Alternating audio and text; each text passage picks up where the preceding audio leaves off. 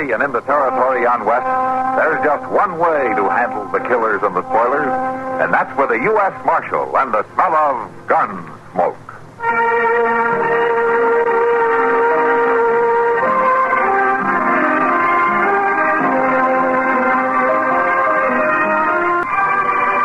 Gunsmoke, starring William Conrad. The story of the violence that moved west with young America. And the story of a man who moved with it. I'm that man. Matt Dillon, United States Marshal. The first man they look for and the last they want to meet. It's a chancy job, and it makes a man watchful. And a little lonely.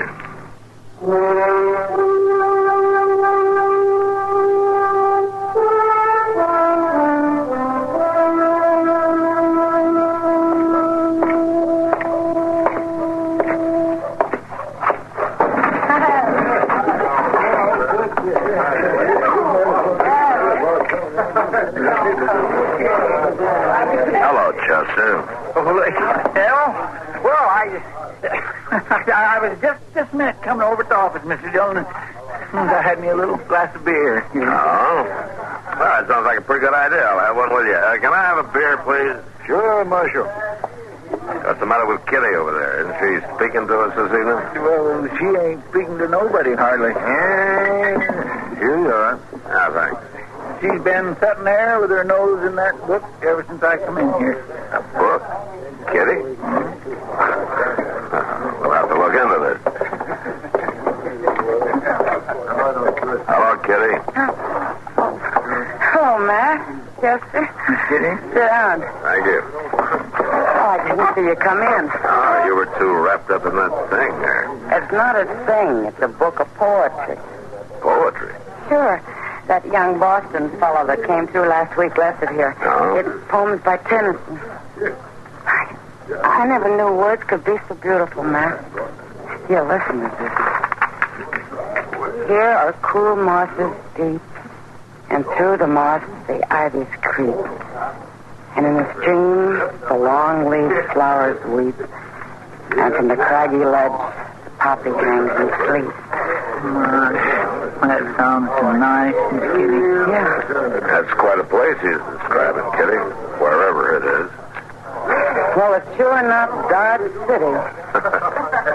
Well, you could leave, you know, and find some place like that poem's about. Oh, no, I won't. You know that. I don't even try anymore. Yeah. Marshal Sam Lackett's whopping his wife again. Something awful. They're right out here. All right. I'll be back with that beer in a minute, Kitty. Sure, Matt. I'm just beat some sense into you if I have to break every bone in your body. Sam, please. All right, Lackett, that's enough. Hey, you just stay out of this, Marshal. What's between a man and his woman ain't nothing for the law to poke into. Marshal, She'd stay home like she ought to do. She wouldn't have no complaint. I don't aim to have you lose all the egg money on gambling and drink. Shut up, or I belt your teeth out of your head. Don't hit her again. I've already told you, Marshal. It ain't none of the law's business. Well, a few days in jail might change your mind about that. Jail? You jail a man just for keeping order in his own household? I'll jail any man for beating a woman. You can't jail me. I can if she signs a complaint. Oh, no, Marshal. I wouldn't do nothing like that. You just let me catch you signing a complaint. Miss Lackett, this isn't the first time he's hit you, and it's more than likely won't be the last unless he learns that he can't get away with it. Oh, no. I wouldn't want to sign no complaint. 6 months ago, when Doc set those broken fingers for you, didn't Sam do that? She's a liar if she says so. No, it was the gate on the corral. One of the calves was trying to get out. Oh? Well, you told Doc you dropped a piece of stove wood on it. Well, I don't remember. Well, what you better remember is where you left the wagon. Go get it. Get back out to the place. I'll have more to say to you later. All right, Sam. I'll go. Miss Lackett, you know you don't have to put up with any more of this. Now, if you want to sign a complaint, I'll see that you're protected. No, Marshal, it's all right. I'll go. Yeah. Maybe that'll learn you not to butt into a man's personal affairs more. I'll butt in if you hit her again. I'm warning you.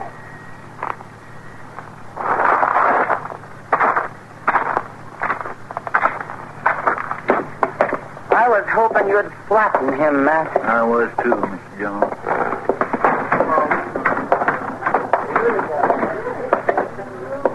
Give me a glass of rye, bartender. Yeah, sure, Marshal.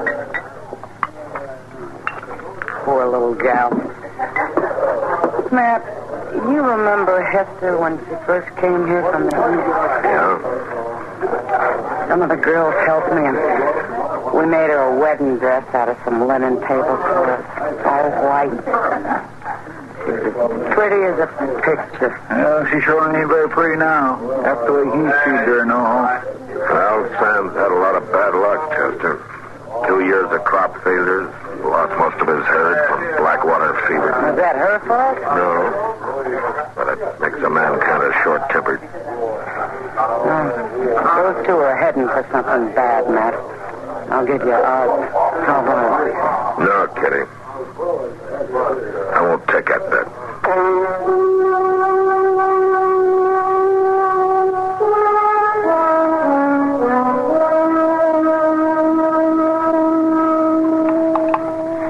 All right, Matt. Breathe in now. You mean just like this, huh? More. Deeper. All right, now. Breathe out. Slow. That's fine. Now, once more. That's good. Now breathe out. Fine. Well, you can put your shirt back on now, Matt. All right, Doc. You mean to tell me that you can really tell something about a man's health just by listening to him through that, whatever you call it? That is called a stethoscope. Of course I can tell. Why else would I be doing it?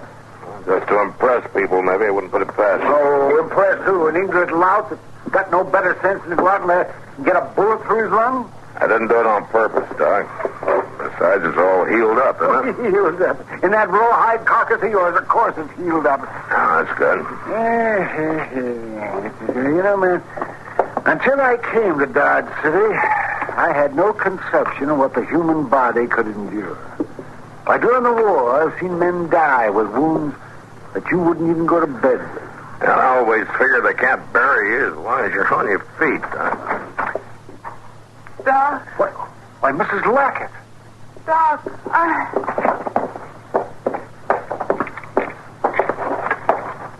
Doc, she's been beaten half to death.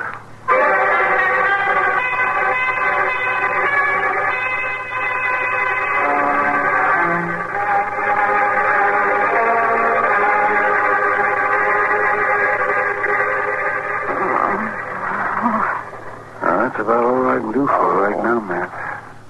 Her nose is broken, and that one rib, and her eye is injured. I just don't know. I see.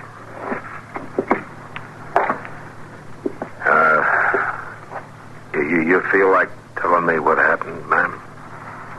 I don't know, Marshal. Nothing, I guess. Now, Miss Lackett, I wouldn't call it nothing when you were hurt so bad that you could hardly crawl up those stairs. It don't matter. Nothing does anymore. Now, how did it happen? I don't remember, Marshal. I just don't remember. It was Sam, wasn't it? No, I fell off the wagon. Oh, now, all this didn't happen from a fall. You may as well tell me, Miss Lackett. I'm going to find out one way or the other. Now, was it Sam? He'd kill me for telling me. He said he would. He won't hurt you. I'll see to that. I thought he was going to tonight. Seems like he just keeps getting more mean and cruel. Tonight I know he'd really killed me if I hadn't gotten away. He's not going to kill anybody. Now, look, you just signed the complaint, and I'll take care of him. It's just all so different when we got married. Him and the way the world looked. Everything was different. Miss Lara, maybe that's enough talking for now. I used to think back on it lots of times, laying awake at night, listening to the coyotes across the prairie. I don't do that much no more, but I used to. Like when we were first married. He was so kind and gentle. He'd tell me I was the prettiest girl he'd ever seen in his whole life. Now, Miss Wackett, He'd want me to put on my good dress and when we'd sit in the porch in the evenings and wear my brooch with the pearls, he'd pin it on me himself and I would always laugh because he was so clumsy and he couldn't. That's what it was about tonight, Marshal. He wanted that brooch to bring into town and sell, but I wouldn't tell him where it was. What is it? Changes people that start out good and breaks them and turns them bad. I don't know, man. It's time, maybe, or maybe it's a prairie. A prairie. I hate it. Will you sign the complaint, Miss Wackett? Yes. Yes, I will, Marshal.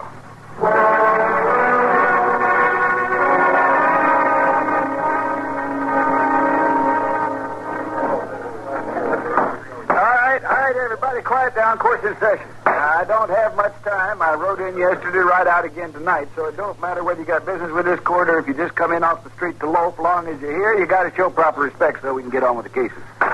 And let's see now. Here's the first thing you got here is a case of wife-beating Sam Lackett. Preliminary hearing is Sam in court. Yes, sir, he is, Your Honor. I just brought him over from the jail. I ain't done nothing, Judge. Sam, you'll get your chance to speak your piece. From what I hear about you, you're overdue in court anyhow. Is Marshal Dillon here? Chester, where's Matt? Well, I don't know, sir. I figured he'd be here by now. So we can't start this without him. Well, see, him and Doc was going to bring Miss Lackett, providing she felt up to it. According to Doc, she's have to lose a sight in one of her eyes. Oh, it's a lie. She's just putting on, trying to make it hard on me. Sam, I'll tell you right now, I don't like wife beaters. You get me mad, I'll find some legal loophole to hang you. I ain't done nothing. I'm sorry to be late, Your Honor. That's all right, Matt. Doc wasn't even too sure Miss Lackett was in any condition to come here, but she insisted that she was. She ought to be in bed. He's going to tell you a bunch of lies. All right, let's get on with it then. I'll read the complaint here, and then we'll see what we've got to go on. Now, there's a complaint charging... Your Honor, sir. Please, sir. Could I say something? Well, it ain't quite in order, but I guess it's all right. What is it, Miss Lackett? Well, it's about that complaint, Your Honor. I want to take it back. I don't know what I was thinking when I signed it. There ain't no truth in it, Judge. I fell. That's how I got hurt. Yeah. I told you that complaint was a pack of lies, didn't I? Well, Marshal? She's afraid of him, Your Honor. She's scared to go through with it. You're sure this is what you want to do, Miss Lackett? Yes, sir. I'm sure. It seems a shame to let a wife-beating scoundrel like him get off scot-free just by intimidating the witness. Now, if there was only some other charge, like resisting arrest or shooting off firearms... He did resist arrest, Your Honor. Mr. Dillon had to slap him flat. Well, in that case, Sam, $50 for 50 days. Well, I ain't got $50, and you know it. And that's a dirty, crooked way of running things. He's your prisoner, Matt. All right, Your Honor. All right, come on, Sam. I got a big stack of firewood over at the jail just waiting to be cut.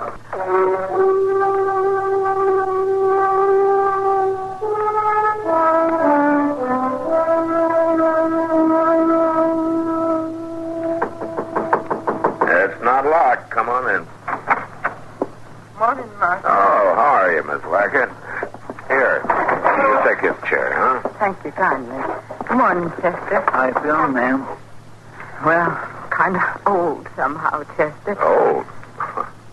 Must be all at 25, I guess. Well, it ain't the years that make you old, Marshal. I didn't come to talk about that, though. You shouldn't be here at all, Miss Lackett. Doc told you to stay in bed for another week at least, didn't he? Well, I just couldn't get used to it, Marshal. It didn't seem proper. Yeah, well, you want to talk to Sam, huh? How's he taken to it, Marshal? Mean? Maybe we can work some of that out of him by the time his 50 days are up. Well, now, the way I recollect it, the judge said $50 or 50 days. Yeah, that's right. And that if the fine was to be paid up, you'd turn him loose. Well, yeah, $41 as it stands now. He's been here 9 days, but I doubt anybody's going to pay me more. I want to pay his fine, Marshal. What? I got the money. I sold my brooch to one of the girls at the Long Branch. Here, see? Yes, I see. But Miss Lockett, he pretty near killed you a couple of weeks ago. Next time he might just do it. No, Chester, he won't. There you are, Marshal. $41. Well, all right, go get him, will you, Chester? Yes, sir. But... Miss Lockett, why are you doing this? First withdrawing your complaint in court and now paying his fine and getting him out. Why? I don't know exactly. At least not how to put it in words. I've been trying to think things out for the last 2 weeks. My life and how it's wasted and what's become of me and all. Well, you'll get over this in time. No, Martha. You get beat just so many times and you get over it. Then there's one finally you don't get over. Because there ain't nothing left of you. Esther, what do you think you're doing here? Come around the gloat, did you? No, Sam. You just paid your fine, Sam. You're being released. Wow.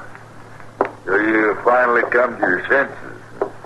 That's right, Sam. And you, Marshal, maybe this will learn you not to interfere between a man and his wife from now on. I don't call a wife beater a man. Ain't you done no thinking, Sam? Ain't you even sorry at all for what you done to me? You better keep your mouth shut if you know it's good for you. What I done ain't nothing to what'll happen to you if you try lawing against me again.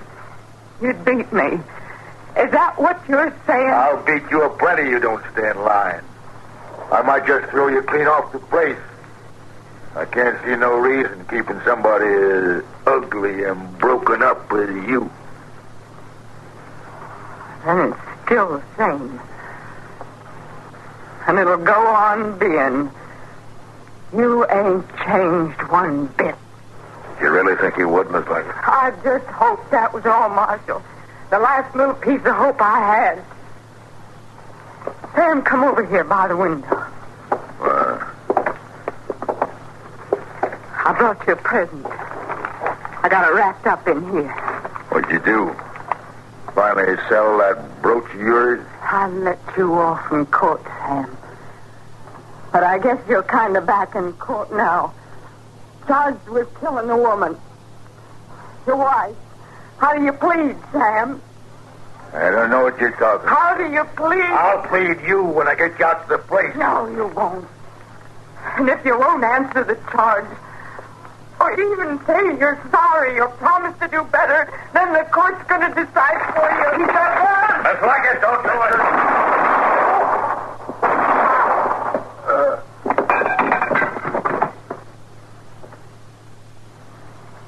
You're guilty, Sam. That's the way the court decides. Guilty. Here's the gun, Marshal. I reckon you'll want it for evidence.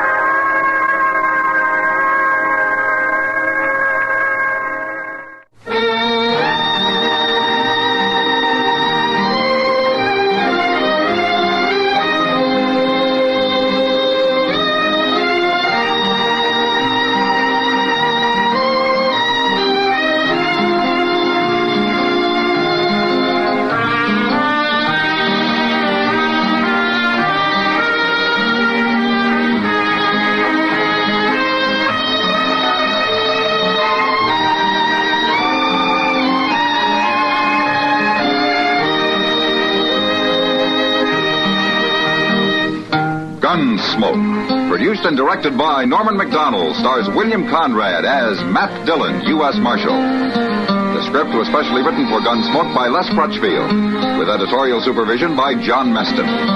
The music was composed and conducted by Rex Corey. Sound patterns were by Ray Kemper and Bill James. Featured in the cast were Parley Bear as Chester, Howard McGear as Doc, and Georgia Ellis as Kitty.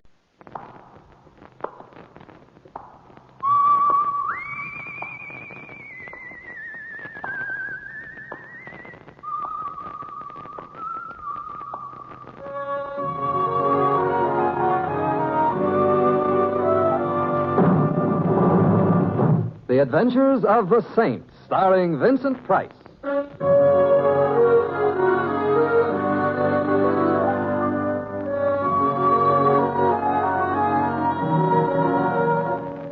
The Saint, based on characters created by Leslie Charteris and known to millions from books, magazines, and motion pictures. The Robin Hood of modern crime now comes transcribed to radio, starring Hollywood's brilliant and talented actor Vincent Price as the Saint. All right, I'm coming. Wait until I put my head on, can't you? You? Well, this is an unexpected displeasure. I gotta talk to you, Saint, quick. Let me in. All right, Blanco. But I'm surprised at you. 4 o'clock in the morning is no time for a man in your profession to pay social calls. Like I say, I gotta talk, and you gotta listen. I'm listening. They got a job gonna be pulled tomorrow. Today, I mean. It's a big deal, Saint. Big deal. Oh, I'm glad. I'd hate to think you'd retired from crime, Blanco.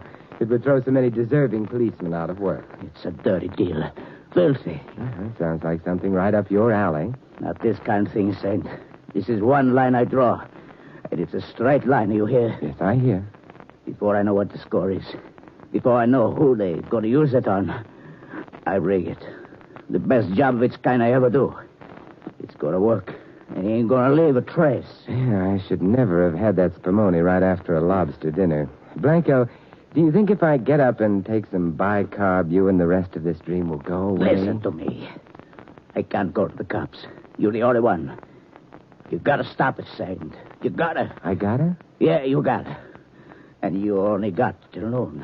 Blanco, at the rate you're painting this picture, it's going to be at least noon before I know what it's all about. It's about murder. Oh, well, let's get down to personalities. Who is going to be murdered by whom? Why and how? Let's have the name of the potential victim as an appetizer, huh? We'll get down to the main course later. That calls for a kind of complicated answer. It was kind of a complicated question. But do your best. Neatness counts. You remember Frank Kane? Of the Chicago Canes? Of course.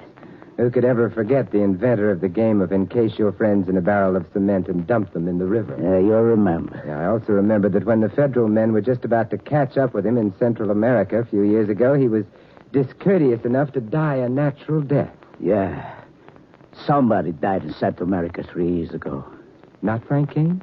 There are places where a buck here and a buck there can get any moniker you want on a death certificate. And Kane had plenty of bucks. And getting the corpse to planting that same moniker is easy. So Frank Kane's still alive? Yeah, he's alive. But that ain't all. He used to... Wait. You hear something? What sort of something? Someone move in the hall. Pour yourself some brandy and try and get your nerves back into waltz time, eh, Blanco? Now, look, what about Frank Kane? You sure you didn't hear something? Where are the lights? Oh, turn off the... Down, get down. Blanco. So, don't worry about me. The girl... Don't let them kill her. Who, Blanco? Who? She on way to party. The car, Saint. The car. Don't let it. So...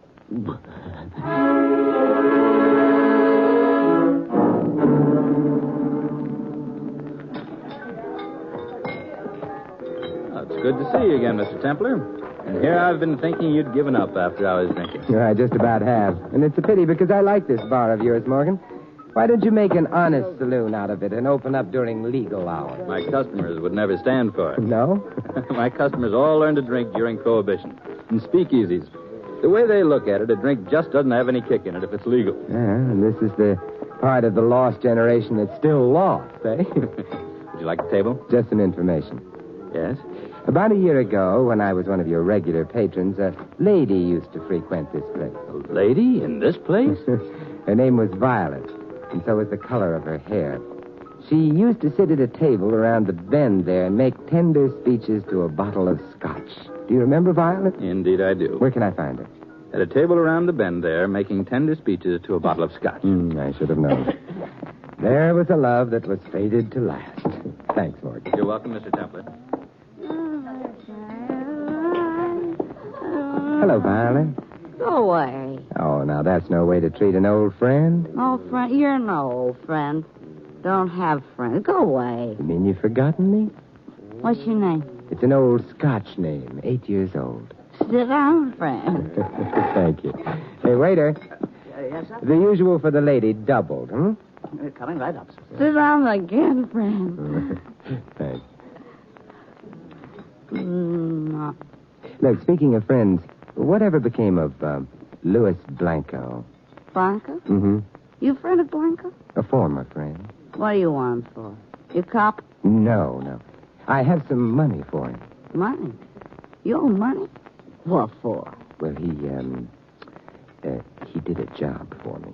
Job? How about? I'd like to pay him before he gets the wrong idea. Where does he hang out? You don't know? What? About the job he got, the garage. What garage? Central Garage, 55th Street. Oh, yes, of course. Hello, sir. My old friend. Violet, look, tell me something. You know I like you. Yeah, I like you, Violet. But tell me, why does a fellow like Blanco hang around a garage? You don't know? No. You're no friend of Blanco. You're a cop. You're pumping me for him. Let's have a drink. Yeah, let's. How's Frank these days? Frank? If you know Blanco, you certainly must know Frank. Blanco used to work for him in the old days. Frank came, remember? How do you torture me like this? You know Frank's dead. You sure? Sure. I ought to know whether or not I'm a widow. Why do you think I drink like this? Why do you think... Oh, look, Go sorry. away! Go away!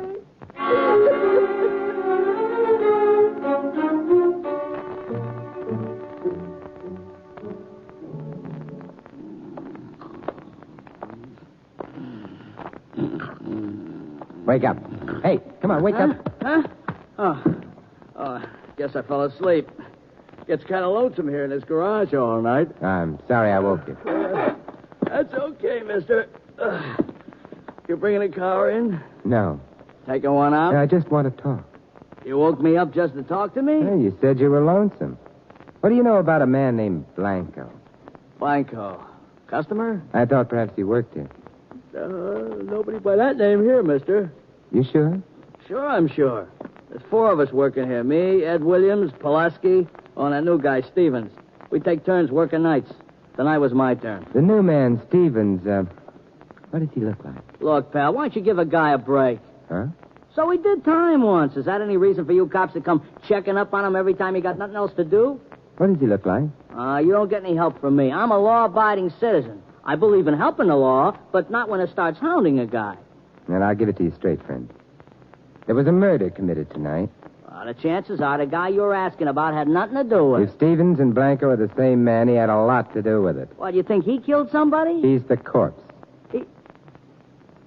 He's dead? What did he look like? About medium height, dark hair, dark eyes, sort of dark complexion. He's dead. That's Blanco. Gee. Well, who did it? That's what you're going to help me find out. Me? Mm-hmm. What did Blanco do around here? Same as we all do. Sleep? We're mechanics, mister. Last night was the guy's night on. It was supposed to be my turn, but he asked me to swap with him. Last night, eh? Yeah, so I swapped. It made no difference to me. Him, he made out like it was important. What did he work on while he was here last night? Well, how should I know? Don't you keep records? Well, sure. Well, then that's how you should know. All right, come on in the office. All right. This is your record file, huh? Yeah. Yep, here's the report. Yesterday's date. Mechanic, Stevens, lube job, Andrews. Oh, yeah, that's that Hudson Hornet out there. Belongs to a real classy chick. Here's another report.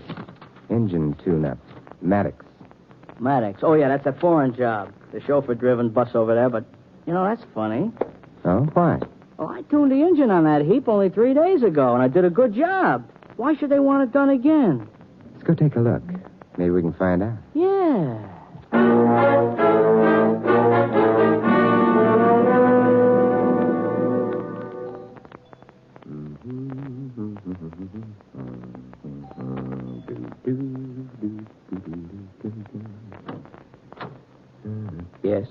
Hello, my name is Templar.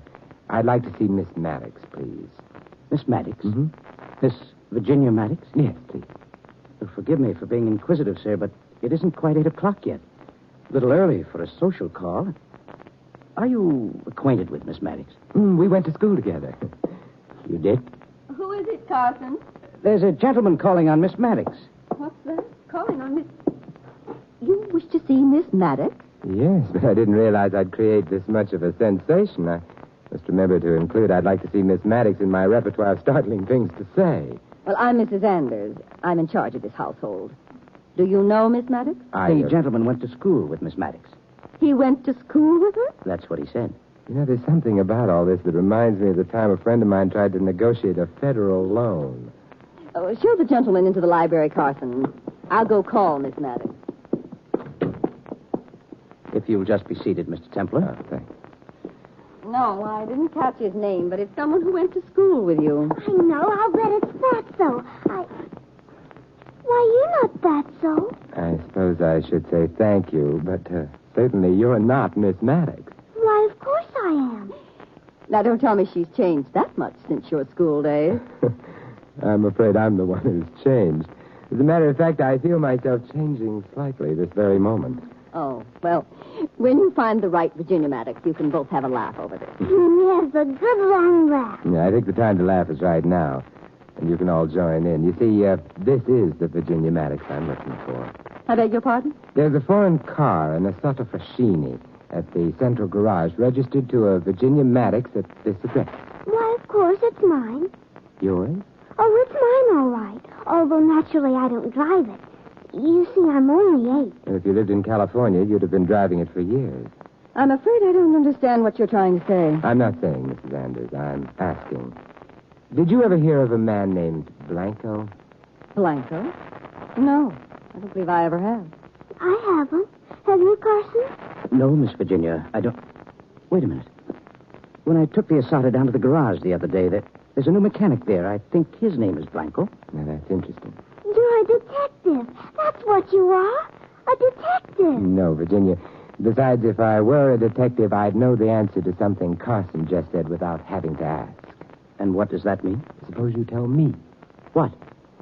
How you knew that the new mechanic's name was Blanco when even the men who worked with him thought it was Stevens. Well, maybe it was another man. I'll tell you what I mean, Carson. You're the first real link, the first hopeful sign that I'm heading in the right direction. Look here, what is this all about? Virginia, didn't I just hear your doll cry? Oh, Mr. Templar, I haven't played with dolls since I was a child. Oh, yes, of course. I should have known. You don't have to make an excuse, Mr. Templar. I know you want me to leave the room. You want to talk grown-up talk. Virginia, you're the most fascinating woman I've met in years.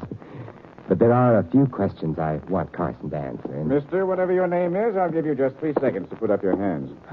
Very well, if you insist. And now, sir, I should like to know what you mean by forcing your way into this house. But Uncle Roger, can't you see? He's a detective, just like in the comic book. Exactly. Fire that gun, sir, and I'll bleed ink all over this handsome carpet. He forced his way in on the pretense of seeing Virginia, Mr. Pierce. But it appears that it was really Carson he wanted to see. You know this man, Carson? No, Mr. Pierce. I never saw him before. His name is Templar. Templar? Simon Templar? And I'm certainly not Fatso, am I, Virginia? No. Oh, so you're the saint. I'm very glad to meet you. Then, may I put my hands down? Of course. But what is the reason for this rather strange and unsaintly visit, Mr. Templar? Virginia, why don't you go try on your party dress, huh? The one you're going to wear this afternoon? Oh, I've already tried it. But how did you know I was going to Janice Fuller's party this afternoon? We comic book detectives know everything. Is Carson going to drive you in the car?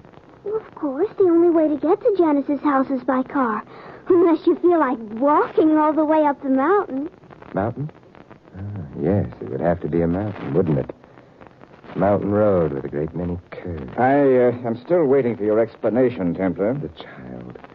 Leave the room, Virginia. No, I want to Virginia? Oh, very well. But you know I'll find out everything anyway. Carson will tell me. Won't you, Carson? If I can, dear. Goodbye, Mr. Templar. Goodbye, Virginia. I've enjoyed meeting you. Now, Mr. Templar, What did you want to see us about? About murder, Mr. Pierce. One that was committed a few hours back and another one that I hope to prevent. It's scheduled to take place in a few hours from now. What? Mr. Templar, please explain. Well, a few hours ago, I was paid a call by a hoodlum named Blanco.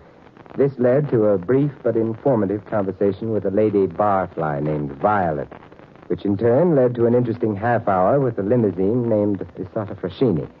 And so, here I am. I'm afraid I don't... I'm afraid I don't understand either. All that's clear to me as of now is that there's been a murder, and there's a good chance there's going to be another one. Murder? Who was murdered, Mr. Templar? The aforementioned hoodlum, Blanco. But shed no tears. He'll be missed only by the manufacturers of small arms ammunition, who I'm afraid are going to notice a rather remarkable drop in their sales. What? It's the car that I'm here about, Mr. Pierce. The Isata that spends its spare time at the central garage. The registration slip says that it lives here. Yes, that's our car. It is the central garage we use, Carson, is it not? Yes, sir. I understand the car is owned by that charming child, although she informs me she doesn't actually drive. Yes, the car is hers. Mr. Pierce, I hope you won't think I have an ulterior motive. I'm a little old for Virginia, but she's loaded. She's extremely wealthy. You see, Mr. Templar, shortly before Virginia's father died in South America, he drew up a will giving the child his entire fortune. I was designated her guardian until she comes of age. Oh, then you're not really her uncle. I'm an uncle in name only. Oh, I see. Tell me something. Where in South America did the child's father die? In Honduras. That's Central America. Oh, is it? Why, I do believe it is. Why do you ask, Mr. Templar? I wasn't really asking. I was shooting in the dark. What? When I return to this house in an hour or two, Mr. Pierce, we must all have another delightful talk. It will be a different kind of talk, perhaps, but nonetheless delightful. But what in heaven's name? Later, Mr. Pierce, later. Right now I have a date with a lady with violet hair who thinks I'm a bottle of scotch.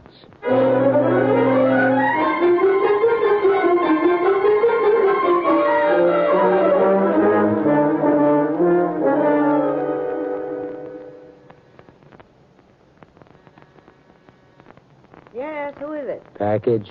Package. I didn't order any. Package from what? What is this? Hello, Violet. I'd like to have a talk with you. A talk? Say, look here, I don't know who you are, but... If you'll let me in, I'll... No, Come on. What do you mean by forcing your way in here? Argument, while always stimulating, takes time, and I don't have much time. What's this all about? Blanco's dead. Blanco. What's that to me, Copper? I'm not the police. My name is Simon Templar. The same? And you're Violet Kane, Frank Kane's wife. Widow. Yeah, that's another argument we're not going to have time for. You're nuts. If Frank were alive, I'd know it. Drink? No, There, that's better. All right, we can talk now. What's Blanco's murder got to do with me? You're next on the list. Hey, you dropped your glass. What do you mean by that crack? There's nobody... I don't feel so good. May I help you? No, What? Who'd want to kill me? Somebody who's related to you. I'm not sure who. Related to me, but I've only got one... I don't feel so good. What is it? Oh, it burns. Violet, come on now, let me... No, listen to me. Picture on the table. Only relative.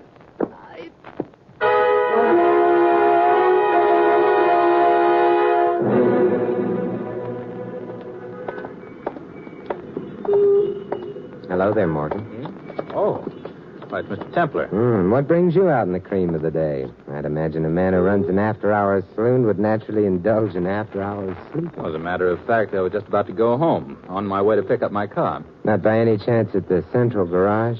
Oh, yes. How'd you know? Deduction. That's incredible. Not too incredible.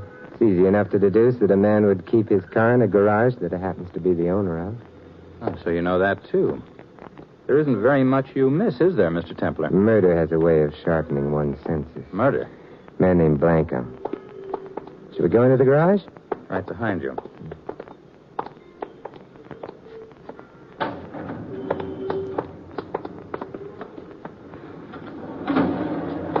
You said his name was Blanco? Yeah. And just now, Violet Kane. Violet dead? But how? Someone evidently thought her whiskey would have a bigger kick with a pinch of poison in the bottle. It did. It's ghastly. Terrible.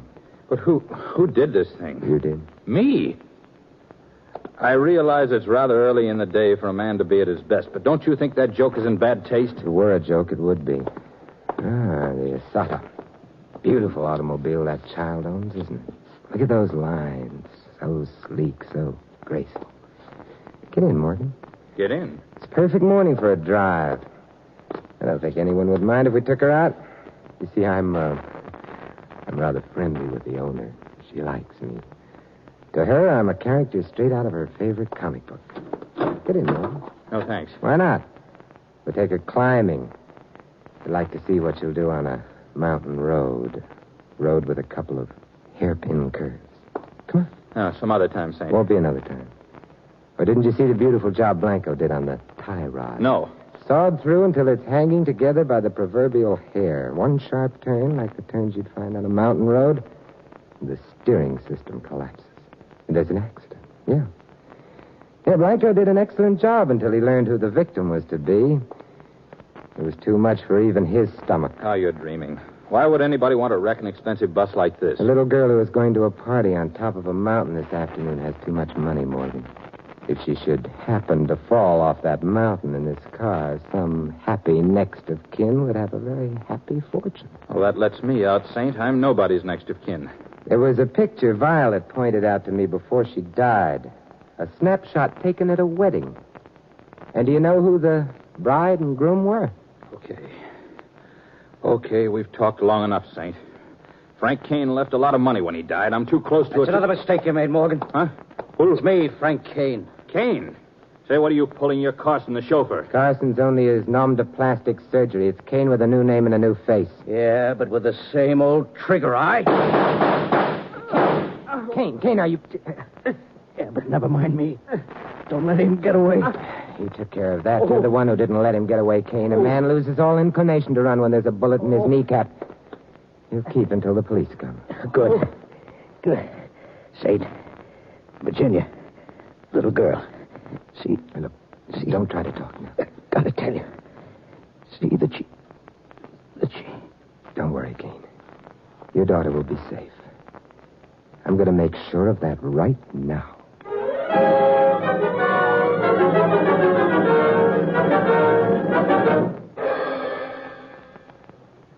It's beyond belief, Mr. Templar. What sort of fiend could even dream of harming that child? It was a team of fiends, Mr. Pierce. And one of the fiends has just given up his membership in the inhuman race. There were two of them? Yes, Miss Anders, two of them. Morgan and someone else. Someone who would be Virginia's only surviving relative once Violet Kane, the child's mother, had been erased from the picture. The only surviving relative and inheritor of the child's fortune. But we know of no relatives, do we, Roger? There was only Frank Kane, her father, but legally, at least, he was dead. Now he's dead in fact as well. But there is another relative. I'm amazed that you don't know. Who? Violet pointed to a wedding picture as she was dying. It was your wedding picture, Mrs. Anders. You were the bride. Morgan was the groom. Yes. I was married to Morgan once. But surely that doesn't mean that I... Look here, Templar, this is preposterous. It would be even more preposterous if Violet hadn't had a sentimental nature. What do you mean? The snapshot. She wrote the names of each member of the wedding party on the snapshot. The names? Mm-hmm. She had your name written. Rose, isn't it? What makes the photograph really interesting is the man standing next to the groom. It was you, Mr. Pierce. Of course it was me. Is it a crime to attend a wedding or have one's name written on a picture? No, but in this case it solves a crime. Because, Mr. Pierce, under your picture, Violet affectionately wrote, "My dear brother, Roger." What? You... Don't bother. I'm sure I've been called it before. Come on, brother. We're going visiting. There's a new district attorney downtown who's dying to make himself a reputation.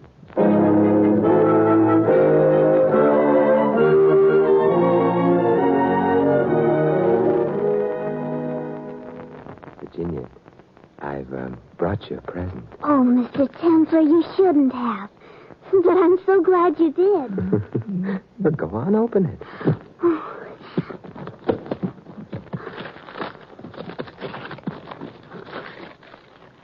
Oh, did tell me once that you hadn't played with dolls since you were a child, but... Mr. Templar, I'll tell you a secret. What, Virginia? I just said that to be sophisticated. Something tells me that a certain young man named Fatso is going to be trimmed right down to your size.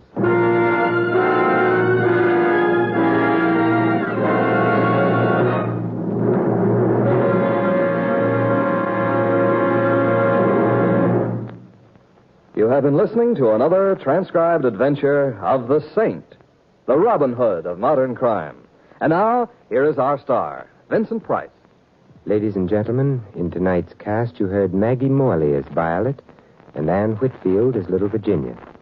Edmund McDonald played Blanco, Jack Moyles, Carson. Ted Von Eltz was Roger, Irene Tedrow, Mrs. Anders. Morgan was played by Barney Phillips, and the Garage Man by Jerry Hausner. This is Vincent Price inviting you to join us again next week at this same time for another exciting adventure of the Saint. Good night.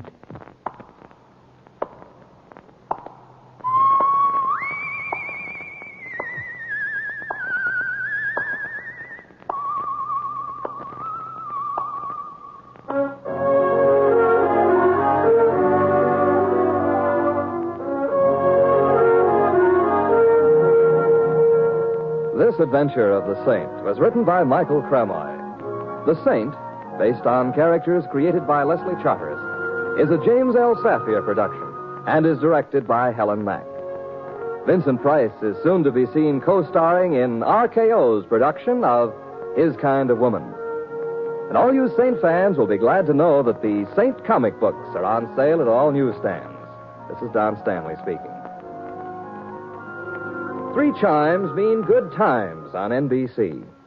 Every Sunday on NBC, meet 2 delightful and often confusing families, the Blandings and the Harrises. Mr. and Mrs. Blanding stars Cary Grant and Betsy Drake as the proud but bewildered owners of the famous Dream House. And the Phil Harris Alice Faye show features the hilarious Harrises and their friends in typical Amazing Harris situations. Hear them later today. Fred Allen, Edwin, and B. Lilly join the big show today on NBC.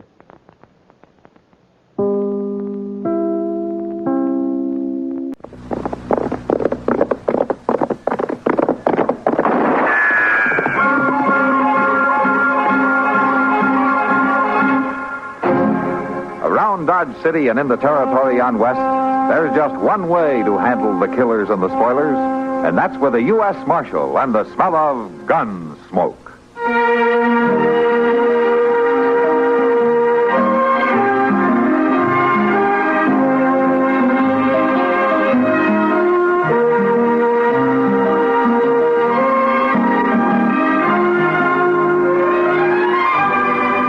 Gunsmoke, starring William Conrad, the story of the violence that moved west with young America, and the story of a man who moved with it. I'm that man, Matt Dillon, United States Marshal. The first man they look for and the last they want to meet. It's a chancy job, and it makes a man watchful and a little lonely.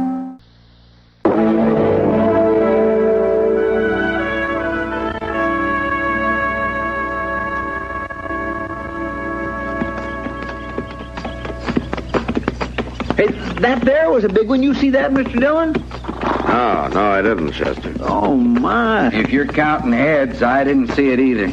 Only heads I'm counting is catfish, Crown. And that there was number 6 since we've been riding down here along the riverbank. You right sure you can count that high? To 6? Well, you ain't saying you can go higher. When you listen to me, Ben Crown, I can count high as need be. I'll stand up to anybody doing sums. Ain't that a fact, Mr. Dillon? Mr. Dillon. What? What was that, Chester? Well, I was just remarking to Ben Crown how I can do my sums with the best of them. Well, that's fine. It come to mind the way I was counting catfish. How are you on cottonwoods? Oh, every bit as good. Well, I count 3 just ahead there. Yes, sir. 3 it is, Mr. Dillon. All right, we'll stop there and water the horses. Yes, sir. And you can do your sums while we're resting, Chester. Sort of keep your hand in, you might say. I'll tell you something, Mr. Crown. Me and Mr. Dillon, we brought in prisoners before that was a sight funnier, and you are just a sight funnier. All right, let him drink it, Chester. Yes, sir. Well, how about my horse? Water it. With my hands tied? You can hold the saddle horn, you can water your horse.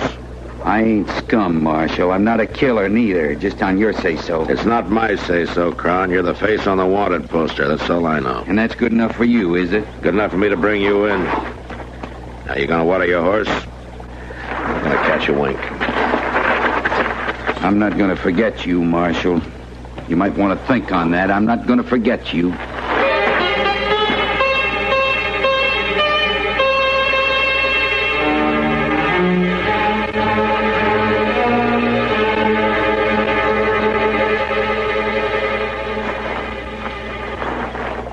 Mr. Dillon. Mr. Dillon, best rouse yourself now. Oh, Chester, I guess I must have dozed off. The horses is all watered and rested up.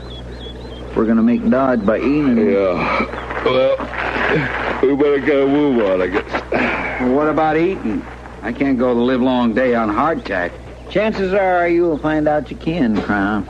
We won't be eating until we get to Dodge, will we, Mr. Dillon? Wait a minute, Chester. What? That's coming from up behind the trees there. Sounds like somebody digging up there.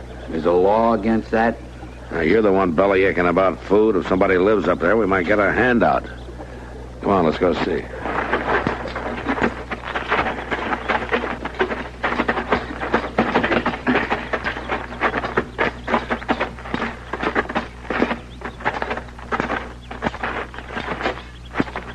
Well, she ain't even looking up, Mr. Dillon. She must have heard us, though.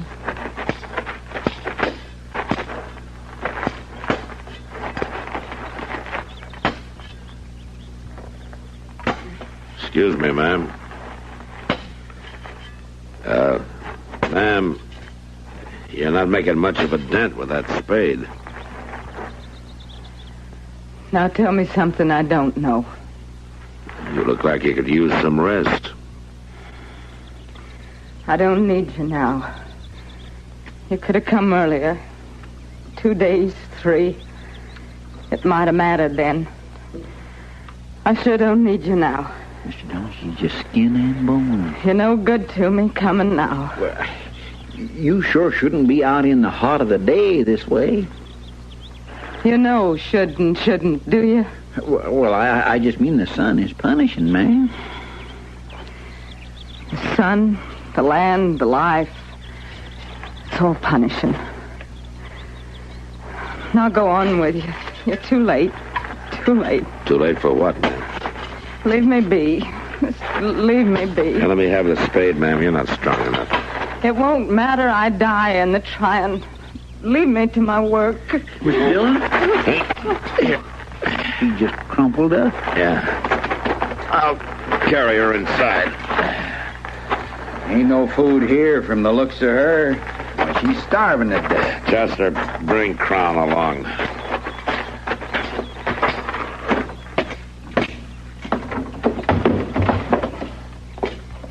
I'll just spread out that bed so you can put her down, Mr. Dillon. Now, there's a cot here.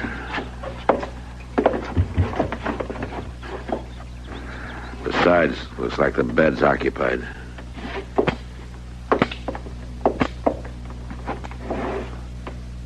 Well, he's dead. Yeah. 2, 3 days dead. Like she said, she was trying to dig a grave. Well, that poor thing. She must be near crazy all alone here and him dead. All right, start a fire, get some water boiling, find some coffee, find some food if you can. Right away, Mr. Dillon. You untying me, Marshal? For what? He was a big man, Crown. Dig a big grave.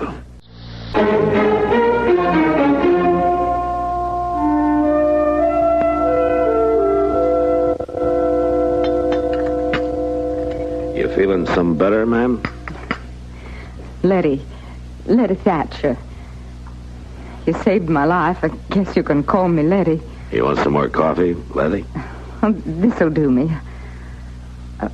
I thought there was 3 of you. Oh, they're outside. I guess you found Luther. Yes, we found him. Did you set him in the ground yet? We thought you'd want that. I've been trying to do it myself all these days. I lost track of how many. He was a long time dying, a long time lying there dead. I couldn't help him die, and I couldn't help him once he did. You got no neighbors? Nobody fool enough to live here but Luther Thatcher. He was bound he wouldn't live near no settlement. It'd choke him, he said. Crowd around him and choke him. Well, I could have stood a little of the choking myself. We're heading for Dodge City, Letty. We'd be glad to take you along. I'm the marshal there. Might be able to help you get settled. Settled at what? At living. With people around. Oh, I don't need folks now. I don't need nothing now. Everything I got's here.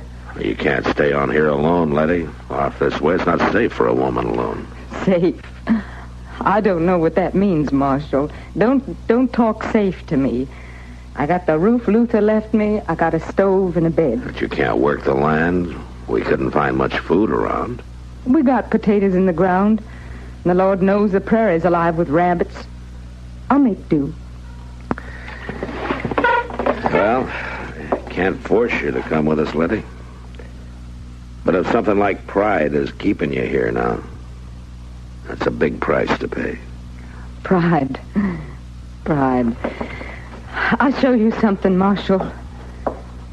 Here, out the window. Now, if you look close, you can still make 'em out. Toward the river from Luther's grave, there's 5 more. You see, just little mounds of dust now. But you can make 'em out. Yes, I can make 'em out. My babies. 5 of 'em. 1 for each year we've been here. Them and Luther now. All I got in the world is here, Marshal. I'm not leaving them. You're not afraid to stay? I guess I'd be afraid to go.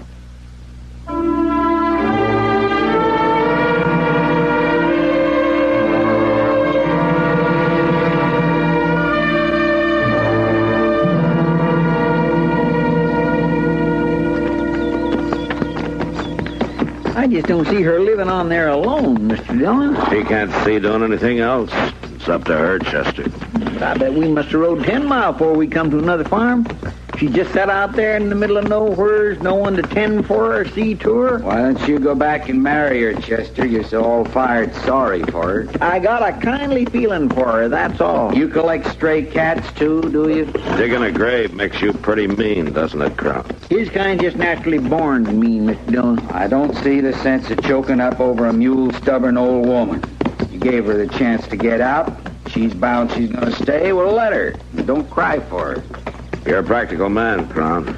I'm that, all right, Marshal. But you don't know the first thing about a woman's age. If Letty's 25, she's not a day older. She looks 50. Part of it's the prairie. Part of it's the wear of living. The strain she's been under. She could use some plain good food, too. Plump her up a little dab. She'd be right pretty.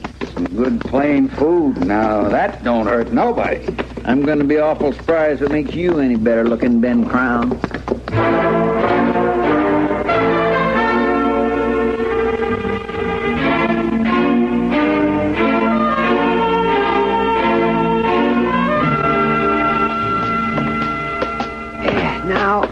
Just a minute. Now, let me get this straight, Chester. You want me to prescribe something for you, is that it? No. Now, Doc, I didn't say that exactly. What I said was I wanted you to prescribe something. Well, that's what I said. You said prescribe something for me. Well? I didn't say it was for me. Oh, well, then, well, who's it for? You'd have to know that, I suppose. Well, it'd help. Now, you tell me who it is, and I'll go and see him. No, I can't do it that way. Chester, there are times when you don't make any sense at all, and this is one of them. Now, I've had a busy day, and I'd just soon go to bed as play this game, whatever it is, with you. It's no game, Doc. My goodness, it's serious as can be. Now, look, I'll tell you. let's say it's me that's ailed. And I don't know any powers that'll fix what ails you. Well, let's say I'm off my feet. Off your- I'm you- dragging around, half-starved. I need something to pick me up, like a tonic. That's it. Now, you just give me a nice bottle of tonic, and we'll forget the whole thing.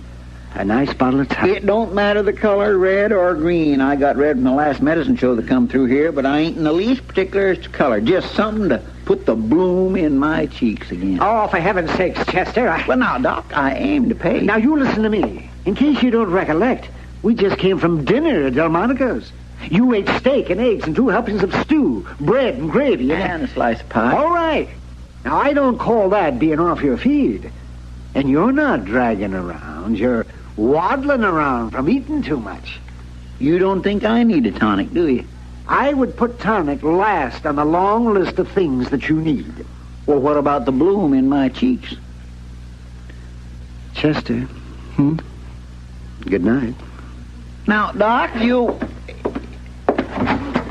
Good night. Oh. Good night.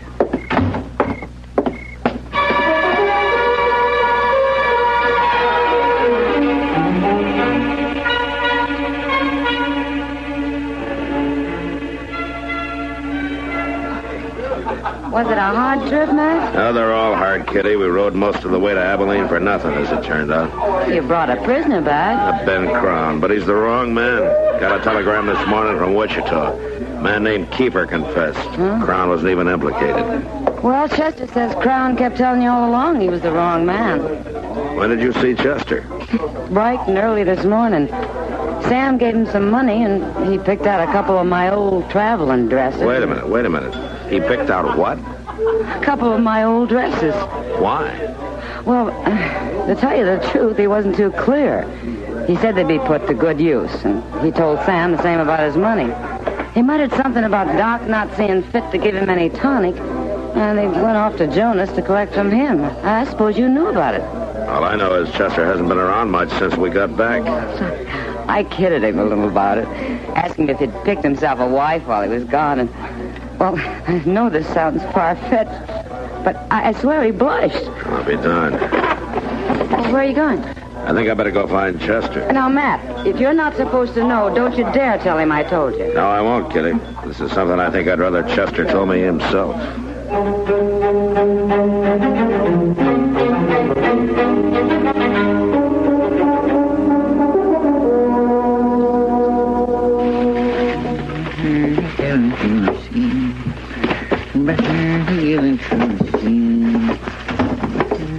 Afternoon, Chester. Oh, my goodness, Mr. Dillon. I thought you'd be gone some longer. Oh, buying the town out, are you? You're referring to these parcels, I suppose. Yeah, I suppose I am.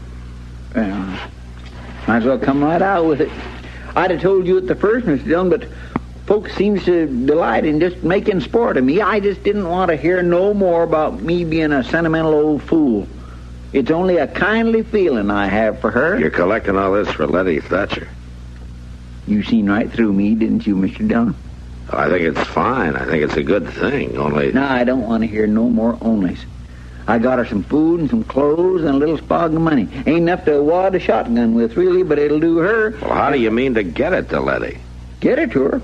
Well, it's plain as day. All I got to do is just... Well, you can't post it, Chester. No stage runs along the Solomon River near her. Well, I hadn't thought that through. Oh, Marshal. Chester. I thought you'd gone by now, Crown. Fixing to leave right now. Wanted to ask you a favor, Marshal. Is that so? Wonder if you'd mind telegraphing ahead to the Marshal at Abilene, telling him my name's been cleared. I'd like to settle there, and I wouldn't want no marks against my name right off. Well, I guess that could be arranged, Crown. No? You're heading for Abilene now? Well, my horse is outside. Well, maybe you can do us a favor, Crown. We'd like these parcels dropped off at Letty Thatcher's. Now, that wouldn't be out of your way. My horse ain't no pack mule, you know. Ain't but just a few little... You mean to set up in business in Abilene, you say? Friend runs a Trails Inn saloon, said I could buy in. Uh-huh. Guess if I want you to send that telegram, I'd best oblige you, huh? Well, now, you're nice to offer to take these, Crown. I'll just carry them on out for you. Somehow I get the idea you were just waiting for me. We'll be much obliged, Crown. I'll send a telegram right away. And you tell Letty hello for us, will you? Sure, Marshal. Sure I will.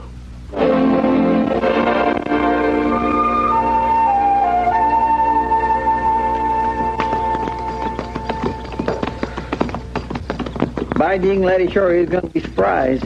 Us showing up here not a week after Crown come through. I still don't see why she stays on out here. She'd be much better off in town. I'll water the horses, Mr. Dillon. Oh, here. You want to take the tonic Doc sent with you? Oh, you bring it when you come back, Chester. All right, thank you. I will.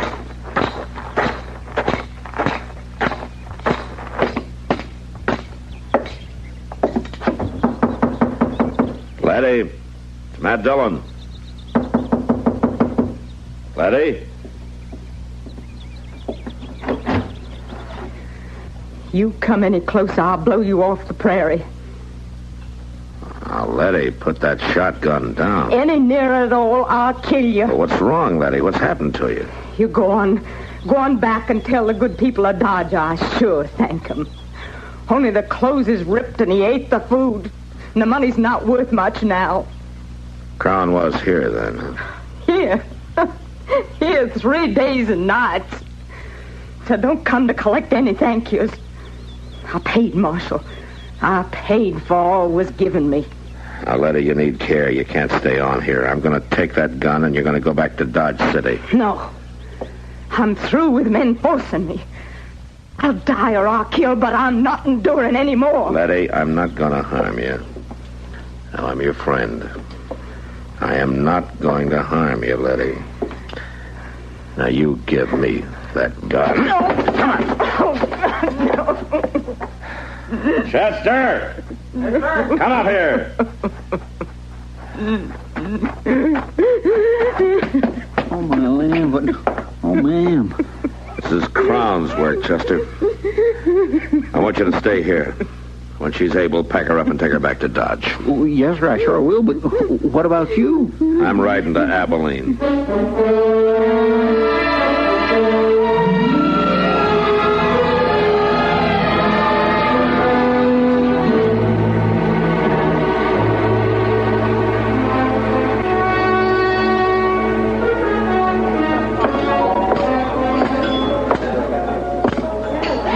Crown. Well, Marshal Dillon, welcome to Trail's End. That's for Letty, Crown. Now get up. Now, wait a minute.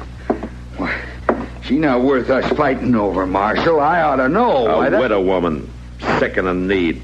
What kind of a brute are you? She's asking for it, staying out there alone. Why, any man would...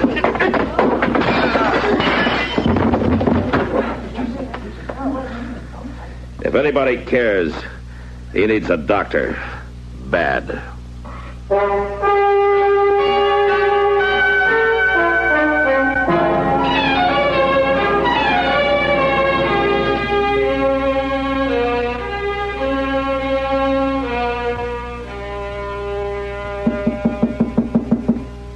Come in. Hello, Letty. Well, Marshal Dillon, I wondered if you'd be coming to call. Well, I've been out of town. Doc says you're coming along fine. Well, I declare that folks here have been so kind. I near forgot how kind and gentle folks can be. Chester, Miss Kitty, Doc, and Ma Smalley. Hey, Ma says she's having trouble keeping you down. Well, I got to pay my keep. I can't always be taken. Well, there's time, Letty. You just get strong and well again. Marshal, I was wrong. I faulted on so many things. What happened was my doing. Staying on when you tried to get me to leave. Well, you just try to blot it out, Letty. That's best. Yeah. I'm remembering lots of things. All of it. It's right that I do. Luther, rest him, seeing the good of it out here, wanting to make a place for us. All I could ever see was what we were losing. You lost a lot. the folks here, the most of them are building a town, a life. I'm going to be a part of it, part of the good. I owe it to Luther. No, you owe it to yourself, Letty. I tell you, the West needs women. Women to be part of the good. For so long, I just said to myself, I wish I'd die. Well, I wish you'd live, Letty. But you're the only one can do that. Nobody else can do that for you. Well, that's what I'm coming to know, Marshal. That's what I'm coming to know.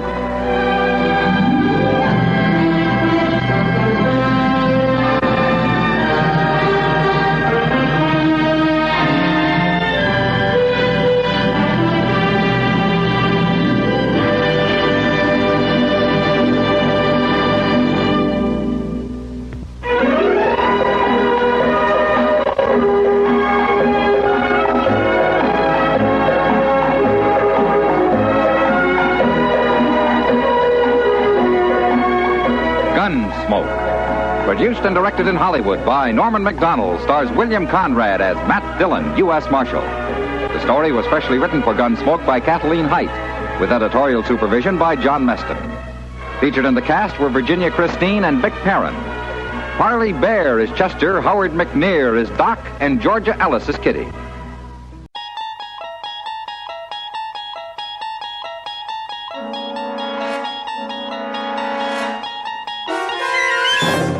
There is a fifth dimension beyond that which is known to man. It is a dimension as vast as space and as timeless as infinity. It is the middle ground between light and shadow, and it lies between the pit of man's fears and the summit of his knowledge. This is the dimension of imagination. It is an area which we call the Twilight Zone.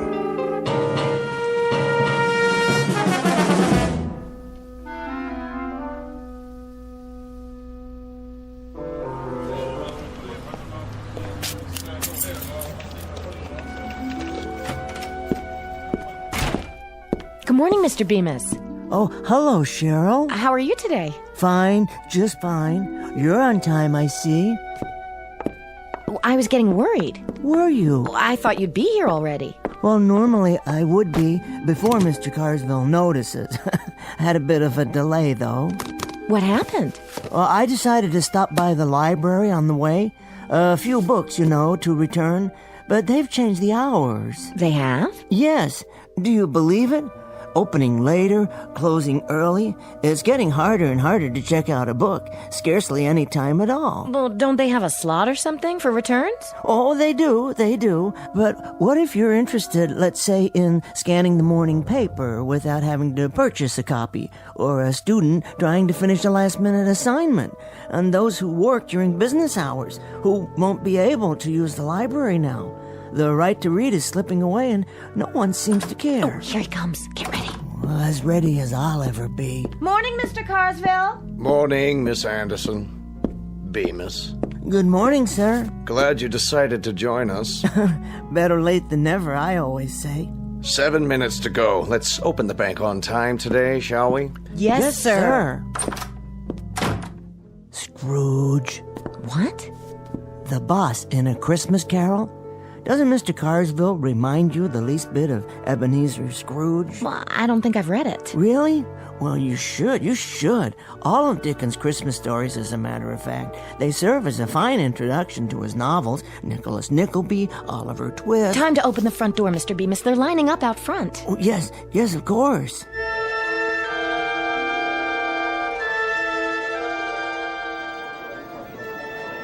Thank you, Mr. Williams. Thanks, Cheryl. You've been very helpful. Have a nice day. Marvelous. Yes, indeed. Well? Oh, hello, Mrs. Chesters. Nice to see you. Is this window open or not? What? Oh, of course it is. Sorry. I'd like to make a withdrawal. Certainly. For how much? There's the slip right in front of you. Can't you see? Yes, I see it now.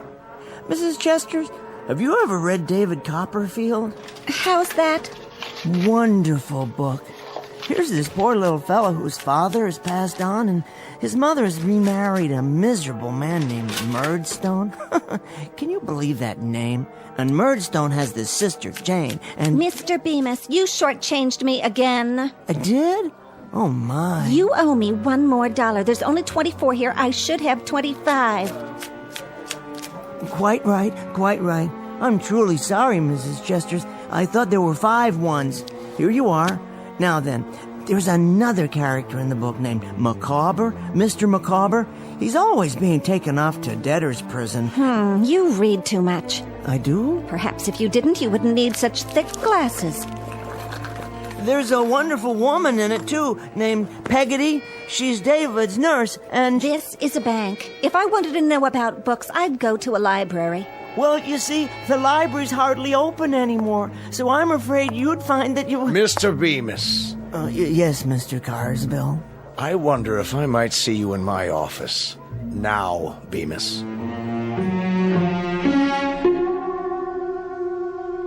The time is the day after tomorrow. The place is anywhere, so long as it can accommodate a bank, a main street, and a library, along with a myopic little man with Coke bottle glasses named Henry Bemis. The gentleman in question has only one passion in life, and that is to read. Mr. Henry Bemis, conspired against by browbeaters and henpeckers, and by clocks whose hands waggle disapprovingly and always disallow the moments he'd prefer to spend on his favorite pastime.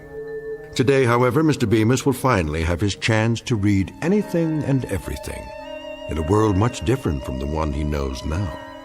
A world without bank presidents, a world, for that matter, without anyone at all, located in a place called the Twilight Zone.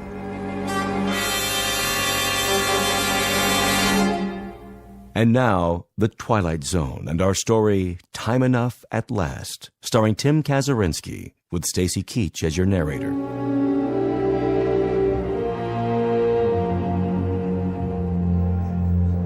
Did you hear what I said, Bemis? Why, certainly, Mr. Carsville. I don't suppose you've ever read David Copperfield, have you? No, Mr. Bemis, I have not. Now, if you'll be good enough to accompany me.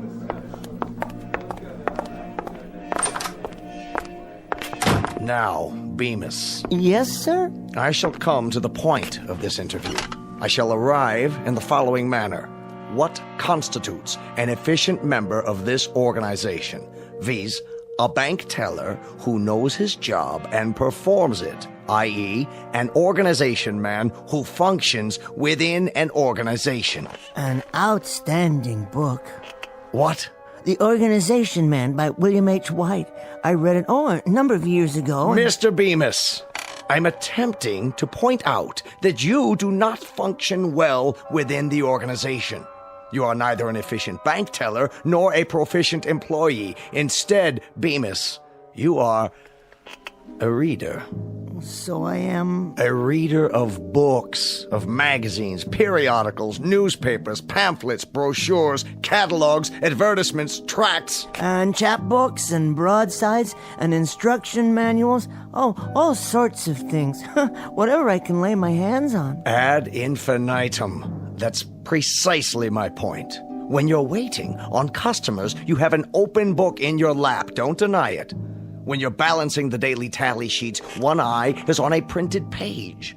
I see you going into the vault downstairs during your lunch hour, book in hand. Well, sir, with all due respect, it was my understanding that when I'm off the clock, my time is my own, in a manner of speaking. Indeed it is. A very important point. Do you know how I became the man I am, Bemis? Let me see, no. No, I don't. I was a teller once myself. Hard to believe, I know. A good teller, I'm proud to say, became what I am today because I spent my lunch hour in the following manner. 5 minutes for a sandwich, 2 minutes, milk, 1 minute, cookie, then 52 minutes spent studying. And do you know what I studied, Bemis? I can't say that I do. Finance and banking. Is that so? On your lunch hour? My. I practiced adding up figures, subtracting, dividing, compounding interest, and after 21 years passing through the ranks, do you know how I wound up? Well... I wound up as president of the bank. So you did. Ultimatum, Mr. Bemis. You will henceforth devote your time to your job. And that means forget about reading, or you'll find yourself outdoors on a park bench reading from morning to night for want of a job. Do I make myself perfectly clear? Oh, yes, quite. Good. It's just that... Just that what, Bemis? Make it quick and then get back to your teller's cage. It's, well, my wife. What about your wife? I think she's taken up yoga. Now see here. She must have, or some similar form of self-denial. And now she expects me to live by the same philosophy. What philosophy? No bookcases, no magazines on the table, nothing at all. You see, she doesn't allow me to read at home. Oh, of all the... Nope, not on the premises. When I come home at night and pick up the evening paper, she yanks it out of my hand before I have a chance to open it. And then after dinner, when I try to look at a magazine, to relax, you understand, she's already hidden them away somewhere. It's gotten so bad that I find myself reading the labels on condiment bottles at the dinner table. Now she won't even let me use catsup. Unasked, let me give you my reaction to all this. Oh, please, please. Your wife sounds like an amazingly bright woman. Helen? Well, she is intelligent, but... To see the problem and zero in on it like that. Problem, you say? Your compulsive reading. Your addiction to printed words in any form. Do you really think it's an addiction? What else would you call it? You've obviously been suffering from it for years, or you wouldn't need such powerful glasses. Well, now that you mention it, I did read a lot as a boy. You know, I used to keep a flashlight under the covers so I could stay up late and finish a book. I remember... And I remember last November. You spent the better part of your days reading campaign buttons on the lapels of customers. You'll recall, Mr. Bemis, one particular young woman who took considerable offense. She tried to hit you with an umbrella for staring at her chest. I remember that too, Mr. Carswell. She never gave me a chance to explain. I only wanted to see who she was voting for. Indeed. Good day, Mr. Bemis. Good day, Mr. Carswell. What are you doing now? Oh, I was just reading the plaque on your wall. I see you graduated from... Out! Let's see now. Stocks down, more weapons testing. Henry? New bomb under development. An even bigger one. Now that's something to think about. Henry? Yes, dear. I'm in the living room. Do you want more coffee or don't you? No, thank you, dear. Well, then tell me that, but don't sneak off so that you can bury yourself in newsprint. Sorry. I was only checking the headlines. I think we've gone over this quite enough, Henry. I won't countenance a husband of mine sacrificing the art of conversation to... Oh, right. What's so funny?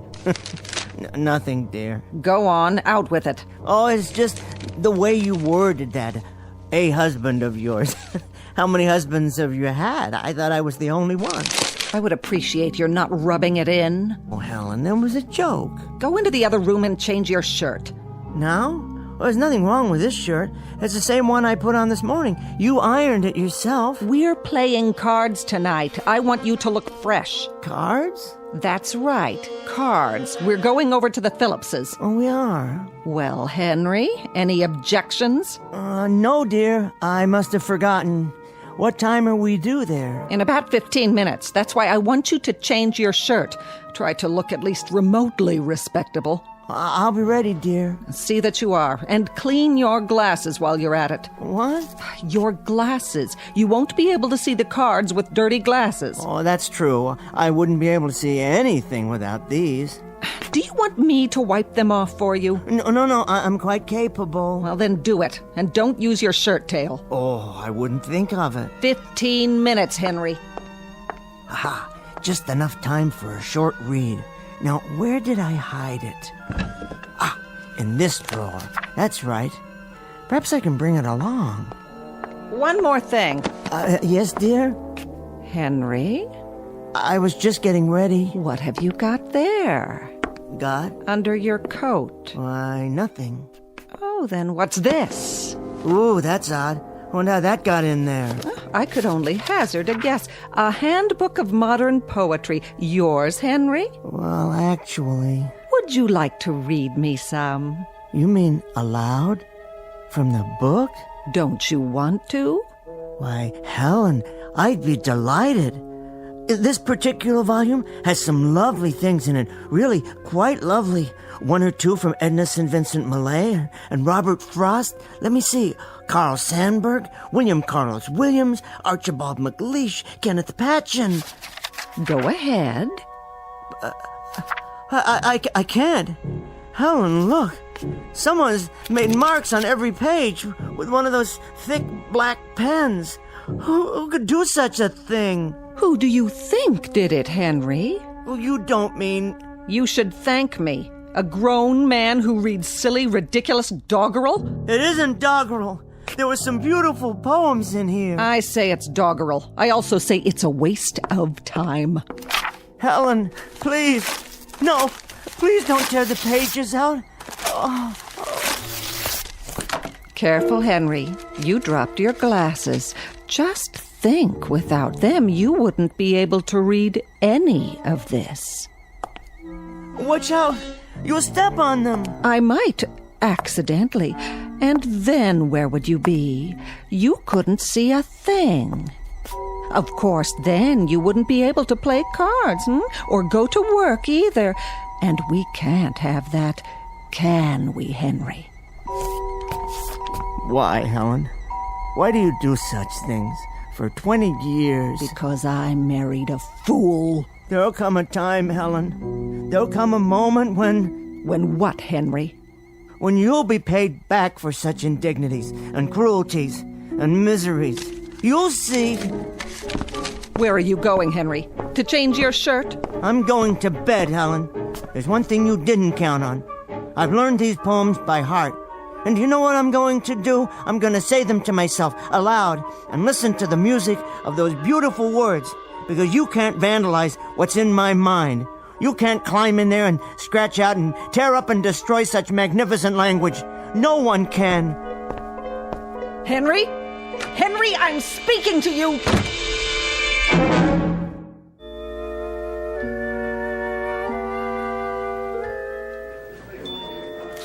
90, 95, 100. Thank you, Mr. Miller. Thank you, Mr. Bemis. Always a pleasure. Next. I'd like to put this in my checking account. Of course, if you'll kindly fill out a deposit slip. Okay, I'll step aside. Oh, take your time. There's no one else in line at the moment. A constant remembrance that at a bank, like a political office and a public trust, blah, blah, blah, something about a sense of loyalty and a devotion to duty. These are the things that make a bank great. They are of the essence, or some such. With them, an institution like ours will remain strong. Everything all right in there, Cheryl? I think so. What's he up to? Mr. Carsville? Well, he's dictating a speech for the bankers' meeting next Thursday. He wanted me to bring him the quarterly report. Isn't that something? Well, he needs to know the figures, deposits, and holdings. Dictating, you say? His secretary will type it up and correct it, fix the grammar. Why? Well, she always does that for him. It's her job. But why can't he write it out himself? The speech, I mean. Is the English language that mysterious? Written English? It's really very simple. You gather your thoughts and put them down on paper. They're only words, after all. Words that begin as feelings and become thoughts and then are turned into sentences. I never thought of it that way. Do you see my point? It's the most basic process of the human mind, assuming one has at least an elementary vocabulary. Maybe it's a matter of time. He must have a lot to do running the bank and all. Time, yes, time. That I can understand completely. It's a matter of fitting it into your schedule. But if you want to badly enough, you'll find a way. Take reading, for example. I wouldn't trade it for anything. A doorway, as it were, a privileged entry into another mind, a chance to see the world through someone else's eyes. Here's my deposit slip. Oh, yes. Thank you, sir. And here's your receipt. Okay, see you next week, Mr. Bemis. Oh, I'm sure you will. I'll be here. Where else could I be? It's almost time for lunch. Is it? Already? I was just wondering. Yes? Would you like to join us? Pardon? Well, some of us are going down the street to that new restaurant. They say it's really nice. Is that what they say? Why don't you come along? Unless you have something else to do. Well, that's very kind of you, Cheryl. Very, very kind. But as a matter of fact, there is something I have to finish. I understand. Good, that's good, because, you see, I love Joyce. Oh, does she work near here? oh, heavens, no. That's funny, Cheryl. Really, very funny. I didn't know you had such a sense of humor. I mean, James Joyce. I see. Do you? James Joyce, the writer. Have you read Dubliners? It's the most marvelous book. One piece in particular, The Dead, is perhaps the finest story I've ever read. I'm rereading it now for the first time in years. Just a few pages to go. With any luck, I can finish it on my lunch break. The ending is quite moving, as I recall. Transcendent is the word I'm looking for. Yes, I'll be happy to loan it to you if you like.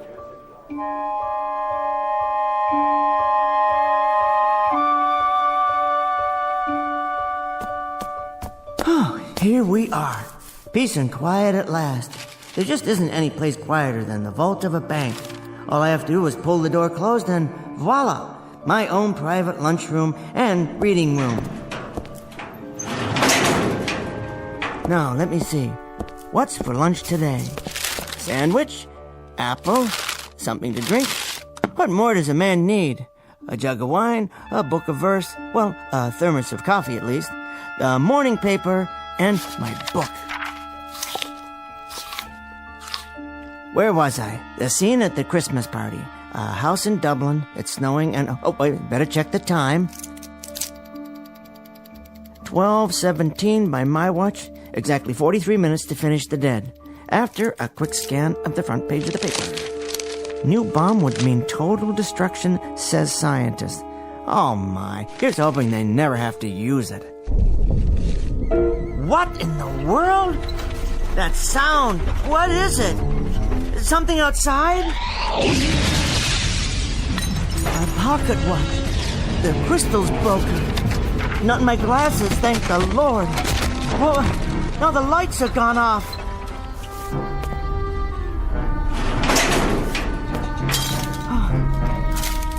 Hello? Hello upstairs? Is everything all right?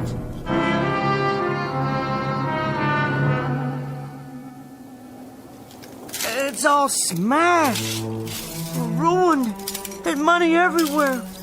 Will you look at that? Ladies, gentlemen. Mr. Carsville? A constant remembrance that at a bank, like a political office in a public trust, Are you in here, sir? what matters is a sense of loyalty and devotion to duty. Mr. Carsville? So in conclusion, etc., etc., that's my speech for the Thursday night banquet, Miss Jackson, with revisions. Would you type that up in triplicate for me? Type that up in triplicate for me. Type that up in triplicate for me. Type that up in triplicate for me. That's only the dictation recorder. Mr. Carsville's phone. I don't suppose it still works. No dial tone. Nothing. Helen. Helen! The inside of the phone is burned to a crisp, as if it melted. What's happened here? Why, there's no longer any window or wall, just a huge hole. Cheryl?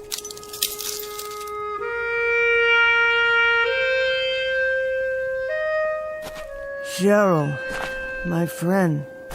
You were my friend, weren't you? My only friend. And now you're gone, too. It's all gone. This block, the entire city, it's nothing but rubble, as far as the eye can see. It's a nightmare. That's all it is. I fell asleep downstairs, and I'm dreaming. I'll wake up any minute and have a good laugh. Any minute now. As if this were the last car, the last one on the street that hasn't burned. It's impossible. It isn't real. It can't be. It feels real enough.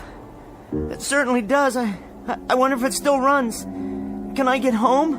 See if Helen's alive? Someone's left the key in the ignition. Now I know I'm dreaming. Come on. Oh, what's the use? There's nowhere to drive. The street's impossible. It's nothing but one enormous crater, it looks like, beyond the park. Hello? Is anybody there? Anybody at all? I can't be the only one left, can I? They're all dead. They must be. Everybody's dead, except me. I'm all right, but why am I all right? I was right in the middle of the vault. I was in the vault. The walls are 18 inches thick down there. That's why I'm alive, because I was down inside the vault. The thing of it is, I'm not at all sure I want to be alive. To be totally alone. They did it. They actually did it. Some damn fool used the bomb after all. And now look at what they've done. Somebody, anybody, please, help me.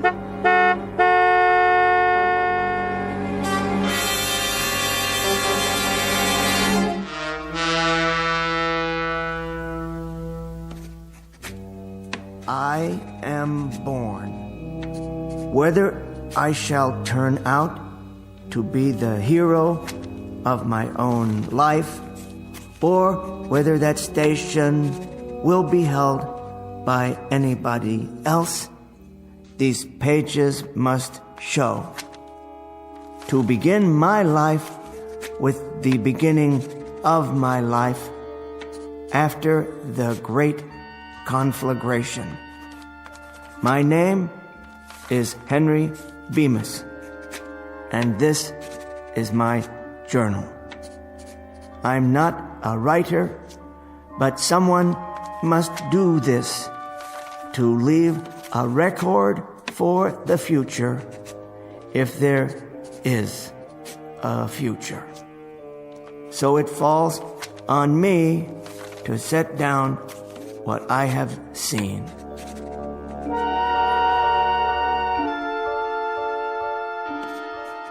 Day 2. As far as I can tell, the city is without life. After sleeping through the night in an abandoned furniture store, I awoke and went in search of food. The markets in the area are fully stocked. The canned goods appear to be undamaged.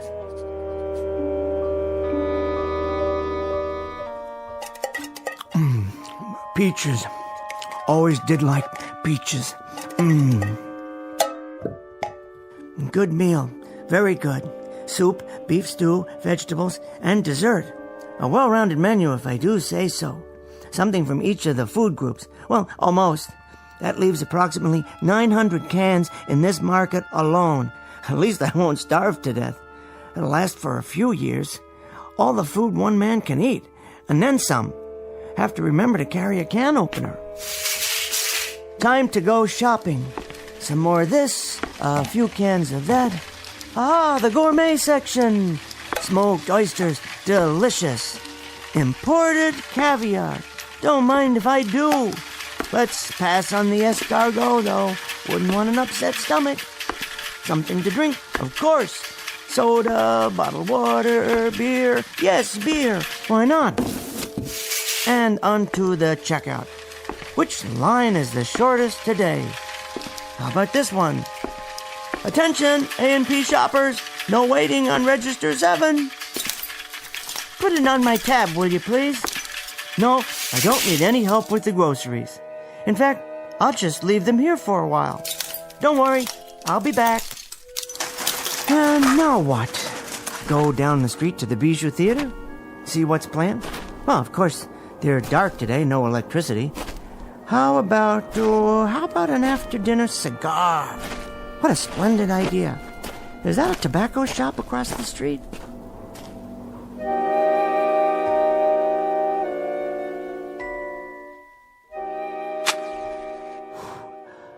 Wonderful cigar. Finest imported leaf. Rich, full-bodied. Better take a few with me. And pipes, yes, a new pipe and some tobacco. I've always wanted to smoke a pipe. I do believe it suits me. Next stop, the post office. No, laundromat. Jewelers. I suppose I could pick up a new watch, but I wouldn't know what time to set it. Doesn't matter, really. Well, it doesn't matter at all.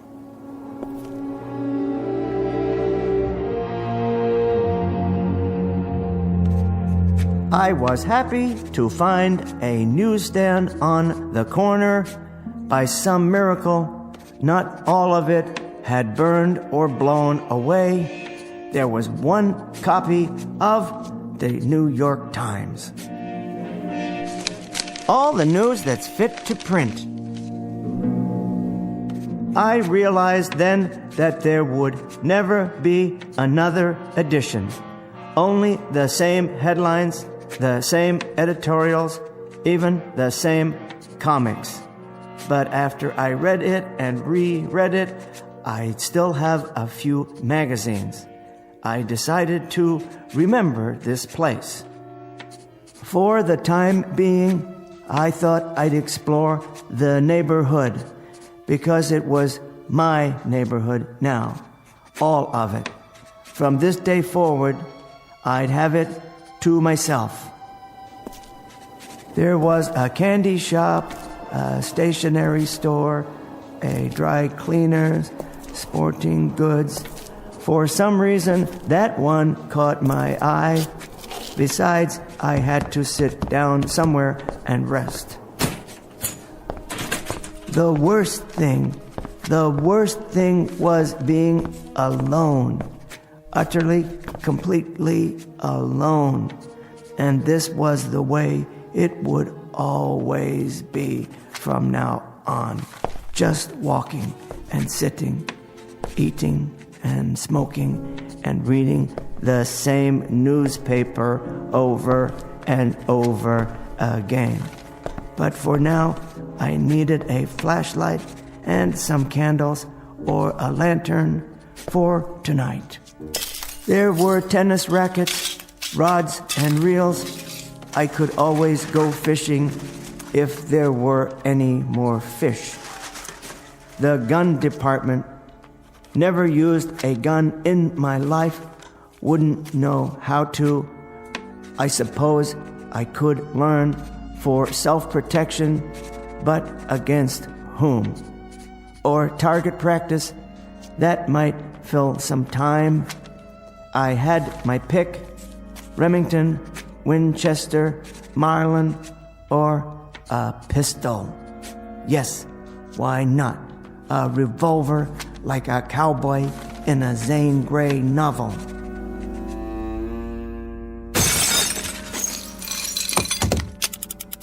It felt strangely heavy but balanced, as if it belonged in my hand. Without thinking, I began to load it. And then something came over me, settling on my shoulders like a great weight. The sadness of it all, the pity, the loneliness, and the sheer, utter waste. I thought, what does it matter now? What does it matter? Who will know? Who will care? It doesn't matter one bit. So I raised the gun and looked at it. How well made it was, finely machined, polished to a bright silver shine, and so carefully balanced the way it rested in my hand. It doesn't make any difference. It doesn't make a bit of difference. This is perfectly all right. I mean, this is solitude. I should be grateful. I've never had much of that. I've got things to occupy my time. I've got enough food. I'm really extremely fortunate. If it weren't for the loneliness, the sameness, if there were just something else, someone, I'm sure I could be forgiven for this, the way things are now. I put it to my head and cocked the hammer. If there is a God, surely I'll be forgiven. And then I saw it. Wait. What's that? I could see the entire next block through the hole in the wall. And there it was. I adjusted my glasses and read the sign from here. Public Library.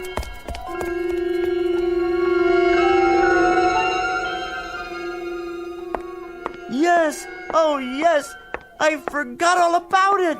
But you're still here, aren't you, my greatest friend? You who have never failed me. Not burned at all. Why, the whole interior is untouched. There are thousands of books here, tens of thousands, all waiting to be read.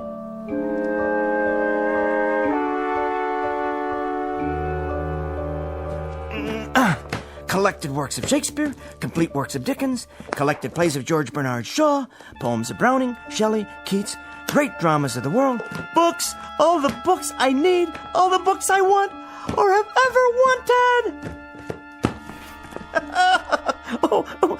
Poetry, fiction, history, it's all here. And now my journal ends because I have things to do. It doesn't matter whether I write it down or not. All I have thought and felt has already been said by the great writers, the poets and philosophers, the historians of times past. I know that nothing is new, nothing is ever lost, so long as there are books. In the midst of this catastrophe, I have been reborn. Now, this pile is January, and that one over there, February, March, April, May, this year, next year, the year after that, without end. I think I'll begin with biographies, then short story collections, and move into the great novels. I'll vary them by subject matter. Science fiction in the spring, Wells and Asimov, Bradbury and Clark, Sturgeon and Le Guin, and Philip K. Dick. And then some whodunits for the long nights. Agatha Christie and Patricia Highsmith and Sue Graft. And the best part, the very best part, is that there's time now. There's all the time I need, all the time I want. There's time enough at last. Where to start? What a foolish concern. I believe it was Charles Fort who said, when measuring a circle, begin anywhere. I feel like a kid in a candy store. So many wonders laid out before me, all of them indescribably delicious. My glasses! Where? They're broken. Completely shattered. I'll never be able to put them together again. It isn't fair. It isn't fair at all. There was time now. There was finally time. Plenty of time. All the time in the world. It isn't fair. It isn't fair. No, it isn't fair.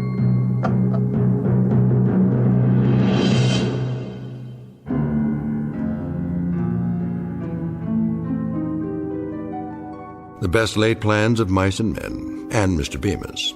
The small man in the thick glasses who asked very little of life, who wanted nothing but time to read. Only a moment out of an eon of moments, a mere instant out of eternity. For himself.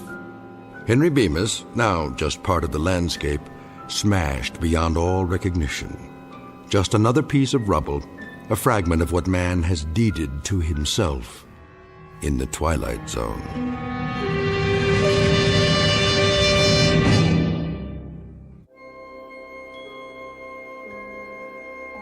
Hi, this is Carl Amari, producer of the Twilight Zone radio dramas. I'd like to take a moment to tell you about our official website at twilightzoneradio.com, where you'll get the latest news and information on these Twilight Zone radio dramas. Plus, at twilightzoneradio.com, you can digitally download 3 free episodes or any of our episodes for only $1.95 each. In this age of ever-changing technology, we've decided to make these episodes instantly available to you by making the Twilight Zone radio dramas a digital download-only series. This means that this series will no longer be offered on CD. The CD collections at our website are now being offered while supplies last at buy one, get one free. So be sure to get your favorites before they're sold out. Be sure to visit us often, and I'll see you in the zone.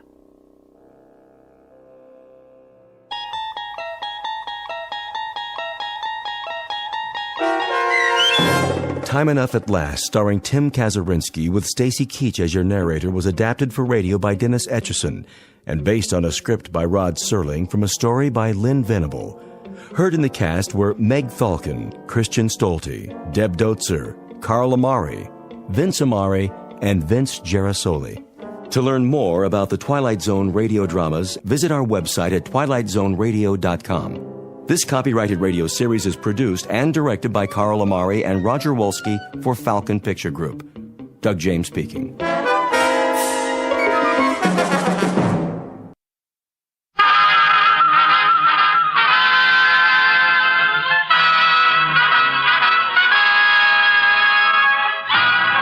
Tales of the Texas Rangers, starring Joel McCrea as Ranger Jace Pearson. Another authentic reenactment of a case transcribed from the files of the Texas Rangers.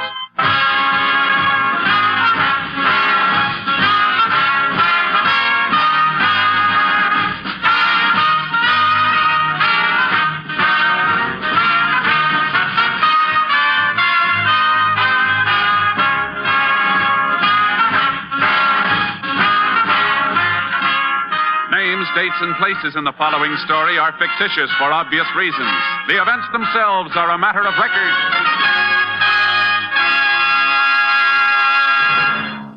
Every day, Monday through Friday, there's top entertainment all day long when you set your radio dial to NBC. Listen for Double or Nothing, and you'll hear one of radio's funniest quiz shows. Yes, Walter O'Keefe consistently comes up with great comedy entertainment Monday through Friday on Double or Nothing. Listen, and you'll agree. And then there's the program with the heart, Strike It Rich. The grand entertainment that Warren Hull brings you every day on Strike It Rich is just what the doctor ordered if you suffer from the housework blues. From Chicago, Tommy Bartlett brings you Welcome Travelers and interviews with the many interesting guests who each day pass through the Windy City. And for more fun, listen for Bob and Ray, those two zany comics. Then there's Music and Charm with Dave Garroway.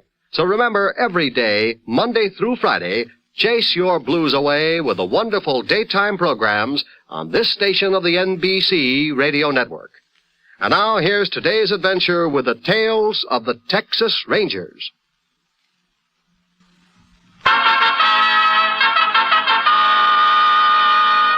And now, from the files of the Texas Rangers, the case called Little Sister.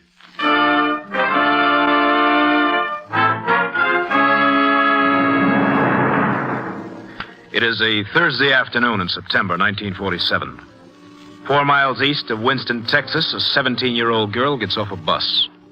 She wears a cheap red satin dress, spike-heeled patent leather shoes, and carries an imitation alligator suitcase. She trudges up a dirt road to a ramshackle house. In the yard, a younger girl is pouring slops from a bucket into a pig trough. Hi, Bill. Who are you? How come you know my name? How do you like that? The kid don't even know her own sister. Huh? Billy Sue. Yeah.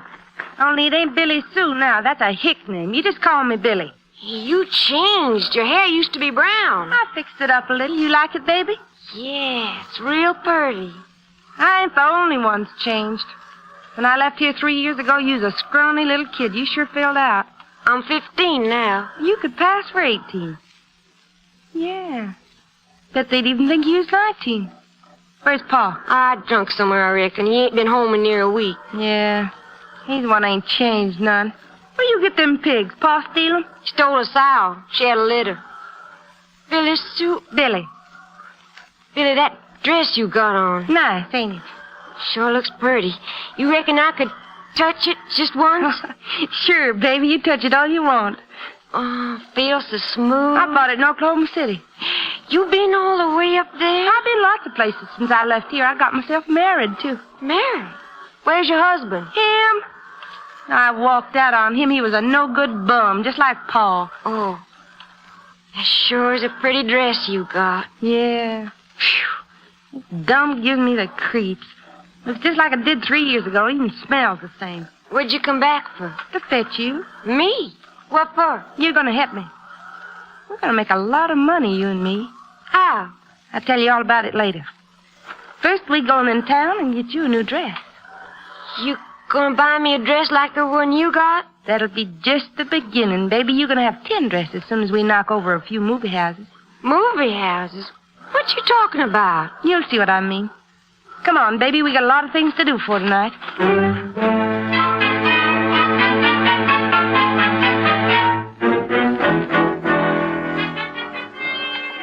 How you feeling, Buna? Sick in the stomach. Reckon I'm scared some. Sure. I was scared, too, first time I pulled a job. You'll get over it. Don't go so fast. I can't walk good in these high heels. You'll get used to them, baby, and that dress sure makes you look great. You passed for 19 easy. You remember everything I told you? Reckon so. Billy Sue. I told you to quit calling me Billy Sue. Billy, suppose somebody sees me that knows me. Forget it. You're 40 miles away from Winston. Anyhow, nobody'd know you in that dress.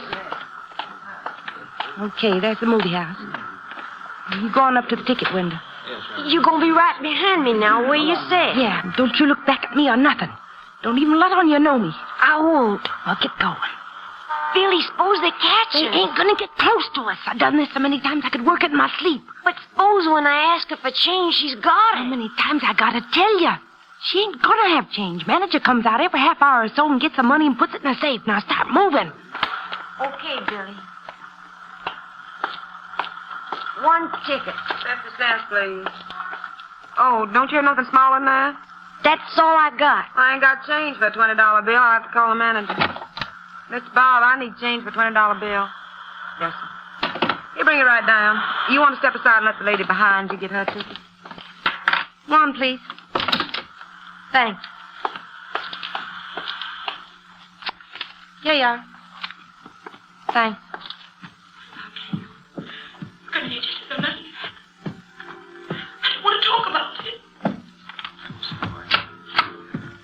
Something I do for you, ma'am? Yeah, leave that safe open and put your hands up.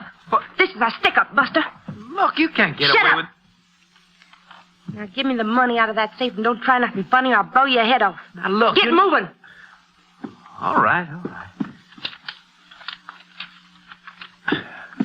Yeah. Now, you get over in that corner and turn your back. Oh, what are you going to do? Just get over there and turn around. That's right. This is what I'm going to do. And one more. That'll keep your mouth shut for a while. The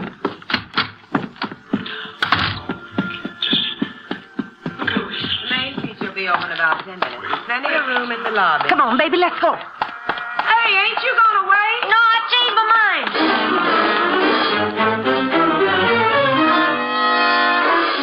The robbery was discovered a few minutes after the departure of the 2 girls. The deputy sheriff of that area was summoned, and assistance was requested from the Texas Rangers. 40 minutes after the crime was reported, Rangers Jace Pearson and Clay Morgan reached the theater. Report said the cashier could tell us about it, Jace. That's probably her talking to those people just inside the door. Let us through here. Let us through, please. Evening, ma'am. Are you the cashier here? Well, yes, I am, Ranger. And I can tell you everything that happened. It was terrible. It was just terrible. Uh-huh. Is the deputy around, ma'am? Well, no, he took poor Mr. Bob down to the hospital, but I can tell you all about it, just the way it happened. I was the only one seen them both, and I was just telling these people here. I was in my ticket booth, and if you don't mind, maybe we'd better go someplace a little more private. Oh, well, we could go up to Mr. Bob's office. I don't reckon he'd mind. That'll be fine. We'd like to see the office anyhow. It was just awful, Ranger, the nerve of them two little old hussies. How'd you know it was two of them? Oh, I seen them. The one went in, and when she come out, the two of them went off together. Well, I might have been killed. Yes, ma'am. Everything in this office been left just as it was? Well, there was a few people in here before the deputy come. We had to get poor Mr. Bob out of here, you know. Uh-huh. Take a look around, Clay, see if you can find anything. Okay. You get a good look at both these girls, ma'am? I sure did, Ranger. I'd know them any place. Suppose you tell me what they looked like. Well, the little one, she was the one to come up to the window first and give me the $20 bill. She had on a loud green dress, and she's all painted up like a... Well, you know what I mean. Yeah. Well, how old would you say she was? Well, not very old. 16, 17 at the most. I remember wondering how she come to have a $20 bill. Mm-hmm. The other one was older? Yeah, I reckon she was. She was real hard looking, and she had blonde hair. Of course, it wasn't natural blonde. I could tell that right away. Anything else you could remember about them? Well, no, except they looked a little bit alike, not counting the older one's dyed hair, of course. Not much around, Jay. Some bloodstains over in the corner. Manager must have taken quite a rap on the head. Oh, he did. Poor Mr. Bob. When he come to, he looked so awful, like a walk-in ghost. Of course, it wasn't walk-in, but that's the way he looked. Do you remember which direction the girls took when they left the theater? Indeed, I do. They went down toward Grossman's drugstore. Thanks. You have a key to this office, ma'am? Why, yes, downstairs in my purse. Would you mind getting it? We'd like to lock the room up till we get a lab crew here. All right, Ranger. You sure there ain't nothing else you want to ask me? Not right now, ma'am. Oh, well, I'll be right back in just a minute. She'll sure have something to talk about for a while. Yeah.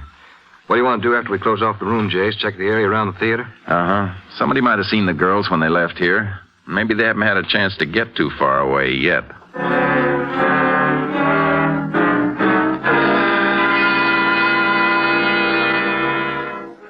We didn't have to check far. News of the robbery had gotten around. A witness who'd been standing outside the drugstore was positive he'd seen the girls drive away in a blue four-door sedan.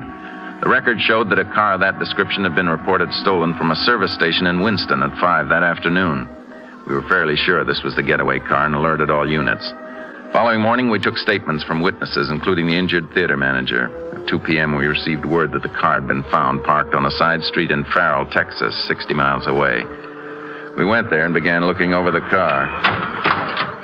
Clay, come here and take a look. What'd you find, Jason? Lubrication sticker on the door frame. Car was greased yesterday in Winston. Speedometer read 3250 then. They only put 102 miles on the car after they stole it. It's just 100 miles back to Winston. They didn't make any side trips. I reckon not. See what you can find here in front, Clay. I'll go over the back seat. Right. Blonde hair stuck in this upholstery. Here's a cigarette butt on the floor. Enough lipstick on it to start a cosmetic factory. No doubt about it now. This was their getaway car, all right? Young punks. That cashier at the theater was right. They did have a lot of nerve. Probably more nerve than brains. I don't know. Took pretty slick timing to catch the manager while he had the safe open. Well, there's not much back here. You nearly finished? Yeah, just about. As soon as I check this... Hey, Jace, here's some string. Let's see it. Way it's knotted looks like it was around a box. Yeah, could have been something these kids were carrying when they got into the car. Yeah. Well, let's get over to the hotel and start asking questions. You figure they might have stayed here in town last night? I don't know, but that's something we're going to find out.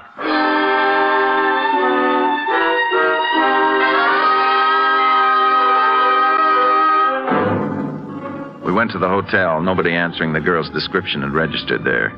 We drove back toward Winston, checking motels along the way. 5 miles from the place where the car was abandoned, we got our break. The owner of the Half Moon Motel, a man named Jensen, told us the girls had been there the night before. You just step this way, Rangers. I got your card in the office. I wrote the license number down myself. What time did the girls check in last night? Well, it's long about midnight. Woke me up, they did. Of course, in this business, you get woke up pretty near every night. Uh-huh. Let me see. I got the cards right here in this box here. You know, I don't like to be nosy, but these gals done something wrong. They might be the ones who held up a movie theater last night. Is it so? Well, you know, I kind of thought that blonde gal was no good. What made you think that? The kind of talk she was using. And I could smell liquor on her 10 foot away.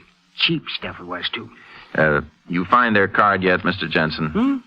Oh, yes. Let's see here.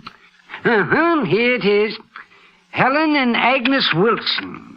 Probably using phony names, Jason. Yeah, but the license number on this card is the same as the one on the stolen car. Can you show us the room where the girl slept last night, Mr. Jensen? Yeah, be glad to, Ranger. You just come along. They had cabin 3. It's right across the way. You know that blonde, she talked like she's been around. But the little one, why, shoot, I wouldn't think she'd been nowhere. Why do you say that? Well, the way she was gawking and fidgeting around in that flashy green dress she was wearing. And when I took him to the cabin, she run right to the mirror and started looking at herself. Just like she hadn't had the dress long. Here we are. Uh-oh. What's the matter, Ranger? You cleaned the room up. Oh, gotta keep him clean. The fellow had the business for me, wasn't so particular. Had to have the exterminators out here 3 times. Where'd you put the trash you took out of this room, Mr. Jensen? Well, there's one box out here. Hey, there, it's down at the corner of the next cabin there. The other one's back by the incinerator. My wife was fixing to burn it. I'll see if I can stop her. Thanks. Come on, Clay. We'll go through this box in the meantime. Won't be but a minute, Ranger. I'll empty it, Jason. Boy, the things people throw away. Toothbrushes, combs. Hey, look at this. Cardboard box with an old shirt and a pair of jeans inside. Now, wait a minute. Let me see that. Remember the wrapping string you found in the car? It was knotted just about right to fit around this box. Yeah, and these old clothes, about the size a kid might wear. Something else under this tissue paper. Price tag. Size 12, $6.95. Might have been a dress. Close the box a second, Jace. There's a name printed on the outside. Morrison's department store, Winston. Well, the car was stolen in Winston. If this box did belong to the girl, seems like they spent a little bit of time there. Yeah, I reckon we've got to get over there ourselves. I'm sorry, Rangers. My wife's already burned that other box of trash. That's all right, Mr. Jensen. I think we found what we want. In fact, it might be just what we want.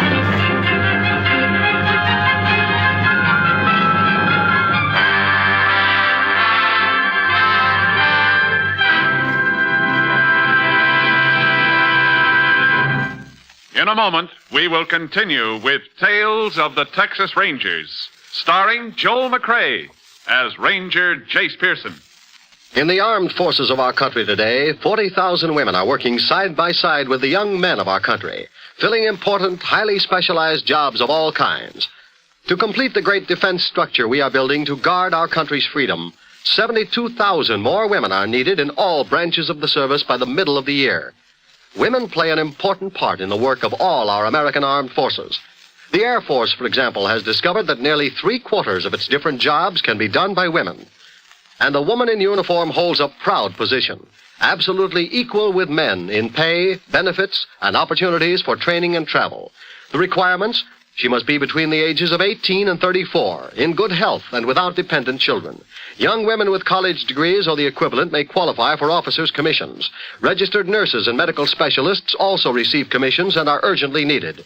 If you can qualify, you'll be doing a service to your country and yourself by enlisting now in the American Armed Forces. And now back to Tales of the Texas Rangers.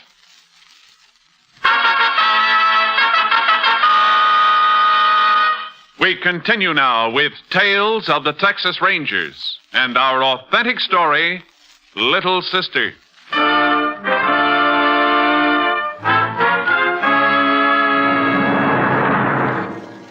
It was late in the evening when we arrived in Winston. We checked into the hotel, and at 9 the next morning we headed for Morrison's department store.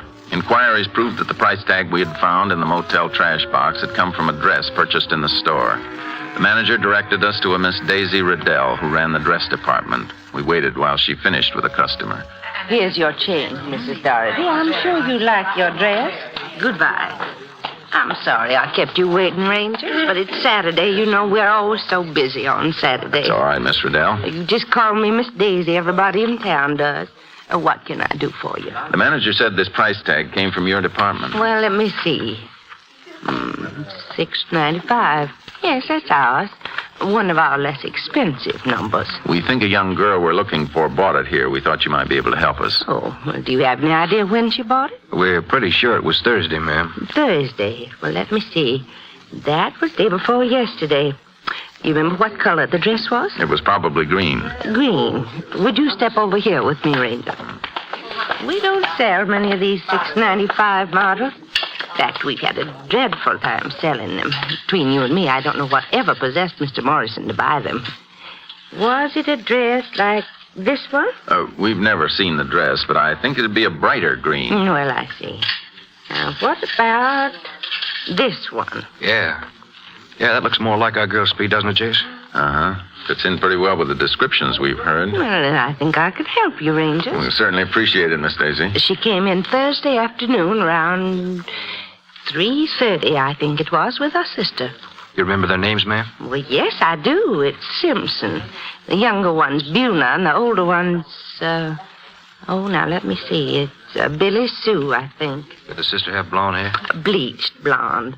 She was so particular about the dress she picked out for the younger girl, and you should have seen the thing she was wearing. You know these girls pretty well? Well, I knew their mother when she was alive. She'd come into the store once in a while. Their father still alive? Well, I wouldn't know. I wouldn't be surprised if he'd killed himself with drink. You have any idea where their house is? Well, the family used to live here in town, but it seems to me I've heard they live out on one of the hills near town. Now, I don't know just where, though. Would you know anybody who might be able to give us a lead on where the girls have gone? Gone? My Ranger, as far as I know, they're still around. What makes you think that? Well, the little one, Buna. She was in here yesterday, just before closing time. She bought... Yes, ma'am. Well, she bought an undergarment. So they must still be around. Uh-huh. Well, thanks very much, Miss Daisy. I hope I've been able to help you some, Rangers. I think you have, ma'am. Let's go, Clay.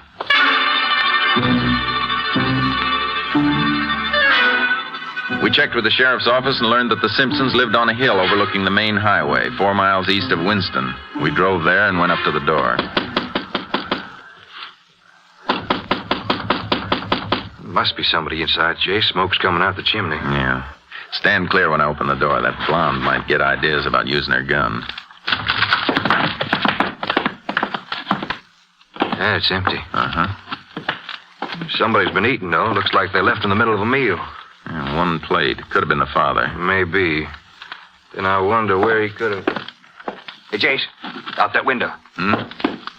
I don't see anything. She just ducked behind that shed. I think it was the little one. Come on, let's go out the back. Don't see her going up the hill. She must still be back of that shed. Buna, come on out here. All right, Clay, you start around that way. I'll take this side. Okay.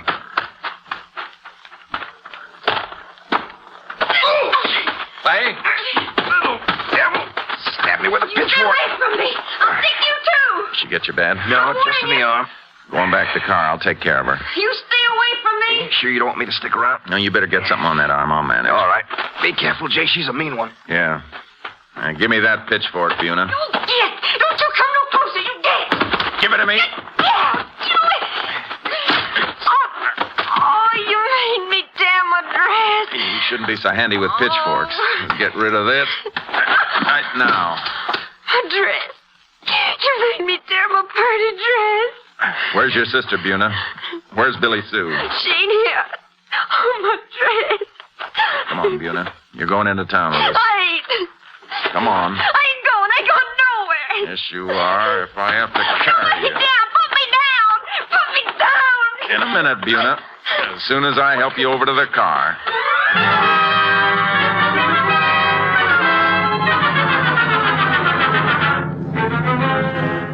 We drove Buna back to town and sent a man to cover the Simpson house in case Billy Sue showed up. As soon as Clay had his arm checked by a doctor, we took Buna to a quiet office in the county courthouse and began questioning her. We convinced her we knew she and her sister had held up the movie theater. When she realized that her sister was free and she alone would be punished, her resentment toward Billy Sue began growing. That dirty Billy Sue, she got me into this. Where is she, Buna? I don't know. Dirty Billy Sue ran out and left me. When'd she run out on you? Morning after we stole the money from the movie house. Told me I was going to have 10 dresses just like this one. Then run out on me. Why'd she do that? On account of that dirty Tim. Hadn't been for him, we'd still be together. Not have my new dresses. Who's Tim? Some friend of Billy Sue's husband. We see him in Farrell right after we got rid of the car we had. She planned to meet him there? No, she just run into him. Went off and nut about him. They got half drunk, and Billy Sue told Tim she wanted him to work with us. He said he wasn't going to work with no kid like me, and they drove me back to Winston, and Billy Sue made me get out. Are they around Winston now? I don't know. Reckon they took off someplace. They were still half drunk. What you going to do with me? You going to put me in jail? No, you're going to be sent someplace you should have been a long time ago, to school. School? I don't want to go to no school. Oh, that dirty Billy Sue, she got me into this. She better not come around me again. Before you ran into Tim, did Billy Sue have any ideas about the next movie house you were going to hit? Yeah, we was going to get a big one Sunday night, a real big one. Billy Sue figured we'd get close to $300. Where was this? Over to Ogden. It's going to be easy. There's a lot of movie houses in Ogden. Which one was she talking about? She said it was the biggest one in town. That's all I know. You going to catch Billy Sue? I hope so, Buna. I hope you do, too. I hope you catch her and that dirty Tim both. Serve them good. All right, Buna. Now, Ranger Morgan will take you over to the sheriff's office. You'll be staying there till they come from the school to pick you up. Hey, they gonna let me wear my dress at that school? They'll give you another dress. Yeah, I know. Some kind of uniform. And this here's the only real dress I ever had. Sure was pretty before it got all tore up.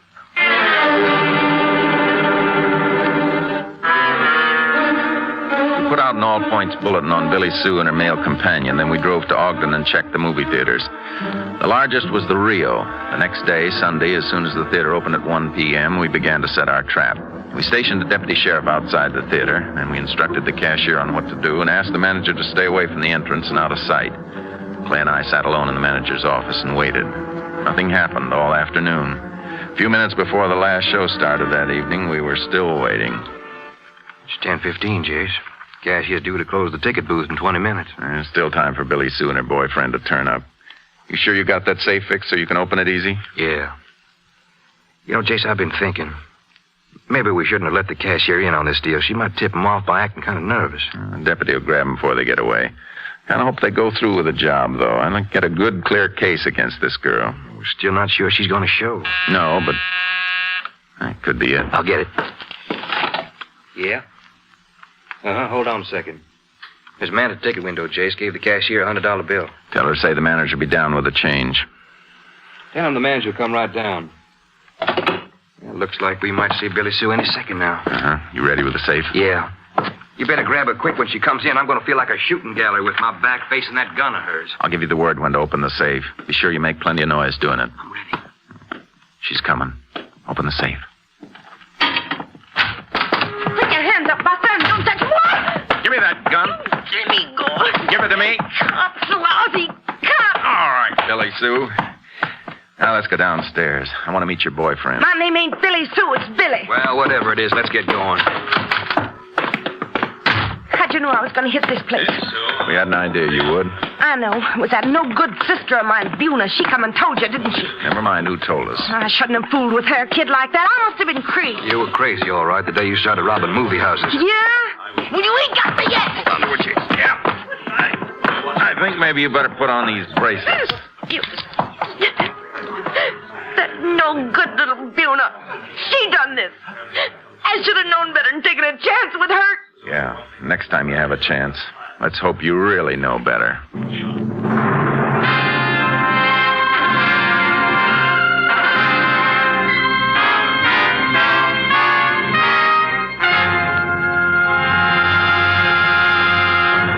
In just a moment, we will tell you the results of the case you have just heard. Later today, you'll find more great entertainment all lined up for you on this NBC station. Be sure to hear The First Nighter, starring Barbara Luddy and Olin Soule in a light comedy drama. Then it's Stars in Khaki and Blue, featuring talented members of the armed forces with a well-known guest MC.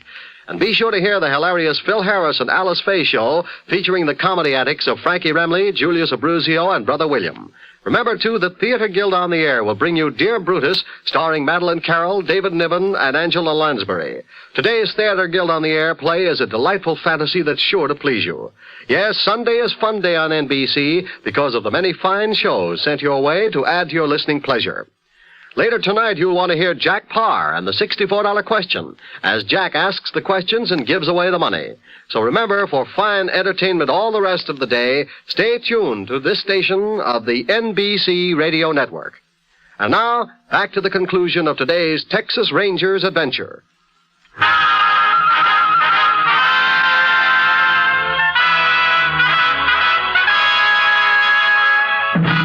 And now, here are the results of the case you have just heard. Una and Billy Sue Simpson were sent to the state school for girls. On Billy Sue's 18th birthday, she was transferred to Goree Women's Prison to begin a 7-year term for armed robbery and assault. Tim Walsh, the man who assisted in the attempted holdup of the Rio Theater, received a prescribed jail term. The father of the two girls was located and received a sentence for child abandonment and negligence.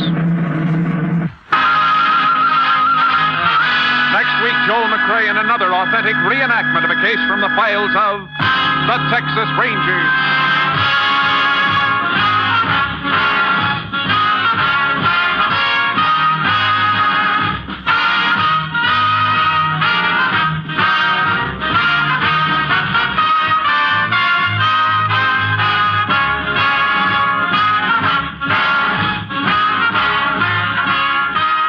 Joel McCrea will soon be seen in San Francisco Story, a Warner Brothers release. Virginia Gregg played the part of Billy Sue Simpson, and Buna Simpson was Marion Richmond. Clay Morgan was played by Herb Ellis. Others in the cast were Betty Lou Gerson, Tony Barrett, and Howard McNair. Technical advisor was Captain M.T. Lone Wolf Gonzalez of the Texas Rangers. This story was transcribed and adapted by Charles E. Israel, and the program was produced and directed by Stacy Keach. Hal Gibney speaking.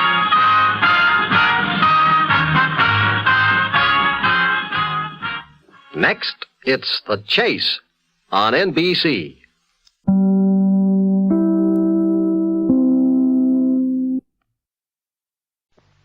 Good evening.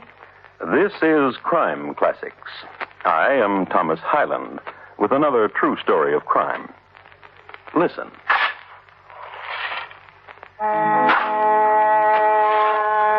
The sound you hear is that of a grave being dug on a hillside in a lonely section of England in the 17th century. And that was English thunder of the era. And that, a soft English drizzle. Water, earth, sky, elementals. Surrounding James Alsop, money clipper, highwayman, father-in-law, gravedigger. It'll take him about another hour to finish, and about another hour to give it a corpse. For in that time, James Alsop will add murder to his other attributes.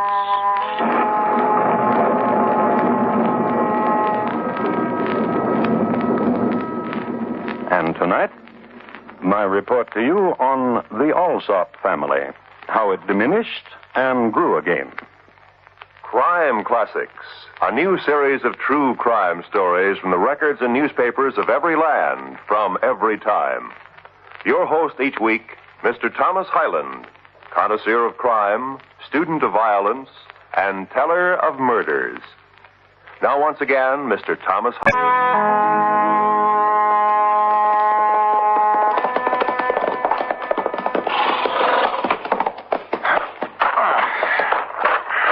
The horses, William. Aye. Take a fresh horse.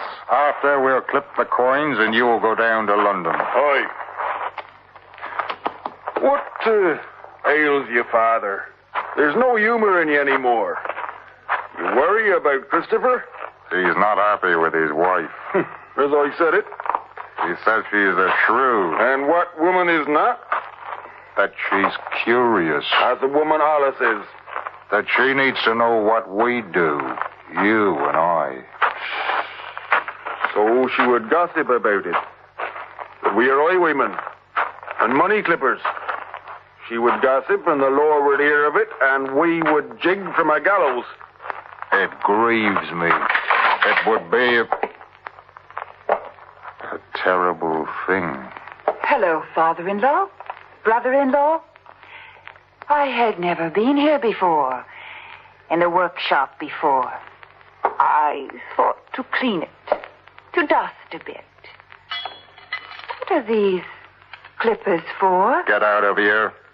Get out of here before I kill you.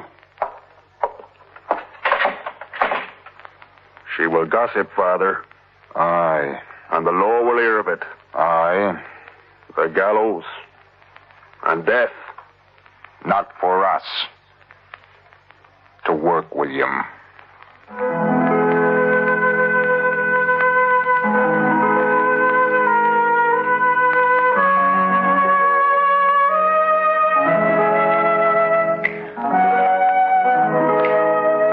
And they clipped a pile of sovereigns, and William took the clippings to London town. And the rest of the night, James Alsop sat with his thoughts. In the false dawn, he came to a conclusion. His daughter-in-law had to go. For good.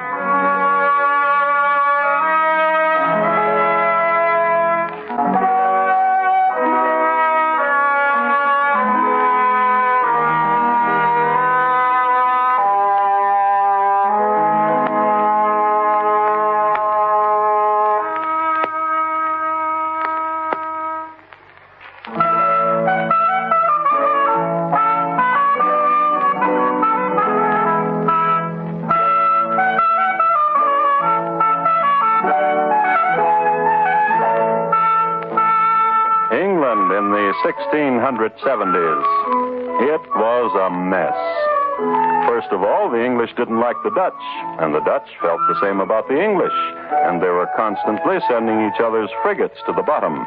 The King of England was Charles II, famed for being a member of the Stuart family, for marrying with Catherine Berganza, and for peeling the oranges of one Nell Gwynn. It was, as I have indicated, a yeasty time, foment everywhere. Colonists were going off in every which direction, to America, to India, and to the Caribbees. It was the decade, too, of the great Fethergill hoax, and it was the decade of plague and fire. Let's look again at a corner of it. The year 1673. And the place, the village of Ham. And a woman named Ursula, walking through a meadow at dusk.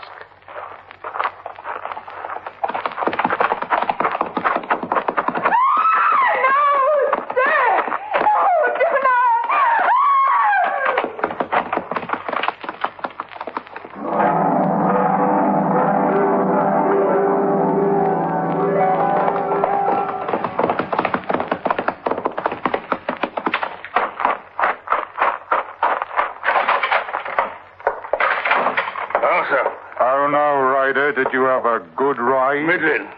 I think.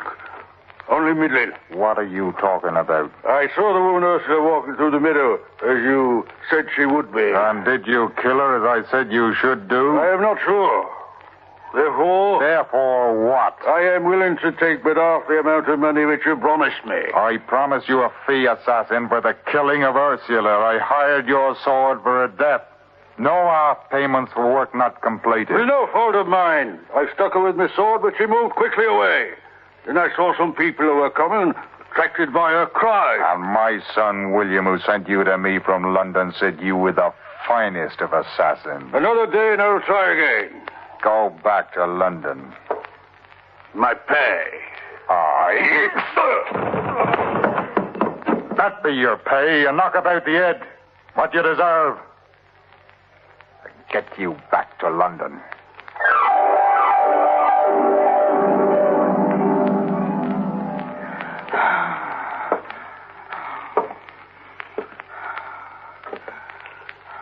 What do you think, Father? That your wife is a fortunate one. That the wounds are not grave. The villagers who saw the attack said a rider in a cloak and mask chased her about the meadow with a sword. For what reason? For what reason I cannot conceive. Ooh. A mystery. Who would want to do murder on such a fine woman? Huh? Yesterday you called her a witch. Aye, even worse. But I did not mean it. As I said, what has happened? A mystery. Who would want to kill her? Oh, your wife is a provoking woman. She walks alone in the meadow at dusk. If she ever recovers, I will tell her to do so no more. While I'm gone for the surgeon in Yorkshire, you will take care of my wife, Father. Aye, that I will. I'll watch over your wife.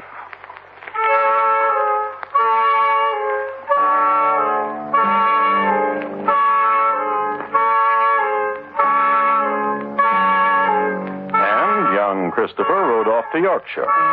And what with William in London selling coin clippings, James Alsop was left in his house with Ursula, his daughter-in-law. September night, and the gathering storm, and this... What? Ursula, thirsty, as a body is wont to get when it has been stabbed. Water. And the man who could slake her thirst moves, but not toward Ursula. Toward the tool shed for a shovel, then toward the hill. You know why. That's right, to dig a grave. And while he was digging, you remember it started to rain. And James Alsop lifted his mouth to it because the body is wont to get thirsty when it is digging a grave. But Alsop finished his task, took shovel back to tool house, and did what quite a few grave diggers do, even to this day. Marky, another. And I'll not ask for one. Good evening to you. Good evening, Judy. Buy a hollyhock. Oh, buy one. You're the farthing. You keep your ox.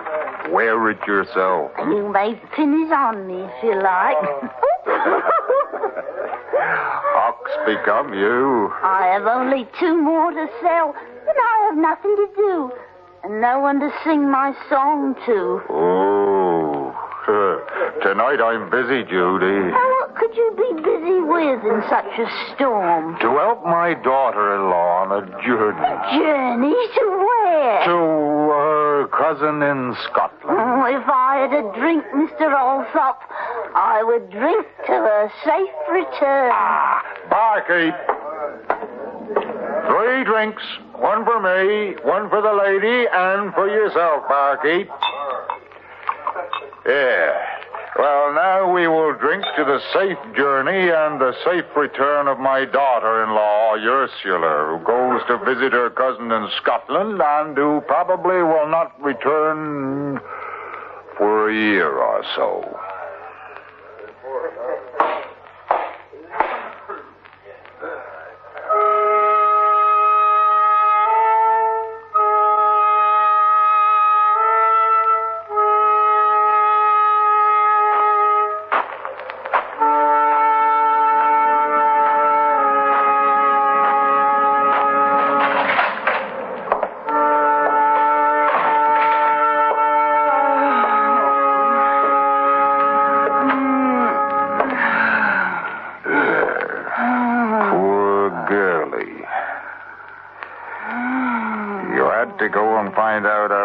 Thief, did you not?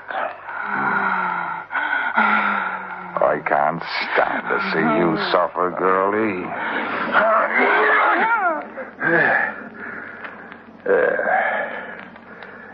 You'll never suffer again. Now then, up with you. There's a burying to do.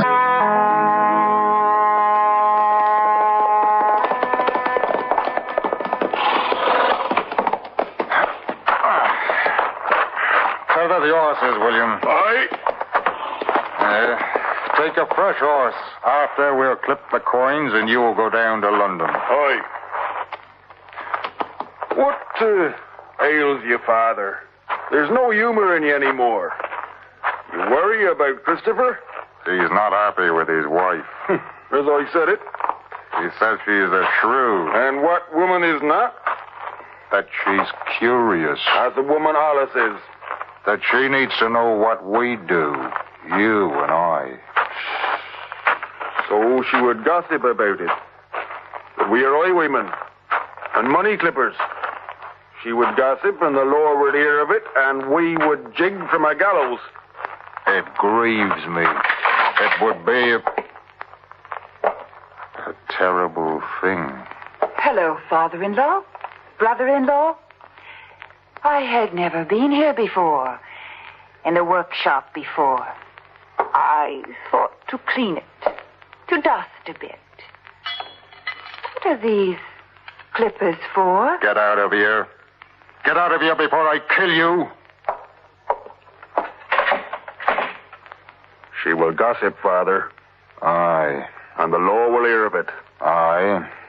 The gallows. And death. Not for us. To work, William.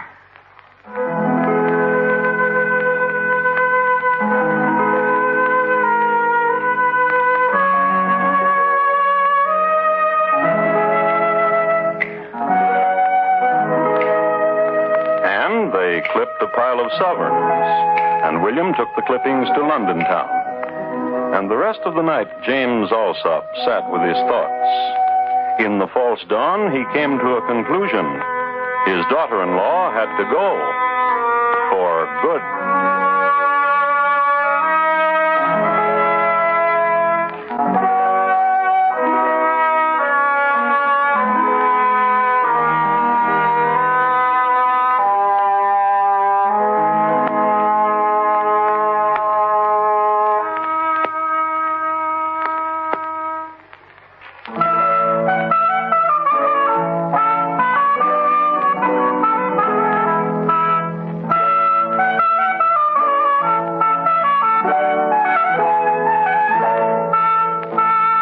England in the 1670s.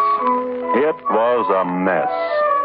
First of all, the English didn't like the Dutch, and the Dutch felt the same about the English, and they were constantly sending each other's frigates to the bottom. The King of England was Charles II, famed for being a member of the Stuart family, for marrying with Catherine Berganza, and for peeling the oranges of one Nell Gwynn. It was, as I have indicated, a yeasty time, foment everywhere.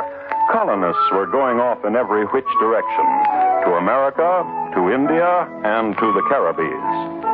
It was the decade, too, of the great Fethergill hoax, and it was the decade of plague and fire. Let's look again at a corner of it. The year 1673. And the place, the village of Ham. And a woman named Ursula, walking through a meadow at dusk.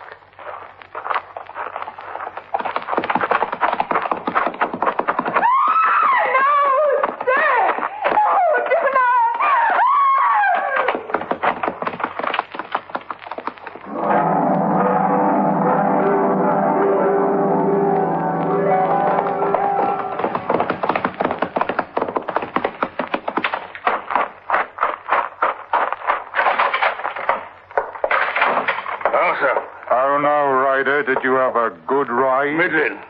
I think. Only middling. What are you talking about? I saw the woman Ursula walking through the meadow, as you said she would be. And did you kill her as I said you should do? I am not sure.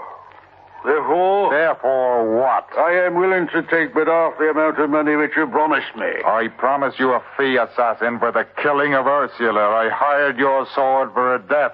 No half payments for work not completed. It was no fault of mine. I stuck her with my sword, but she moved quickly away.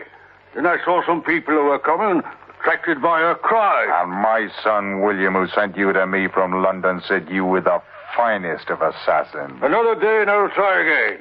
Go back to London. My pay. Aye. That be your pay. You knock about the head. What you deserve. Get you back to London.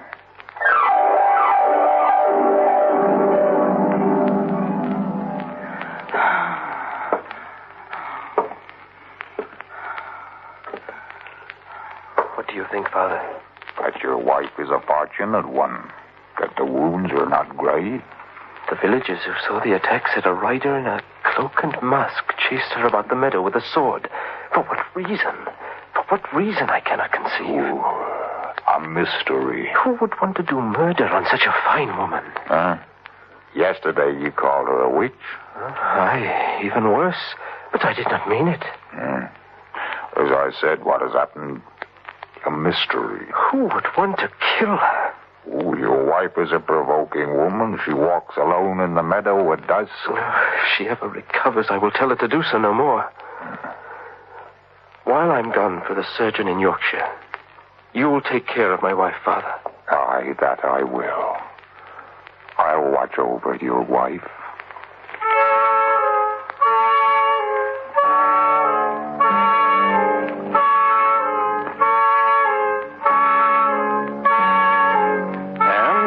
Christopher rode off to Yorkshire.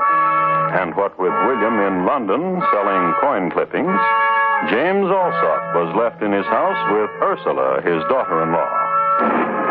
September night, and the gathering storm, and this... What? Ursula, thirsty, as a body is wont to get when it has been stabbed. Water. And the man who could slake her thirst moves, but not toward Ursula. Toward the tool shed for a shovel, then toward the hill. You know why. That's right, to dig a grave. And while he was digging, you remember it started to rain. And James Alsop lifted his mouth to it because the body is wont to get thirsty when it is digging a grave. But Alsop finished his task, took shovel back to tool house, and did what quite a few grave diggers do, even to this day. Marky, another. And I'll not ask for wine. Good evening to you. Good evening, Judy. Buy a hollyhock. Oh, buy one. Yours a farthing. You keep your ox. Wear it yourself. You may pin it on me if you like.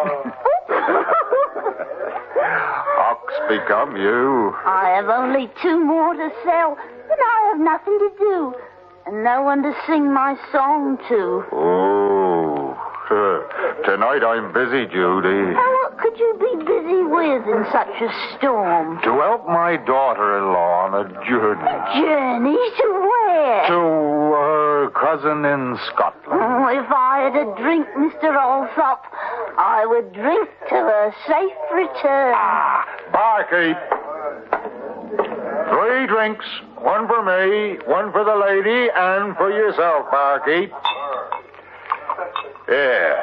Well, now we will drink to the safe journey and the safe return of my daughter-in-law, Ursula, who goes to visit her cousin in Scotland and who probably will not return for a year or so.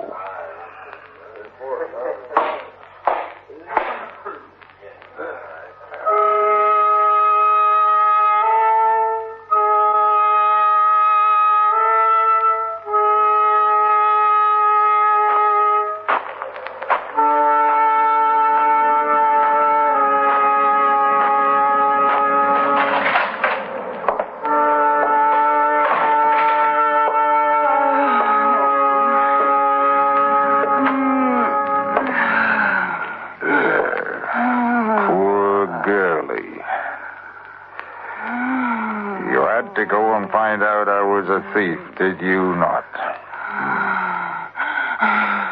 I can't stand to see you suffer, girlie.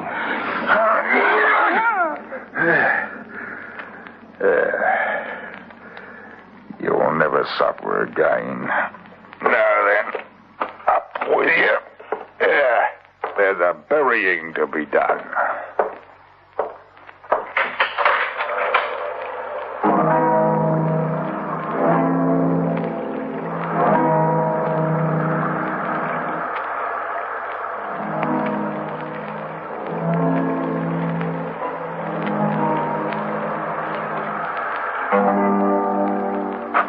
Pastoral scene in England under Charles II. Cutthroat carrying victim through big storm to grave. A few more details. Darkness torn apart by lightning, silences shattered by thunder, and the earth a sea of mud. It was perhaps 300 yards to the hillside, and when James Alsop got there, the grave he had dug was gone, washed away. So, what we've got now is the same pastoral scene in reverse. Cutthroat carrying victim through big storm back to scene of crime. Sure. Cutthroat in a quandary. The plan was to bury you neatly, Ursula. Now what? Proving that things gang aft the glee. Yeah. I told everyone you were going for a visit. The question. What shall I do with you? Seeking the answer. The answer? Not quite. This time the answer, change everybody into warm, dry clothes. And having done this, the stroke of genius. Remove the glass from a window frame into the room, hide it, and set up a cry. Murder! Murder most foul! Help! Thieves have come and made murder! Help! Help!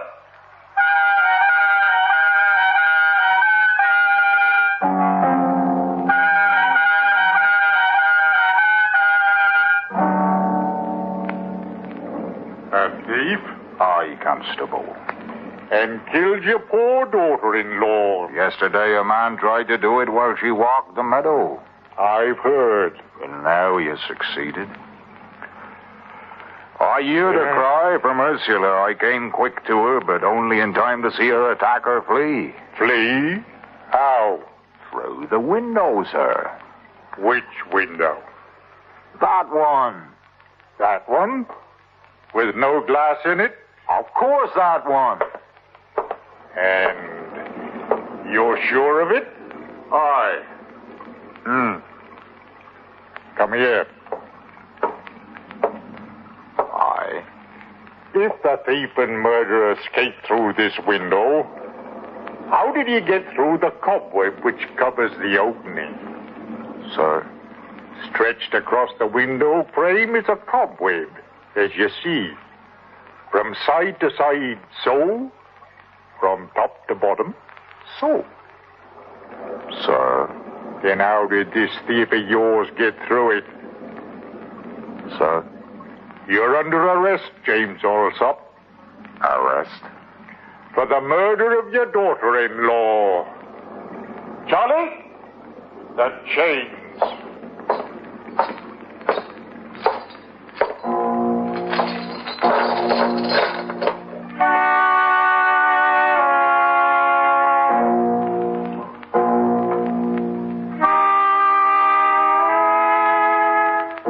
Alsop was committed at Colchester Jail.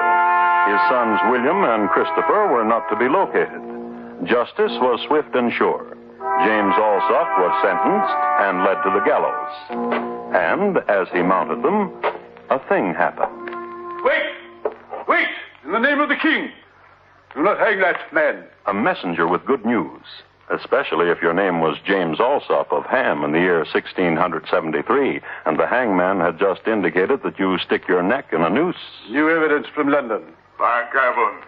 The man who calls himself Topham says he can prove that James Alsop is no murderer. He saw a thief leave the place of murder through the door. That's the way it was. I forgot. Bring down the accused from the gibbet.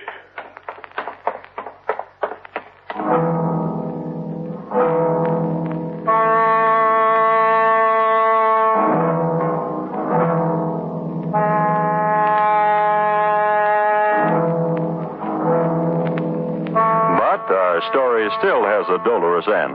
Mr. Topham from London turned out to be none other than the missing William Alsop, son of James. He could have stayed in London, safe and alive, so he must have loved his father dearly to have taken such a chance. But the only way he changed history was this.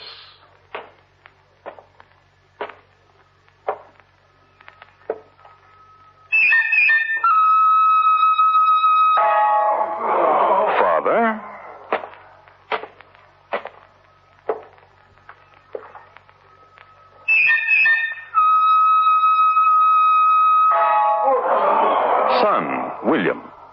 What happened to Christopher? Well, he had heard what happened to his wife, so asked himself, why return to Ham? He stayed in Yorkshire, where he met the widow Patricia. She was comely, and the next April they were wed. She made puddings and was an uncurious woman. They lived long and happily, and gave to the world 8 Alsops.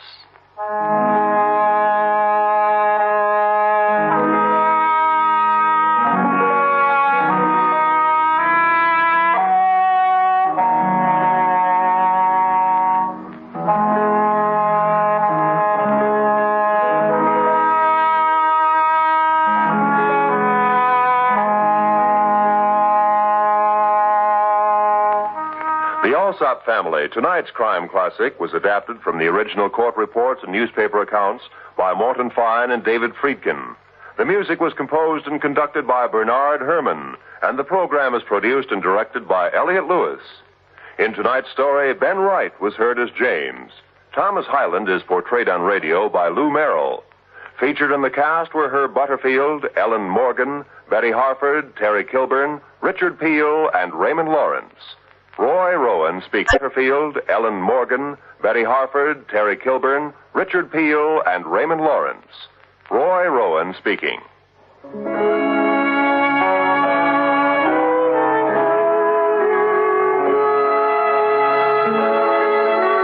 This is the United States Armed Forces Radio and Television Service.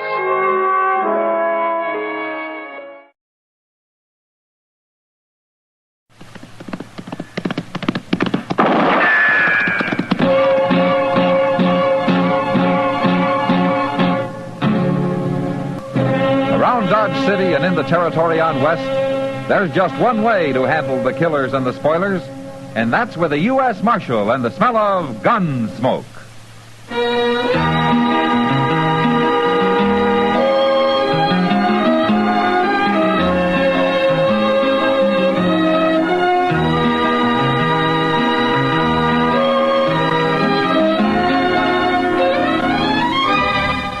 Gunsmoke, starring William Conrad. The transcribed story of the violence that moved west with young America, and the story of a man who moved with it. I'm that man, Matt Dillon, United States Marshal. The first man they look for and the last they want to meet. It's a chancy job, and it makes a man watchful and a little lonely.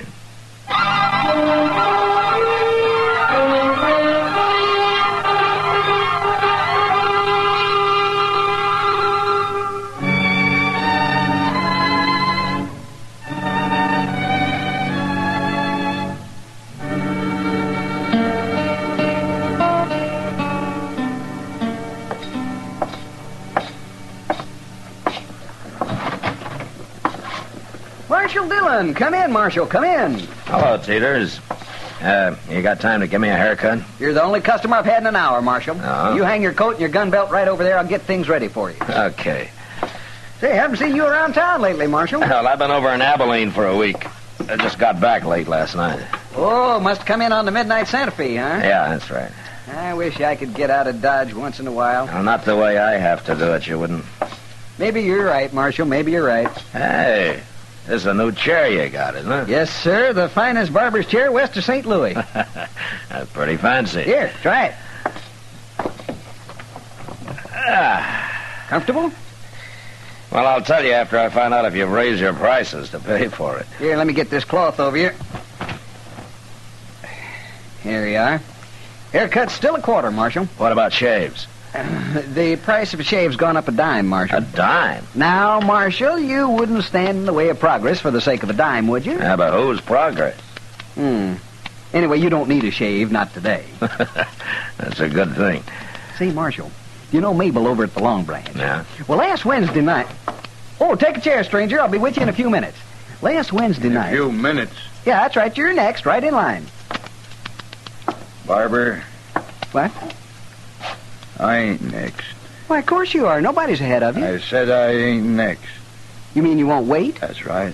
Oh, I sure won't you wait. will. I work fast. It won't be longer than 10 minutes at the most. Now, you just sit down. I want to shave. I want to right now. You can cut his hair later. What? You heard me. Now, look, mister, you don't know who you're... Shut up, Teeters. Get out of that chair, mister. Take this sheet off of me, Teeters. All right. There.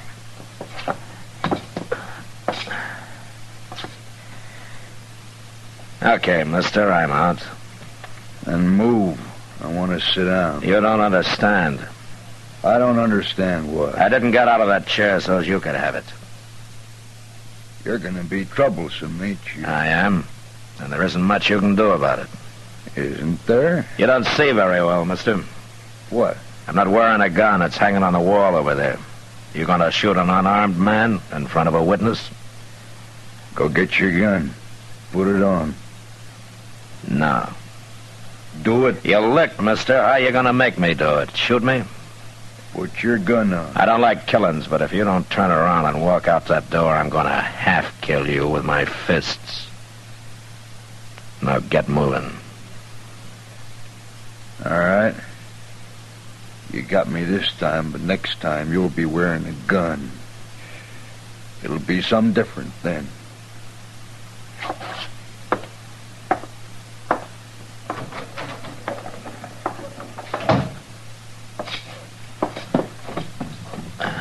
Oh, my goodness, Marshal, you took an awful chance. Who was he, Teeters? I never saw him before, but he might have killed you, Marshal. No, that'd have been murder. You can get hung for murder. Now, quit shaking. Let's get this haircut over with. He won't be back.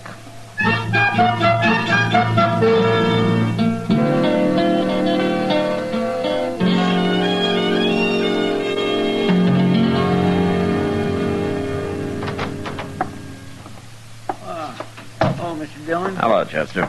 I was looking for you. Well, I've been right here in the office the past half hour. Yes, sir, I know. I went past the barber shop. Teeters told me.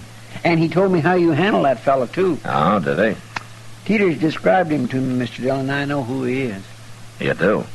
He come here about a week ago, just after you went to Abilene. Oh, what's his name? Springer. Nate Springer. What? Yes, sir, that's right, Mr. Dillon. You sure that was Nate Springer? I couldn't have been nobody else. Why? You said you don't know him? I've heard about him. You have? Where? All over. Nate Springer's got quite a reputation. Was a gunman, you mean? Yeah, he's a gunman. They say he's the most nerveless gunman that ever lived. He's all ice. Bat Masterson told me once that out in Arizona, a man got the drop on him and Springer started to laugh. The man asked him what he was laughing about, and Springer said he'd never had before, and he didn't want to die without seeing what it was like. Well, forevermore. What happened? It's kind of hard to shoot a man who's enjoying his first laugh. Yeah. My. Well, I'll be darned. What do you suppose he's doing in Dodge? Springer's a killer. A paid killer.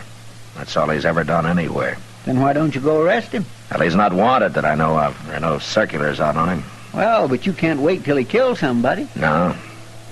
And I can't put him in jail till he does.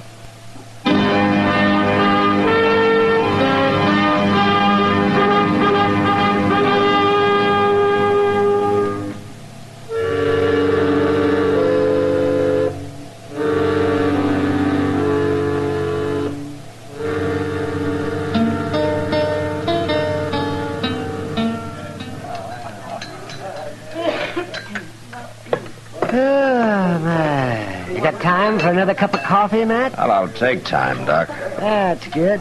Here you are, there. Thank you.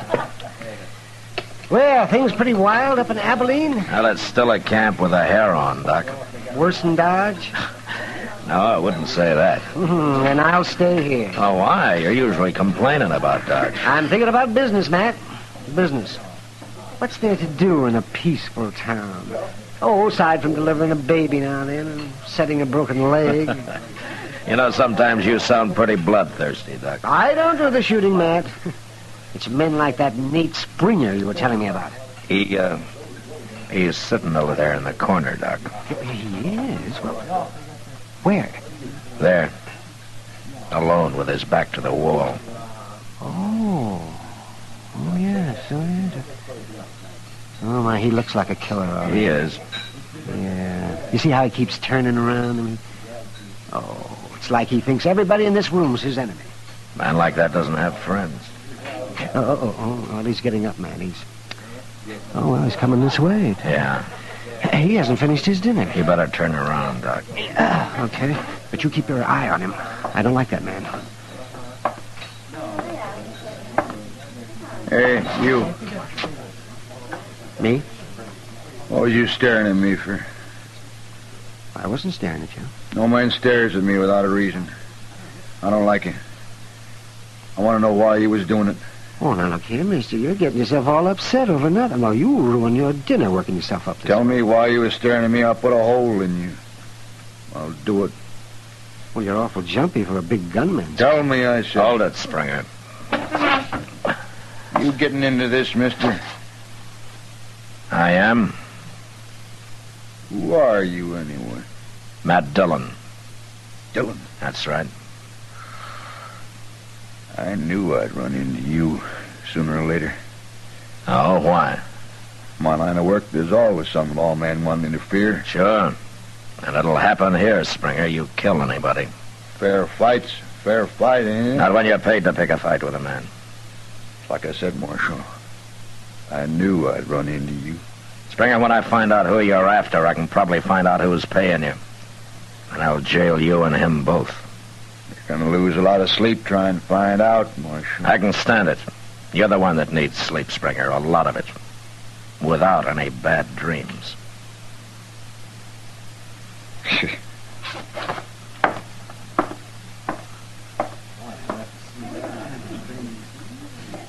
Oh, well, looks like the man of ice is starting to melt, man. Yeah. You know, something's happening to him, Doc. And whatever it isn't good.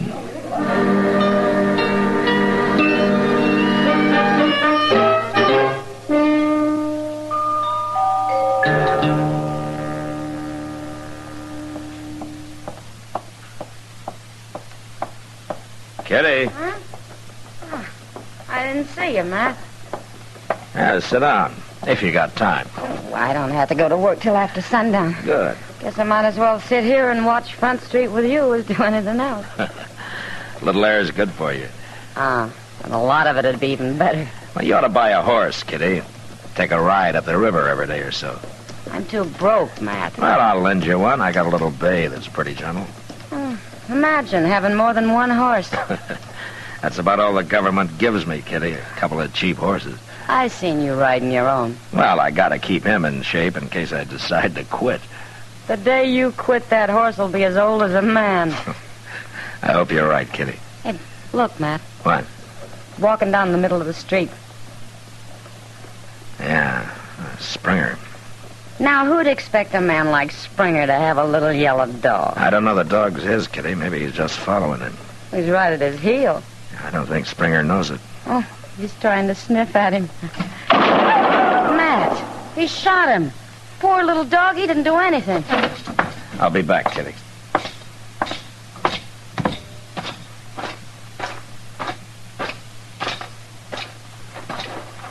Well, what do you want, Marshal? It's just a dog. Did you think he was going to bite you, Springer? It might have. How do I know? I don't know what it was. Could have been anything. Or anybody. I knew it wasn't a man. But you just said it. Who cares what I said? That dog shouldn't have been sniffing around. Not around you, that's for sure. Well? Why don't you go get a drink, Springer? I think you need one. I don't drink, Marshal. Never. Huh? You don't have any vices, do you? Marshal.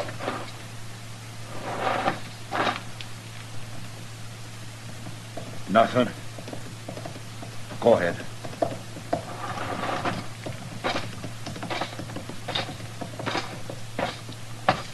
Matt, is he crazy or something? I don't know, Kitty. Well, he's the meanest man I ever saw. He didn't shoot that dog out of meanness. No? Why then? He's jumpy. Well, if he's that jumpy, nobody need worry about him. He's more dangerous now than the way everybody tells me he used to be. What do you mean? Suppose instead of a dog sniffing at his heel, it had been a man who just happened to bump into him. I'd hate to be the man. He'd probably get killed. That's right. Then Springer shouldn't be carrying a gun, Matt. Yeah, I know. Well, Why don't you take it off him or run him out of town? If I did that, whoever's paying him would just hire another gunman, Kitty. The only way to stop this killing is to find out who that is. Well, I hope you do, before it's too late.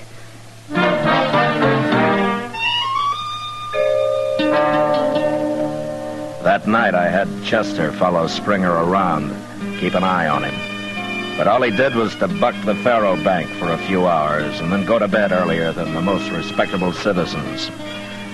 The next day, Chester went back to trailing him while I sat in the office and tried to figure a way to trap him into telling me who'd hired him. By mid-afternoon, I was no further than when I'd started. The only idea I had was to choke it out of him.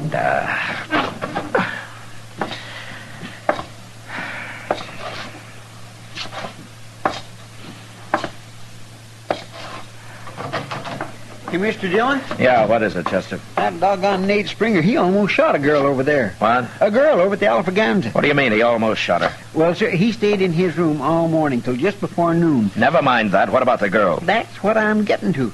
And then just after noon, he went over to the Alfraganza and started gambling. He was sitting at a table in the corner with his back against one of them wooden windows. Uh-huh. Well, one of the girls that works there, well, I guess she needed some air, so she slipped in behind Springer's chair and started pushing on that shutter. It's a wonder she got that far. He was raking in a pot. But when he heard her, I never seen a man move so fast, Mr. Dillon. Why, that poor girl near fainted the way he jumped around at her. She's lucky she didn't get shot. He had his 6-gun stuck right in her face. He was within a hair of letting go of that hammer. And then when he saw who it was, oh, he started cussing her something fierce. Well, he's getting worse. He's going to kill somebody, sure, acting that way. Yeah. And it won't even be the one he come here to kill. Oh, fancy him about to shoot a woman. Well, I guess I can't wait any longer, Chester. What you going to do? I'm going to try to shame him first. If that doesn't make him talk, I'm going to have to run him out of town.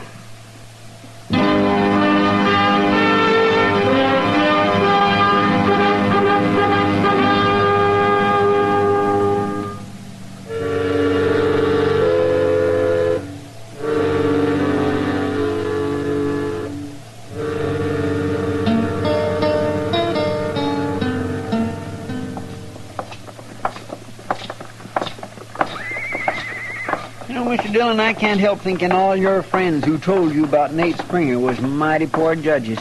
He's about the uncoolest gunman I ever saw. I agree about that, Chester. Who told you about him last? I don't remember. Been 2 or 3 years. Well, maybe it was just a lot of rumor.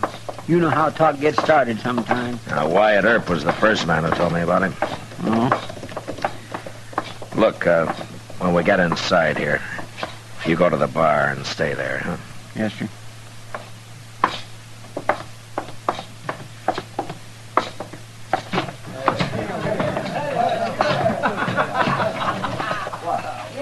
There he is, Mr. Dillon. I see him. All right, sir.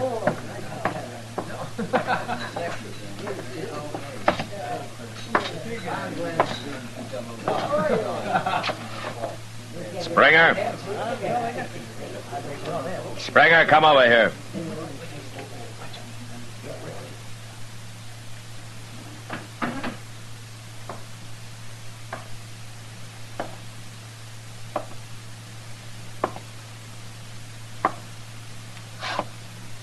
You're interrupting my game, Marshal. Your game's over, Springer, for good. What does that mean? Get out of Dodge.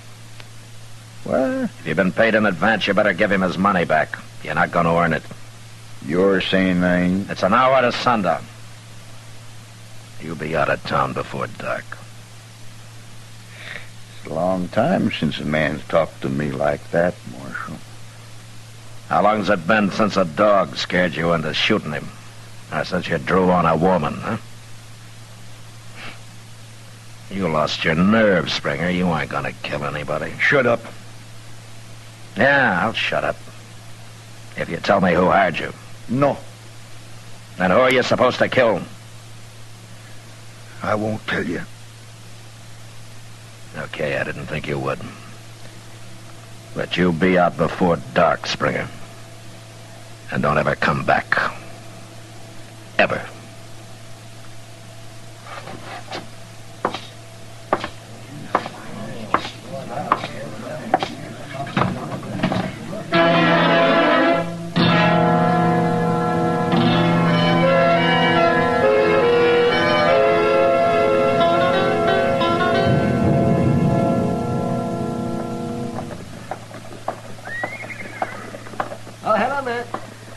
Doc. Yeah, what are you standing out here for? Why aren't you inside with your feet on your desk the way you usually are? I'm waiting for somebody, Doc. Oh? Oh, you sound serious. It's Nate Springer. He's got about 20 minutes to leave town. Oh, is that so? Well, finally had to come around here, huh? He's still in the Alfrts over there. If he doesn't come out before dark, I'm going in after him. Yeah. Oh, here comes somebody. Huh? No, that's Chester. Oh, yes. Is there going to be a shooting, man? I doubt it, Doc. Springer's already backed down. Well, you never know. I'm going to get my things ready just in case. Sure, Doc.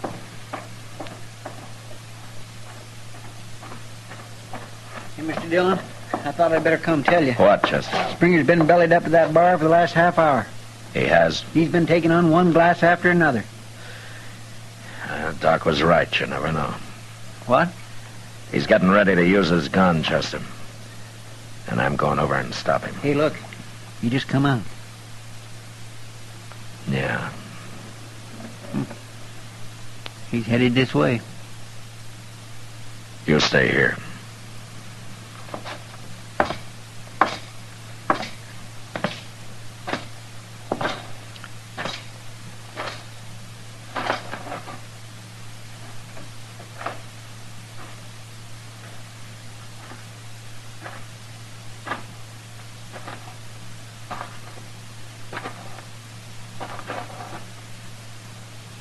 Marshal?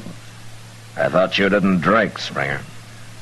I never did before. Well, you started too late. You haven't time to find your man. You're leaving town. I've found him. What? You I'm going to kill. Who hired you, Springer? Let's draw, Marshal. I feel like it now. Let's draw. Don't be a fool, you're drunk. Not that drunk. I can kill you. And I'll be all right again. Now? No!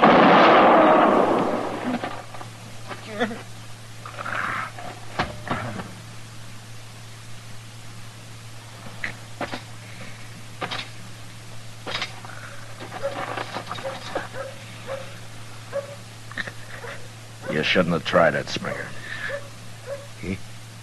I had to. Why? Yuma prison. 2 years. I come out scared. Lost my nerve in that prison. Then why did you take this job? I had to. Who hired you, Springer? I did, Marshal. I hired me. I had to face somebody like you to get my nerve back. Don't you understand? Yeah. Yeah, I understand. It didn't work. No. And I paid everything I had for it. It cost me everything in the world.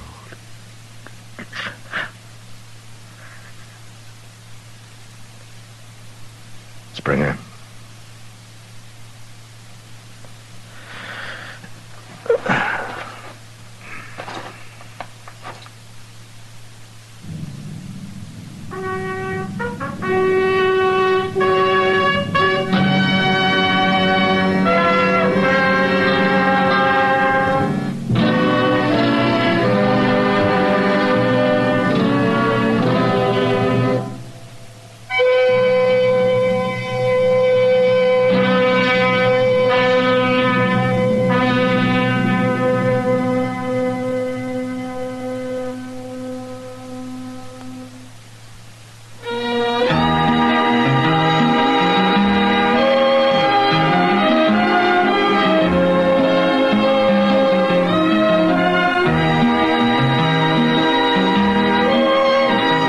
Gunsmoke, produced and directed by Norman McDonald, stars William Conrad as Matt Dillon, U.S. Marshal.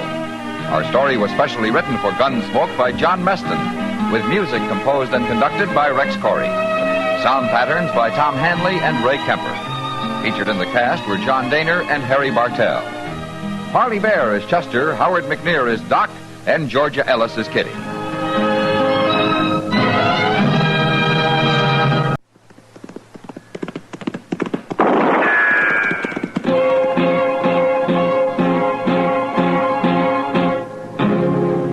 Around Dodge City and in the territory on West, there's just one way to handle the killers and the spoilers, and that's with a U.S. Marshal and the smell of gun smoke.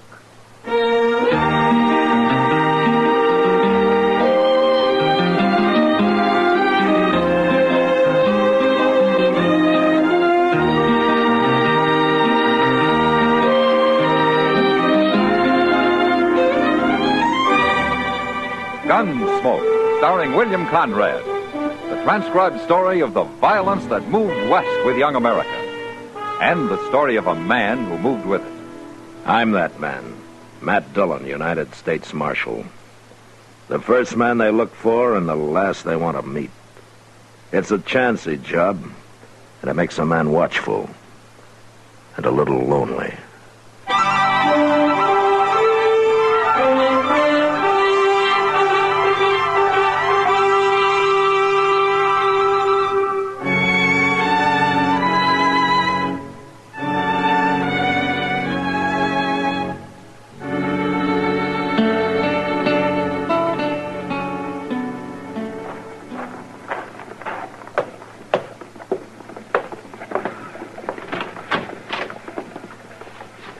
Is this the Marshal's office? Yeah, come in, stranger. You're Marshal Dillon? I am. My name's Egan Marshal. Emmett Egan. I'm glad to know you. It's Chester Proudfoot. How do you do? Hello. The purpose of my visit may surprise you, Marshal. Well, if it doesn't mean trouble, it sure will. I've just deposited $50,000 in the bank here. Huh? That's a lot of money, Egan. Well, it's taken me ever since the war to earn it. I've been up in Chicago, Marshal, running cattle auctions for a man named Swift, but I'm through with that now. Oh? I want to try something new. Marshal, I don't intend any insult. But if you need money, name your price. I'm afraid I don't follow you, Egan. I want your job. What? I want to be Marshal here. All right, say it out, Egan. I'm serious, Marshal. There are no tricks to this. I've been to Washington, and the War Department's endorsed my application, but they tell me there are no openings, so I came to Dodge. I thought if I can somehow persuade you to quit, maybe they'll put me on here. I think you are serious. Oh, I am. It's simple enough. I'm tired of the kind of work I was doing, and I want to try this. Something exciting.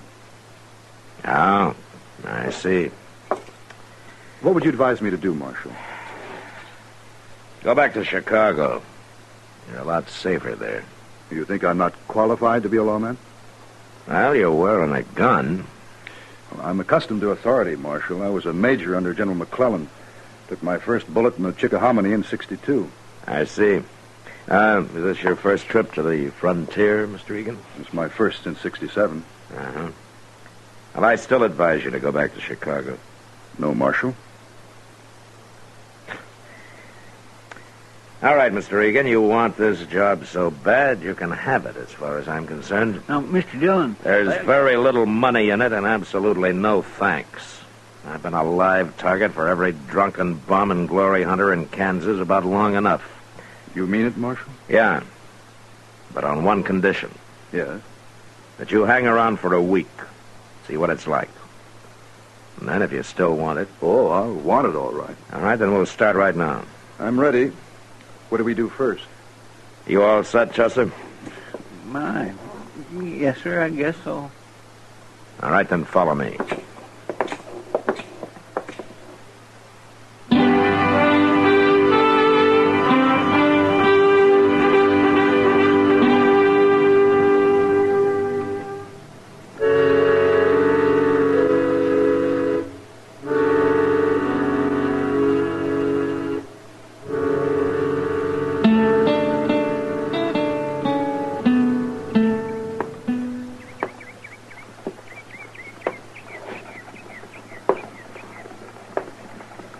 gracious, why don't you sit down and rest a spell, Mr. Egan?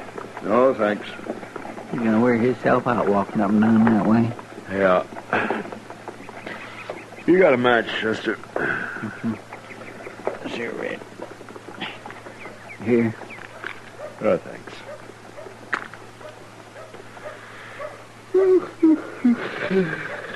Dodge sure ain't very lively today, is it? Not very. If I only had me a knife, I could do a little whittling. Now, what happened to your knife, Chester? Well, it was about wore out, so I traded it to a small kid I know for a flipper. Why don't you get yourself another one? Mr. Dillon, I am so mean poor, I just couldn't stand the outlay of another knife. Yeah, I forgot. Hey, look there. Somebody hadn't ought to be in town. Oh, where? Who? That fella coming up the street, riding that sleigh back to old Broodmare, see him? He looks like a farmer. If you call a man whose wife hoes a 10-yard patch of mealy potatoes a farmer, then he's one, all right. You said he shouldn't be in town. He can't be very dangerous. He's dangerous to himself. Oh, what do you mean? Why, he gets a doggone drunk every time he comes in here. He can't hardly climb back up on that old mare. And when he does, he usually falls off summers before he gets home and lays out there on the prairie all night like a dead man. It's a pure wonder he ain't been ate by something. Oh, Marshal, we've been hanging around this porch for 3 hours. I'm beginning to feel like a bum myself. Now, that's part of the job, Egan. Keeping an eye on things, we call it. Keeping an eye on things? You and Chester both are fighting to stay awake. Are you calling it quits, Egan? Oh, no. Of course not. Well, then let's go get a cup of coffee, huh? It'll be dark soon, and we can start making the rounds.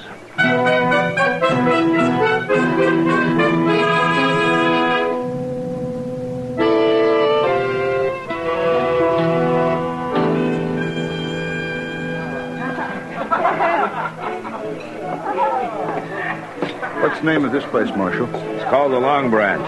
Oh, here comes somebody you ought to know. Evening, ma'am. Oh, Kitty. How long you been sitting here? No, not long. Kitty, this is Emmett Egan. How do you do, Miss Kitty? Mr. Egan? Why don't you sit down? I hear you may be our new marshal. What?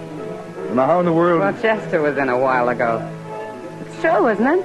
Well, it isn't exactly settled yet, Miss Kitty. But you want the job. Yes.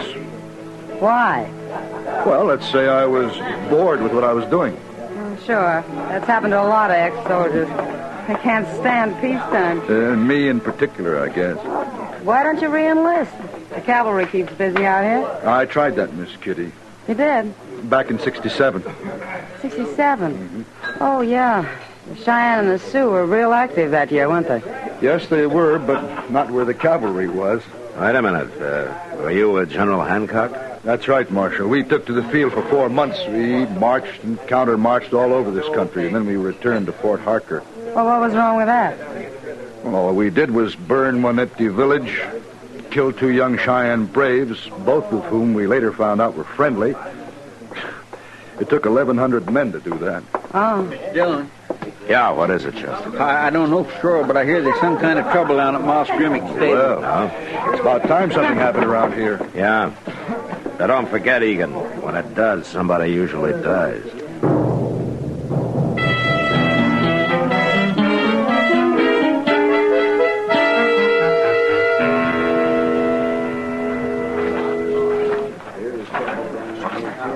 What's the trouble here, men? Where's Moss Grimmick, Chester? Well, he ain't here, Mr. Dillon. They say Leonard Phibbs there's the one who knows about it. Oh, Phibbs, a little sodbuster? Yes, sir. Hey, Phibbs, come here. What's going on here, Phibbs? Inside, Marshal. Back there in the stall. Oh, what's back there? Bad, Marshal, real bad. Don't nobody go in there. It's real bad. What is? Who's in there, Phibbs? Not even you, Marshal. Not nobody. Leave him alone, I'm warning you. Oh, he ain't got good sense, Mr. Dillon. No use talking to him. It's real bad in there. Yeah, something's got him scared half to death. I'm going to go take a look. You stay here, Chester. I'm going with you, Marshal. Look, Egan, I don't know what's in there. It could be a crazy man with a gun looking for blood. It could be anything. Action is what I came here for, Marshal, and you said I could hang around. All right. But you get out of the way if there's any shooting. I'm not entirely a novice with a gun, Marshal. No, but you're not a professional either. Now stay at least 10 paces behind me. Right.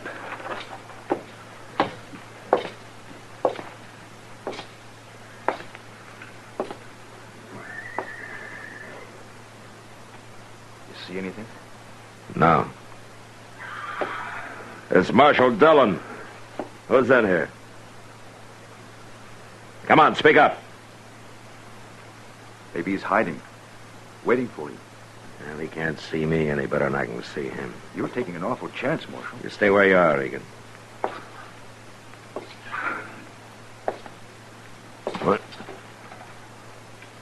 Now, what's this?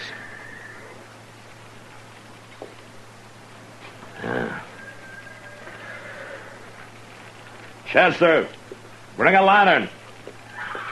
All right, Egan. What is it, Marshal? Nothing we have to kill. What do you mean?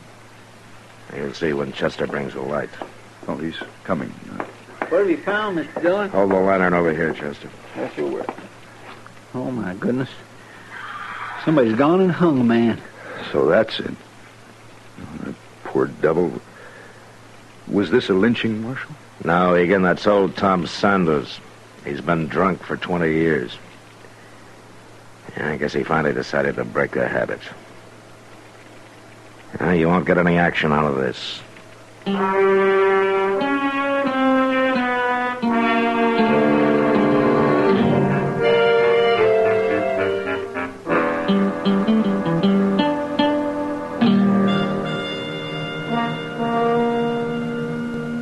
Well, Egan, it's been nearly a week. Enough excitement for you? I must admit, Marshal, it's not quite what I'd expected. Somehow the idea Marshal was always busy, doing things. You mean gunfighting? I've told you I don't think gunfighting's necessary. Yeah, I remember. Any man accustomed to command should be able to control these Dodge City ruffians without much trouble. I only draw my gun as a last resort, Egan. And besides, you haven't seen any of these men in action yet. I still want the job, Marshal. Yeah, I know. Oh, Matt? Yeah, come on in, Doc. Say, Matt, you'd better get over the Texas Trail. Oh? You know those fellas Gear and Bozeman? Yeah, I know him. Well, they've got that poor little Leonard Phibbs at the bar there, and they're trying to make him pay for their drinks. He's broke, of course, so they're beating him up. They're doing it real slowly, bit by bit. I tell you, it just makes you sick to watch it. All right, Doc. Wait, Marshal. Yeah, what? Let me handle this. Look, Egan, Gear and Bozeman may be a couple of bullies, but that doesn't mean they're not dangerous. They are. Are you afraid I might be able to handle them, Marshal? Well? Okay, go ahead. Here, take my badge. Tell them you're a deputy. Thank you, Marshal. You gotta learn one way or the other.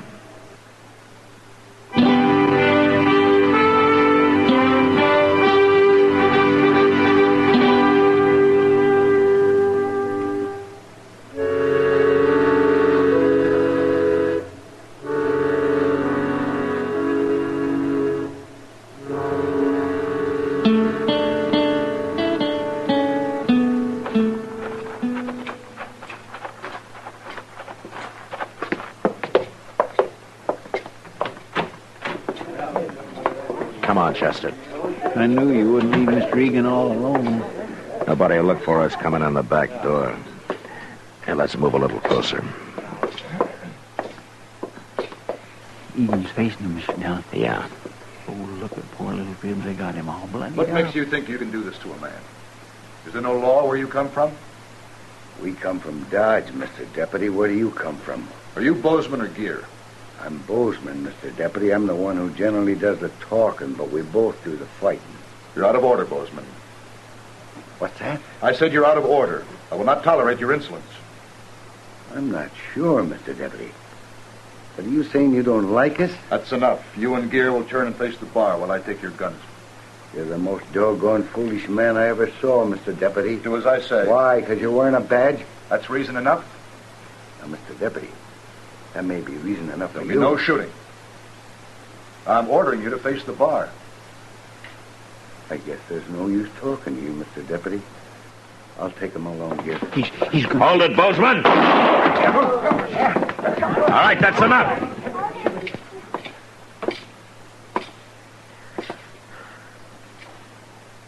Well, go ahead, Bozeman. Try it again. Now, wait, Marshal. You knew he couldn't handle a gun. You know I can. Is that it? Your gun against two of us? Quit talking, Bozeman. Don't try it, Gear. All right, then do as my deputy told you. Face the bar. Sure. Sure, Marshal.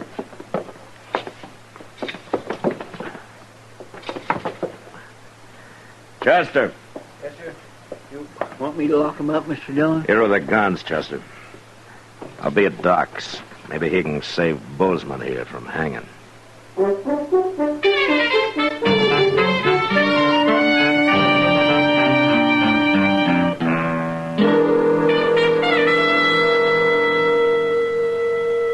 Yeah, it's getting light out, Doc. It generally does this time of morning. Yeah, but I'm not generally sitting up waiting for a man to die. He isn't going to die, Matt. Well, I saw what that bullet did to him. You feel guilty, don't you, Matt? Wouldn't you, Doc? Yes, I guess I would. Doc? Oh, what? Well, he's conscious.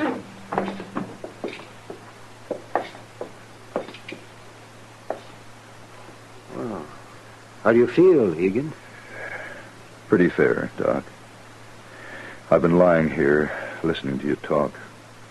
Well, you mean you've been conscious for some time? Half hour, maybe. I wanted to get my head clear. Well, a few weeks in bed and it'll be clear enough. I guess I was lucky. If that bullet had gone 1 inch to the left, you'd have died on the floor, Egan. You were lucky, all right.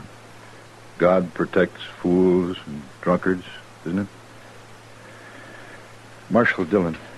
Yeah. I heard you saying you felt guilty about this. It wasn't your fault. Well, I should have known what had happened.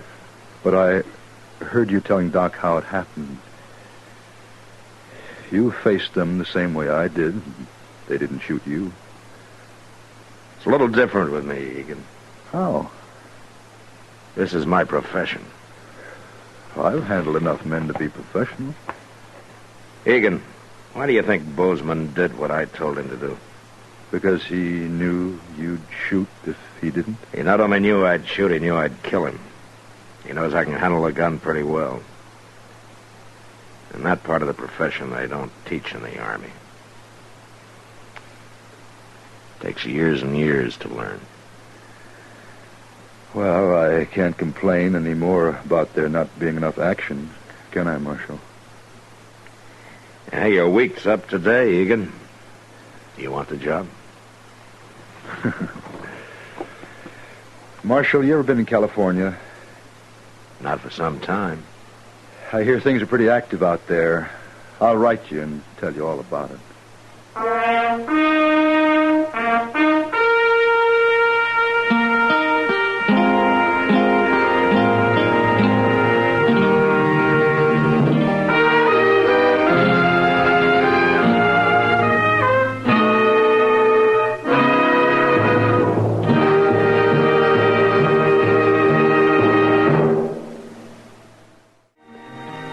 Gunsmoke, produced and directed by Norman McDonald, stars William Conrad as Matt Dillon, U.S. Marshal. Our story was specially written for Gunsmoke by John Meston, with music composed and conducted by Rex Corey. Sound patterns by Tom Hanley and Bill James. Featured in the cast were John Daner, James Nusser, and Harry Bartell. Parley Bear is Chester, Howard McNear is Doc, and Georgia Ellis is Kitty.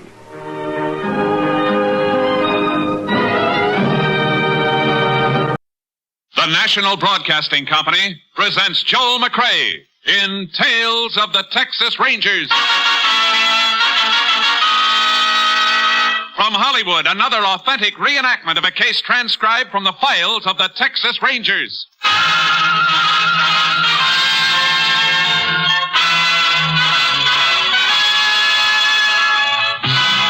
Tales of the Texas Rangers, starring Joel McCrea as Ranger Jace Pearson. Texas, more than 260,000 square miles, and 50 men who make up the most famous and oldest law enforcement body in North America.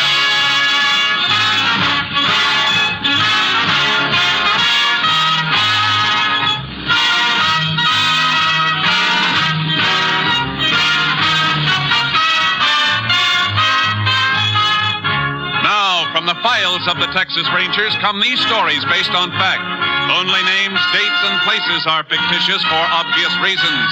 The events themselves are a matter of record. Case for tonight, Wild Crop.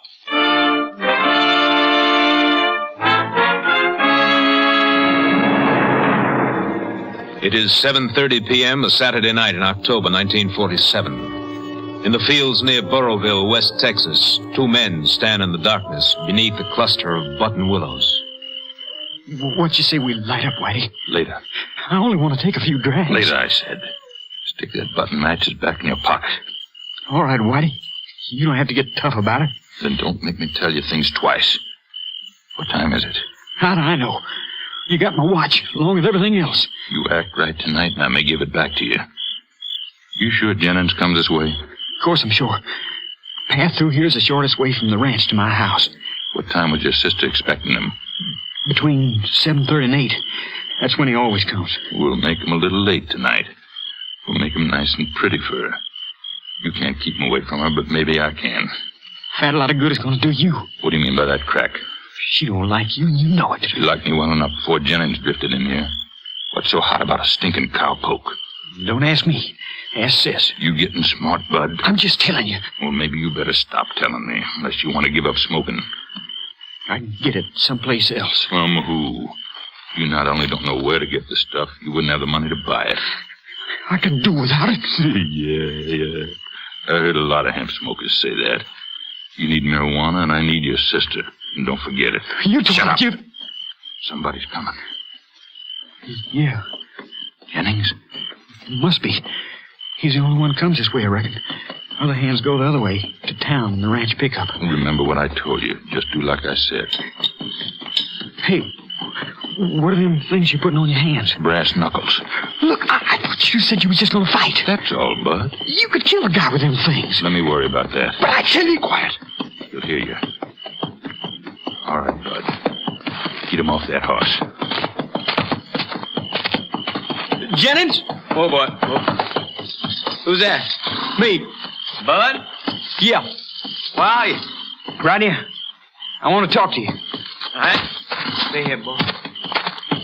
Well, you look like you've been waiting here for me. I have. Where you think you're going, Jennings?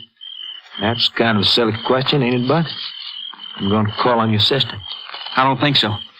And your thinking ain't what it should be. Why don't you grow up? I told you to stay away from her. I just wait for her to tell me that. Now I'm going to tell you something. If you ever again lay a hand on her for saying me like I got a hunch you did once, I'm going to have you topping cotton from here to Houston. You want to start something? But if you weren't Mary's brother, I'd kick your teeth in. Oh, kid, why don't you grow up? Your sister's a big girl. We're going to get married soon. You and me going to be in the same family, whether we like it or not. I love her. I'm not going to hurt her. You're darn right you ain't. Because you ain't even going to see her anymore, starting right now. You think you're going to stop me, Bud? Here's your chance to start trying. Well, that suits me fine. Oh, you sneaky little... No! You lousy! Get in this, Whitey! Don't worry, boy. I'm coming out. Oh, you too, Whitey? Yeah, me too. Come on, Whitey! Give it to him, Whitey! He cut my mouth! Kill him! Go on, like Whitey. it, Jennings?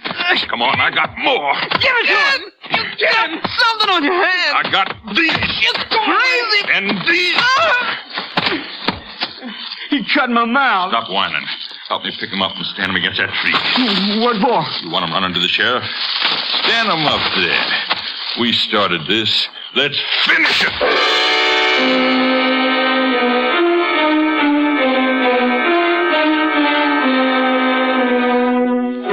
The body of Pete Jennings was discovered the following day when other ranch hands started a search for him after finding his horse grazing while fully saddled. The sheriff was summoned, and he in turn requested the immediate aid of a Texas ranger.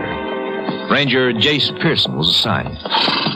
Body's in them button willows right ahead, Jace. A couple of my deputies are there with it. Did you tell them not to tromp around? They're experienced men. Good. When'd you say the ranch hands saw Jennings last? Last night. Had his chuck with him, then rode out. Night riding? What for? Oh, he wasn't working. He was on his way to see a girl. Been going steady with Mary Adams. He always go courting on a horse? Well, he didn't have no car. Besides, the ranch road to the Adams place is no bargain. Reckon it was the easiest way for him to get there. I see. Those your men? Yeah, I staked them around the grove to keep people out. The place was kind of crowded this morning when the JP was here. Looks like they shoot everybody off. Howdy, fellas. Hi. Right in through here, Jace. There's a little path. Yeah, I see it. Oh, right there we are. Ooh, charcoal. Not very pleasant to look at. No. When we first come out here this morning, I thought maybe it was an accident. Maybe his horse threw him, or he hit a branch or something. No. One look around here kills that idea. I know. Dead leaves on the ground. No rocks. Nothing he could have hit that hard. Whatever his face met up with was plenty hard. Flesh laid open to the bones. Jaw and nose smashed. Any of the other ranch hands ride this way last night? Nope. Are you sure about that? I checked. All but one of them rode into town on the pickup. I know where they all were. I'll show you the statements later. You said one hand stayed. Yeah, but he never left the bunkhouse. You make sure of that? I didn't have to, Jace. He's in bed with a broken leg. He's been there 2 weeks. Guess we can count him out then. Any money on the body? No, but this outfit pays once a month, on the 15th. That's 2 days off. Cowpokes all figure to be broke. Be a big surprise if they weren't. The whole fight must have taken place right around here in a circle about 10 feet. Why? The leaves are all ground apart. Other patches haven't been disturbed much. Hey, wait a second. Another spot over here. Yeah, not much here. Not like the other spot. A couple of leaves are stained here. Might be blood. Pretty far from the body, Jace. Leaves over there are stained a lot more. Yeah, I know. You find any signs of pony tracks around the grove? Too many. Most of the ranch hands were around here this morning when the body was found. They were all mounted. Then I brought my boys in, too. I guess that'd wipe out any tracks that might have been around. We'll have a look to make sure. Couldn't be helped, Jace. Oh, I know that, Sheriff. I wasn't being critical. Where are they going to go over the body? At the funeral home in Burrowville. Medical examiner's waiting for us to bring the body in. Better have somebody move it in on a buckboard. I sent for one. Good. I want to get a couple of jars for my saddlebag. Jars? Yeah. I want to take samples of those stained leaves around the body and in that other spot. Oh. Well, why from both places, though? Takes at least 2 men to make a fight, Sheriff. No rule says that one of them has to do all the bleeding.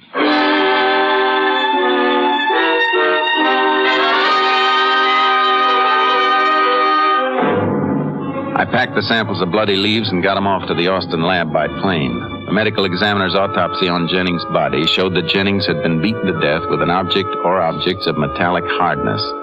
The sheriff and I left the examination room, and we came around the side of the funeral home. We looked through the glass window. 2 people were in the waiting room, a man and a woman. The woman was crying. Who are they? Through the window there. Mary Adams and her brother Bud. She the one you said Pete Jennings was on his way to see when he got killed? Yeah. You want to talk to her? Might be able to give us a motive for the killing. We need one badly. She looks pretty broken up. I know, but this can't wait. Murders like this cool off too quickly unless you stay right on them. I can't fight that. Come on. Oh, sis, please, you got to get a hold of yourself. Howdy, Bud. Mary. Oh, howdy, Sheriff. This here's Ranger Pearson. Jace is Mary Adams and her brother Bud. Howdy, ma'am. Hello. Like to ask you a few questions, ma'am. Look, I know you got a job to do, Ranger, but do you have to talk to her now? You think I would if it wasn't necessary? Well, you see the shape she's in. Pete Jennings isn't in very good shape either, Bud. Mary may give us the help we need to get the man who killed him. She can tell you what you want to know later. No, it's all right, but I might as well talk to them now. Thank you, ma'am. When can I see him? Why do I have to wait here? Well, it'll be a while yet, Mary. The doctor had to look him over first. Maybe you better just talk to us and then go on home. No, I want to stay here. What do you want to know? Pete Jennings have any trouble with anybody you know about, ma'am? I mean, was there bad blood between him and anybody? Pete? Well, no, he was a quiet fella. He ever in any trouble with the law? Anything like that? No. You mean not that he ever told you about it? Don't you start that again, Bud. Just a minute, ma'am. What do you mean by that, Bud? Nothing. Then why'd you say it?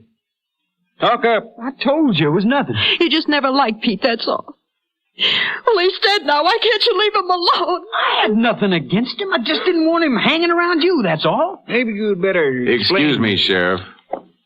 Maybe this isn't the time to talk to Miss Adams after all. We'll wait until later.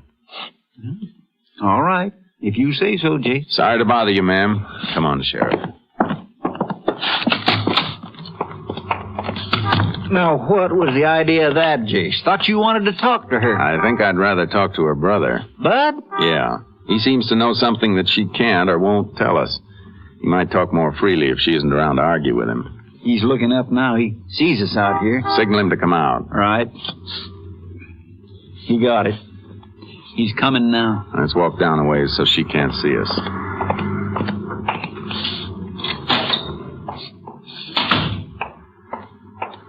You signal me to come out? Yeah. I wanted to get you away from your sister.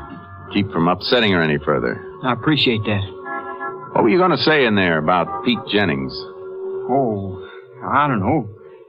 He's dead. Don't seem right to talk about him. Must have been some reason you objected to him seeing Mary.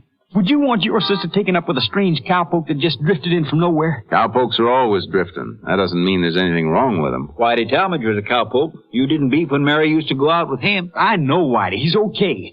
You never heard of him getting in any trouble, did you?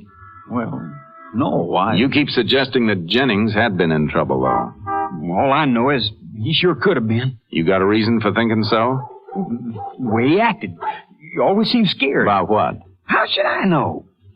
Scared, that's all. A few times he asked me if I'd ever seen a tall, dark fella around town. A stranger. He ever ask anybody else about that? I don't know. That all there was to it? Why'd he ask you, especially? I don't know, I tell you. I guess it was because, well, I work on and off at the paint store near the Continental Trailways Depot. Maybe he figured that I'd notice people getting off the buses. You think he was afraid somebody was after him? Is that it? You figure it out. That's why I never wanted him around Mary. There was something wrong. You ever tell him how you felt? Yeah, I told him. What'd he say? He told me to mind my own business. Well, did you? Wasn't much else I could do, was there? I reckon Mary's old enough to pick her own bows. You and Jennings ever have a fight? Of course not. Where were you last night, between 7 and 8 o'clock? Me? Oh, let me see. I was at Whitey's place. I thought you said this fellow Whitey was a cowpoke. He got a place of his own? Yeah, Jace. He stopped punching cattle about a year ago. Bought a small place way out by Rocky Mesa. Land out there isn't worth much. Still, he must have saved his money. No, he just hit it lucky once, gambling. Look, I told you all I know. I better get back to my sister. All right, go ahead. You boys take a set of fingerprints from Jennings' body, Sheriff? Yeah, why? I want to shoot a copy of them through to Austin. They're at my office. You think Jennings might have had a record? Might have. Whether he had one or not, we'll have to check back on him as far as we can. Looking for what? The tall, dark man that Bud says Jennings was so worried about.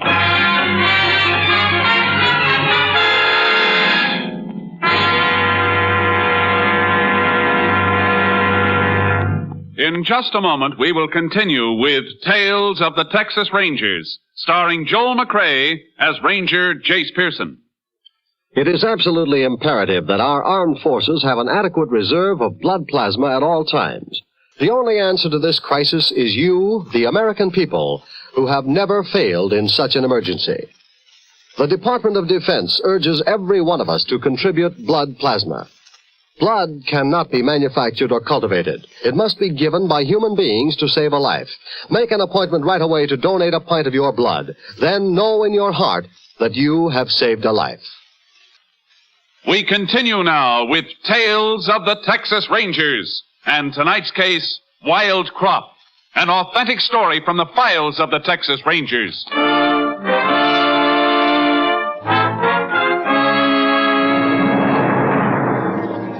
I spent the next day drifting around the countryside asking questions about Jennings. Anybody who'd known him had the same answer, a nice, quiet fella. Got a few other interesting bits of information, too, before I got back to the sheriff's office at about sundown. Oh, howdy, Jace. Sheriff, anything come in for me? Yeah, about an hour ago, just after you called me from the Saunders Ranch. I called back, but they said you'd left. What do you got? The reports from Austin.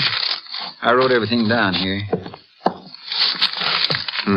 You were right about that blood. Good thing you took a couple of samples from that ground out there. Yeah.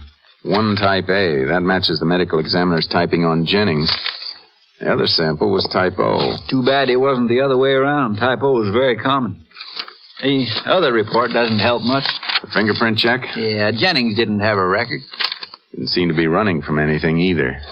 Report says he wrote to friends on his last job, place where he worked before he came here, and asked them to pass his address around and have people write to him here. Sure left himself wide open to be followed by that tall, dark man. There wasn't any tall, dark man. You sound pretty sure. I was sure before I ever read this report.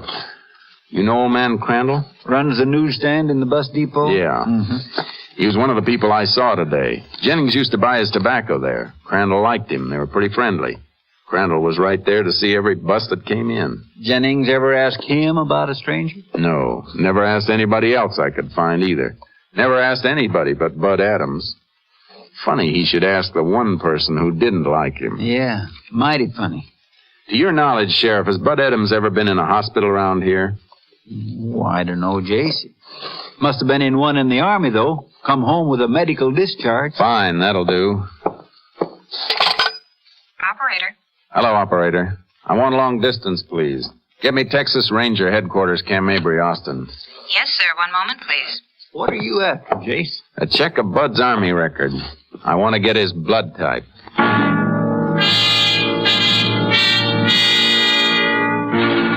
Austin dug up the answer in an hour. Bud Adams was blood type O. It fit.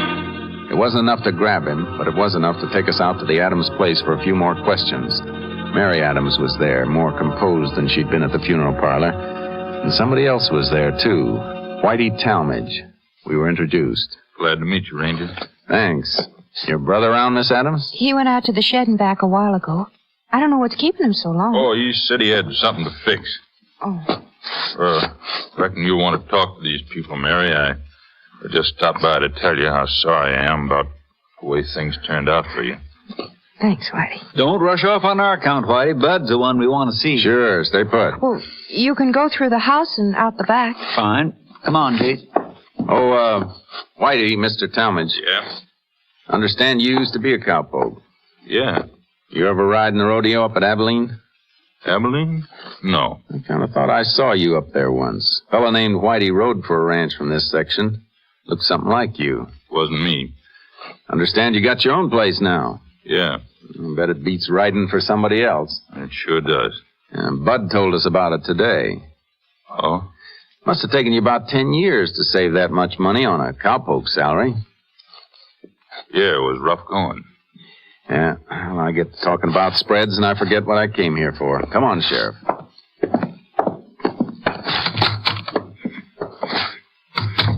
Oh, you flushed something there, Jason. Maybe not. Bud said Whitey bought his place with gambling money. We're lawmen. Maybe Whitey didn't want to admit that to us. Then what'd you rope him for? If he used to go with a girl, he's moving back into the picture mighty fast. Here's the old carriage shed.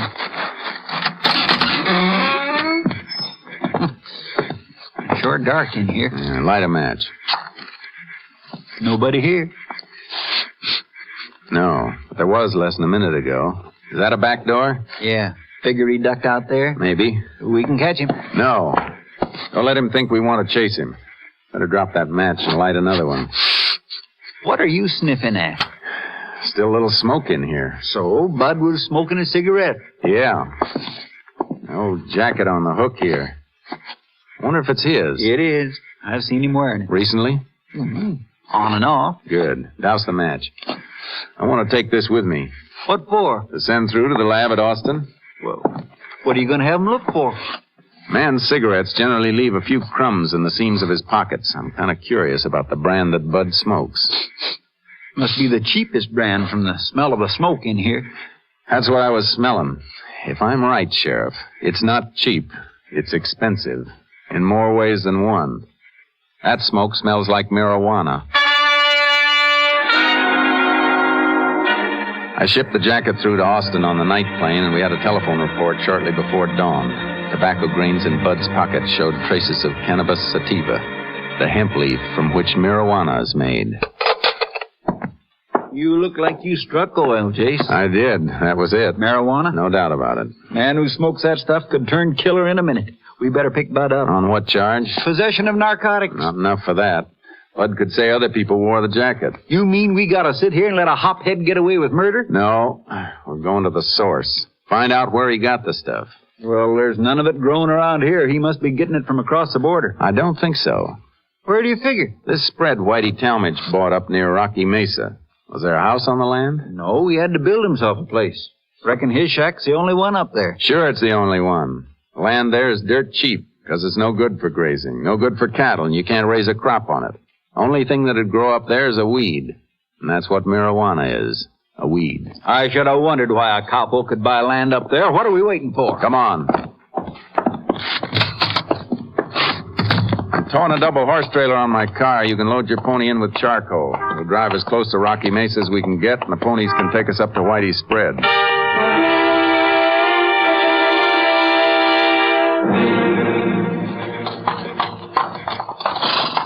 Watch where your pony steps, Jace. This is rough country. Which way's the place? I don't know. We'll have to comb for it. Ride around the mesa. It's near the base someplace. Must be over there. Where? Off to the right. See the smoke coming up? Yeah. Whitey must be home if he's got a fire going. We ought to be just in time for breakfast. And he won't feel much like feeding us. Hey, cut over this way. It's like better footing for the ponies. Right. Get up, Sheriff. Get over there. Sheriff. What, Jace? That's no cooking fire. Look at all that smoke. Yeah, there's a regular cloud of it. What do you make of that? Whitey got scared. I think his crop's going up in smoke before we can get to it. Come on, pound leather. Up, Shark. Up, come on. Hey, rein in, Sheriff. Ooh, boy. What is it? Fresh tracks here. Look. 2 horses. Came this far and then turned back toward the mesa. Now, why? Look in the direction we came from and you'll see why. Road's in clear view from this point. Our car shows right down the slope between those rocks. Bud must have come back here with Whitey last night. They were riding down this morning and spotted us. Might have seen us taking the horses out of the trailer. Come on. Let's see if we can save anything from that fire. Get up, Charlie. Up, boy. Come on. Took them a little time to ride back and fire that stuff, Jace. They can't be far off. They can be 1,000,000 miles off if we can't get some evidence to pin on them. Hey, there they are now. Where? Over to the right, past the smoke. On the ponies, see them? Yeah, but what do we do now? You head for the fire. If you can get a clump of that stuff that isn't completely burned, grab it. Then come after me. Well, where are you going? After them. Come on, Sharky. Yes, boy.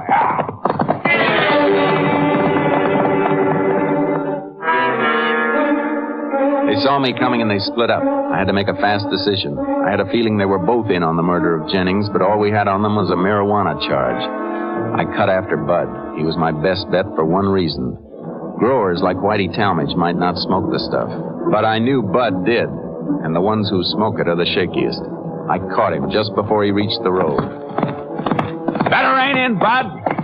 Rein in, boy, or I'll stop you with a bullet. And stop that pony. That's better. Now get off with your hands over your head.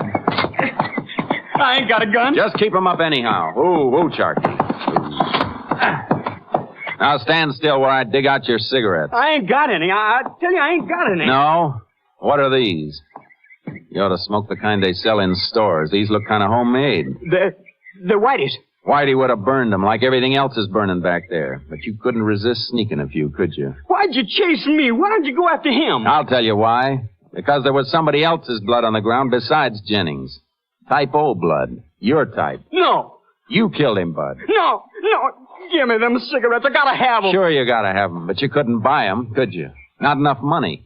What kind of a deal did you make? Did Whitey promise you a lifetime supply for killing Jennings so he could have your sister? I didn't do it. I didn't. I suppose you didn't smoke this stuff either. Let me alone. Why don't you let me alone? I should have seen it in your eyes the first time I saw you. Whitey's gonna be free. He's burned everything we had on him. He'll be all right.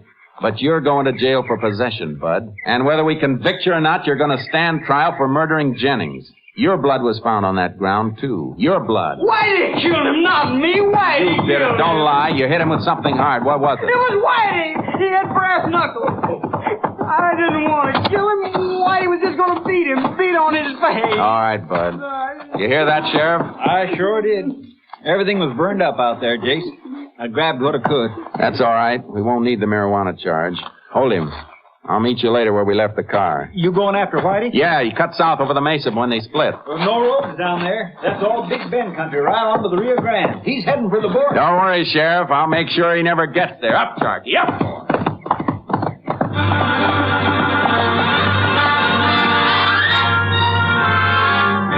It was up to the horses, and I had the best. I raked charcoal all the way once I picked up the trail. A clear trail in a mixture of alkali and sand. In less than an hour, I had a dust cloud to follow. Then I saw Whitey and his pony through the haze. The pony stumbled, almost fell. Whitey went off. He ran for a clump of mesquite and dropped behind it. Whoa, boy.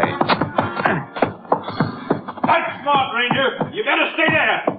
Whitey, if you're smart, you'll surrender. Listen to me, Ranger. I'll make you a deal. Try it. I got some dough. Almost $2,000. Maybe you found a little evidence back there, and maybe you didn't. Take the money and let's call it even. You're forgetting another little charge, Whitey. You killed a man. Why so quiet? Don't you want to make a deal on that one? You're bluffing. Am I? Bud spilled it all. Brass knuckles aren't going to do you any good now. Take the money, Ranger. If I killed one man, I got nothing to lose killing another one. Is it a deal? I'll tell you. As soon as I deliver you to the warden at Huntsville or the county morgue. Now take your pick, Whitey, because I'm coming for you. I'll take this.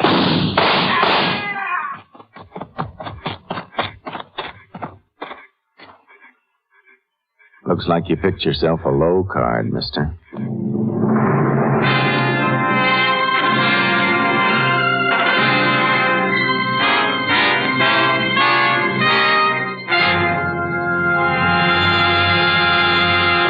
With Whitey Talmadge dead, Bud Adams entered a plea of guilty of murder in the second degree. On July 8, 1948, he was sentenced to the Texas State Penitentiary at Huntsville for a term of 50 years. Next week, Joel McCrea in another authentic reenactment of a case from the files of the Texas Rangers.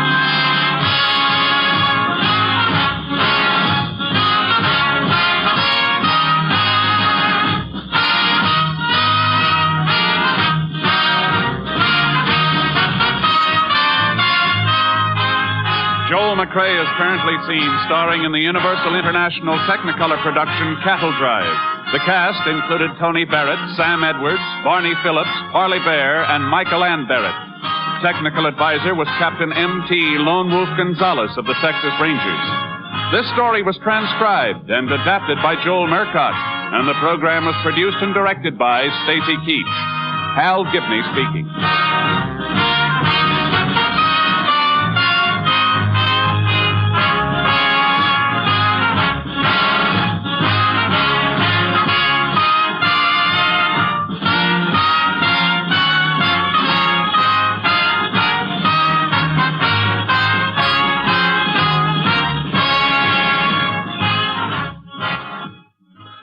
It's the Silver Jubilee on NBC. Next, hear The Big Show with guest stars including Fred Allen, Maxine Sullivan, Jack Pearl, Yul Brynner, Gertrude Berg, Portland Hopper, and your charming hostess, Tallulah Bankhead. Then enjoy mirth and music with Phil Harris and Alice Faye. Later, Theater Guild on the Air features Claudette Colbert and Gregory Ratoff in 20th Century. Yes, for the best in radio programming, stay tuned to NBC. The NBC radio network is now entering its second quarter century as a great entertainment medium. Next, it's The Big Show. All this and Tallulah, too, on NBC.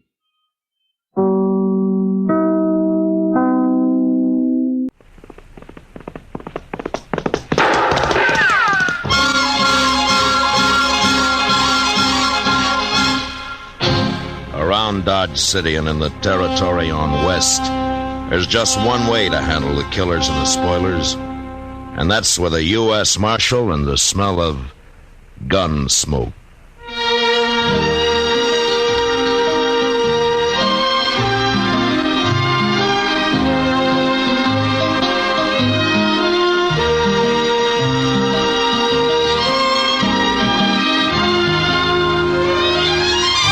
Gunsmoke, the story of the violence that moved west with young America. The story of a man who moved with it. Matt Dillon, United States Marshal.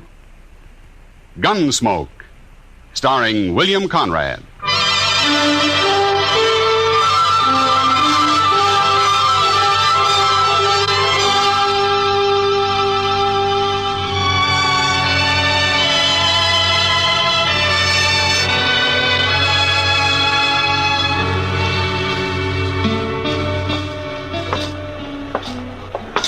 Mr. Dillon, look at those men down there by the jail. Yeah, it's quite a crowd. Well, now, what's so curious about a wagon load of buffalo hides, I wonder? Maybe they got a white one, Chester. They must have something mighty interesting. Yeah. This your wagon, mister? Nope. It's Gatliff's. I skinned for him. What's the crowd for? Just curious. The other skinner got hurt and we brought him into the dock. Oh, what happened? Is he hurt bad? Bad enough Gatliff didn't see any sense in bringing him into town at all. Me and the cook, we made him, though. What? Oh, here's Gatliff now. Chester, go up to Doc's and see what you can find out, huh? Yes, sir. How is he, Gatliff? Doc will take care of everything, Toby. Never mind that. How is he? He's dead. Let's drive these hides on down to the shed, huh?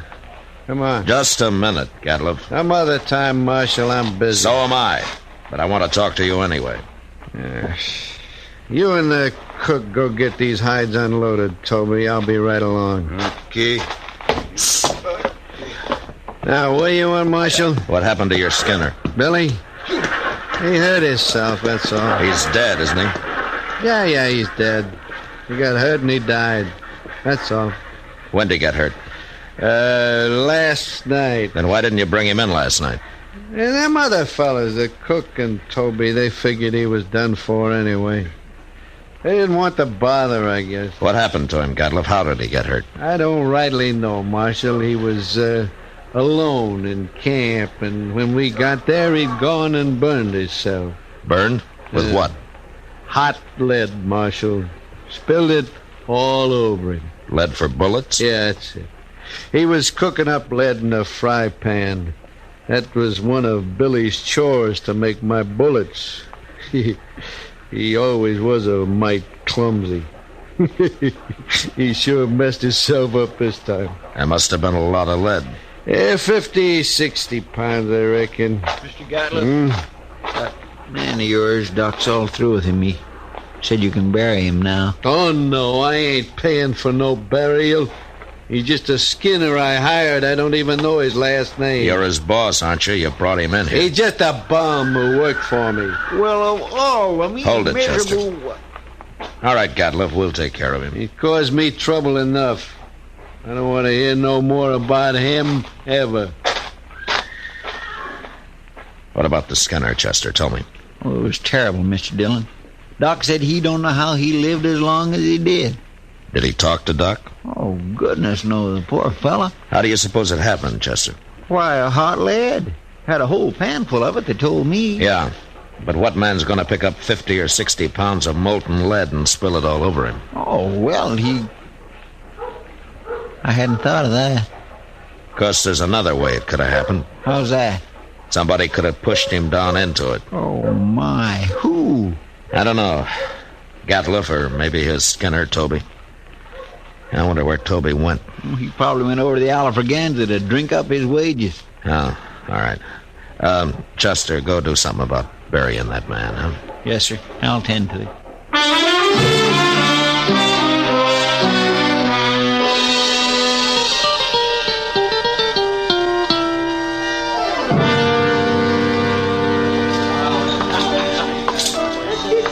Hello, Toby. Huh? Oh, hello, Marshal. Sam. Yeah? Set out a bottle of rye and another glass, huh? Sure, Marshal. I'll buy you a drink. You will? Well, sure, Marshal, sure. Well, Toby, here's to your friend, Billy. He was no friend of mine, but he died a bad death. I'll drink to him.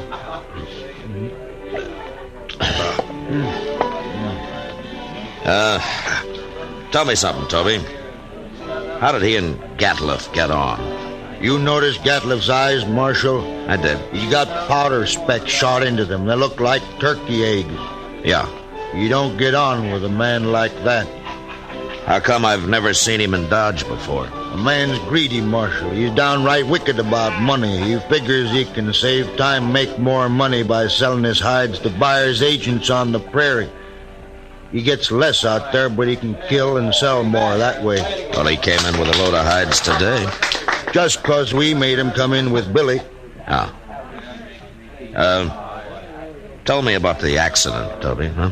Well, thanks.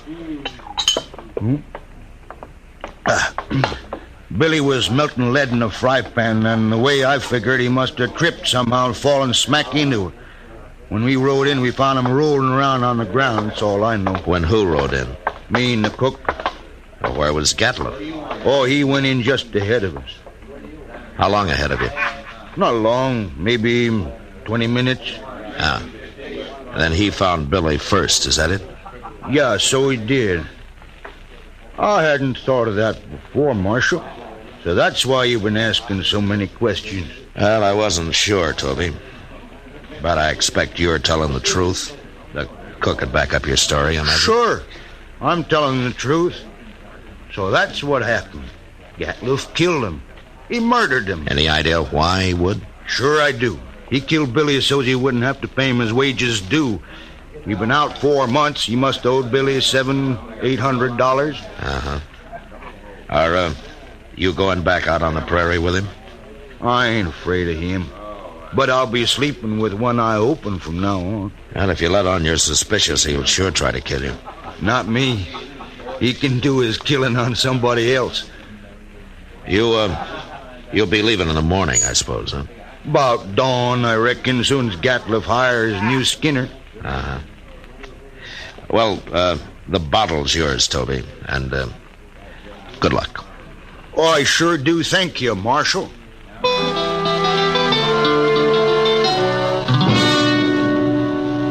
Later in the day, Chester and a couple of other men buried Billy out on the hill. As Toby said, he died a bad death. And it was made worse by the man who had done it to him going scot-free.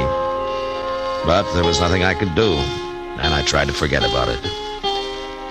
They left Dodge next morning, and things were peaceful enough for a few days until one night word came that there'd been a knifing in a Nestor camp across the river. We rode over to see what it was about. He was knifed in the back, Mr. Dillon. Yeah, but nobody saw it happen, Chester. No, sir. Looks like somebody got clean away with murder. Well, here's Yorkie Kelly. How are you, Yorkie? Hello. Oh, what are you doing here, Yorkie? I came looking for berries. It's a good thing I did. Oh? What do you mean? I saw that man get stabbed. What? You did? I heard them arguing, and I sneaked up just after he'd done it. They were all alone. Well, who did it, Yorkie? Did you recognize him? I never saw him before. Well, what did he look like? He was big, dirty looking. He had a buckskin shirt. Yeah? What, anything else? He had funny eyes, Marshal. They had spots in them. Oh. Chester? Gatlin. Well, how in the world could you ever sneak up close enough to see his eyes, Yorkie? I lived with the Arapahoes. Yeah, by golly, that's right. You know who did it, Marshal? Well, I do now, Yorkie. Thanks to you. I hope you catch him. I gotta get back. Moss Grimmett's waiting for me. So long, Yorkie. I guess it was Gatlin, all right, Mr. Dillon. Yeah. Seemed like a dangerous kind of a man to be running loose. I got him now, Chester. As soon as I find him. Oh, I hope so, Mr. Dillon. I certainly do hope so.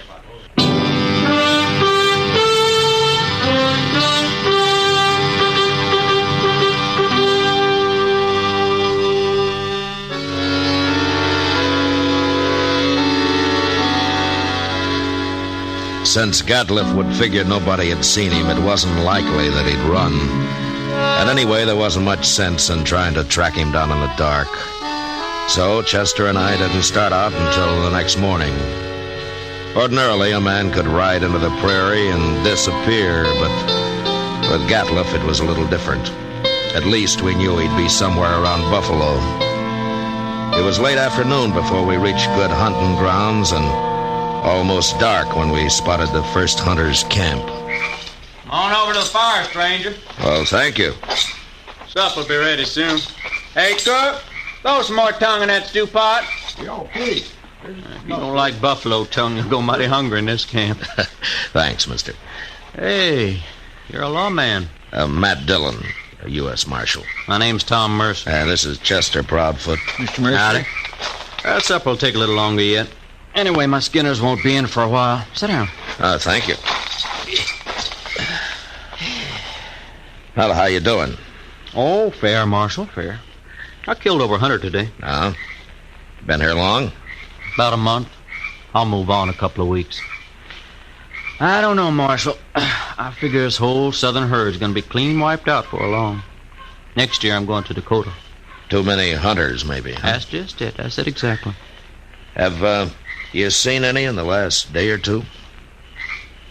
Just who you looking for, Marshal? A fellow by the name of Gatliff, a big man. Speckled eyes. What's they done? You know him? No, I don't. Nobody's come near us in over a week. Yeah.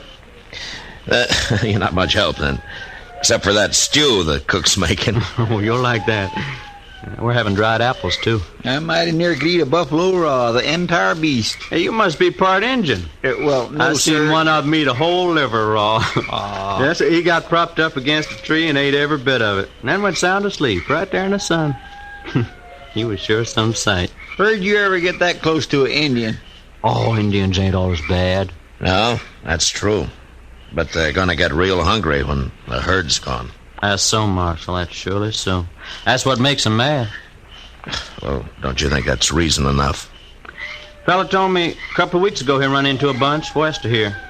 He was looking for scalps, all right, too. Oh, hey, here comes my Skinners. Now we can get outside of some of that stew. Fine. Don't you ever feed this man, Marshal?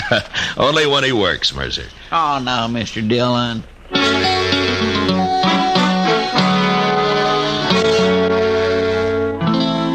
We spent the night in Tom Mercer's camp, and at dawn, just after breakfast, we said goodbye and rode on west. In the next 2 days, we met plenty of hunters, but we didn't find Gatliff. About noon of the third day, we cut the trail of a wagon train and figured it to be that of a hide buyer's agent who had come out into the prairie to do business on the spot. An hour or two later, we saw him. A long string of ox-drawn wagons piled high with hides. There was a man on horseback leading the train. We rode up to him. Hello there. That's quite a load you got, mister. 10,000 so far. What are you doing way out here, Marshal? I'm looking for a hunter by the name of Gatliff. You know him? Sure do. Just picked up a load from his rick early this morning. Is he in trouble? Yeah. Where is he? Straight south, couple of miles. Can't tell you exactly. He moves around a lot. That's close enough for us. Thanks a lot, mister. Sure, Marshal. Never did like him anyway.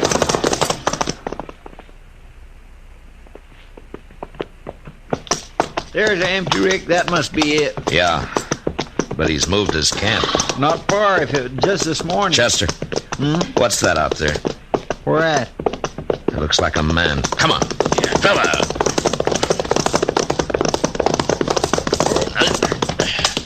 Why, Mr. Dillon, it's that Skinner of his. Yeah. Get some water, Chester. Yes, sir. Toby, can you hear me? He's been shot, Chester. Here's the water. Yeah. Toby, it's Marshal Dillon. Give me a drink. Yeah, here. He shot me, Marshal. Well, what happened? Where's the rest of the crew? They run off. Took his wagon and the horses. He went kind of crazy when he found out. That's why he shot me. Where is he now? I don't know, Marshal. He shot me, and then he said he was going hunting. He's going loco. Loco. Now, take it easy, Toby. Take it easy. You're going to be all right. I could hear him shooting at Sharps a long time. And then he stopped. Where was he? Which way, Toby? Off. Behind me there. I could hear him. Yeah. Chester, stay with him, huh? I'm going after Gatliff. All right, you.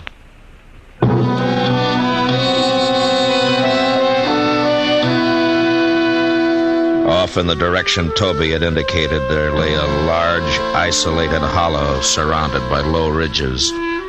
When I reached it, I dismounted and crawled up to where I could look down into it. There was no sign of Gatliff, but lying on the prairie floor were the bodies of countless fresh-killed buffalo. It was a strange sight. The old bulls and the cows and the little calves lying there, blackening the prairie grass.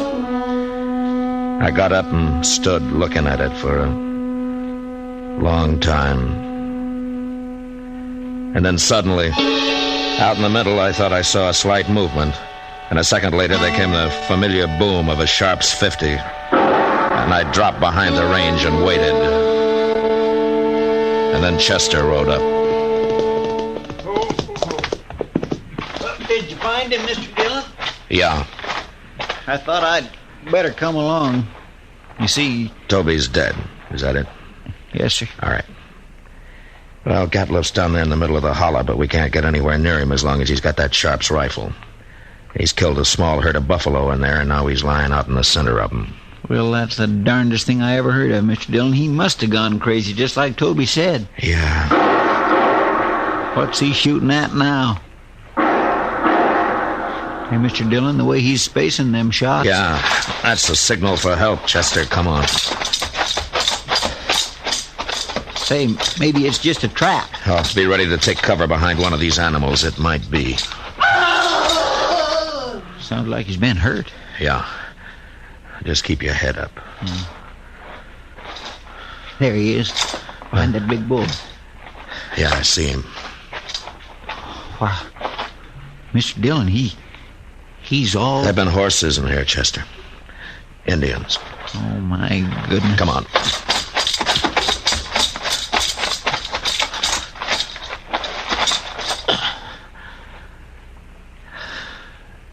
Well, that was his last effort, Chester. He's dead now.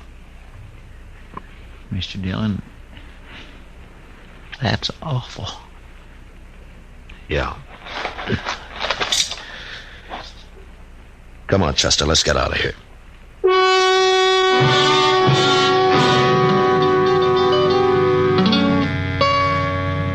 I don't know how the Indians caught Gatliff. He'd gone a little mad, and maybe that made it easy for him. But they'd finally got themselves a buffalo hunter. And into their unbelievably savage torture of him had gone all the hatred and desperation of a race being slowly starved and driven from their homeland. And then they'd put him there, surrounded by his own bloody slaughter, and they'd gone off with a gesture of contempt, leaving his rifle and his ammunition by his side. And having seen what they did to him, I'll never know how he managed to fire even one of those shots. For all of his evil, Gatliff had died harder than any man I'd ever seen. Chester and I rode back to Dodge, and it was never mentioned between us again.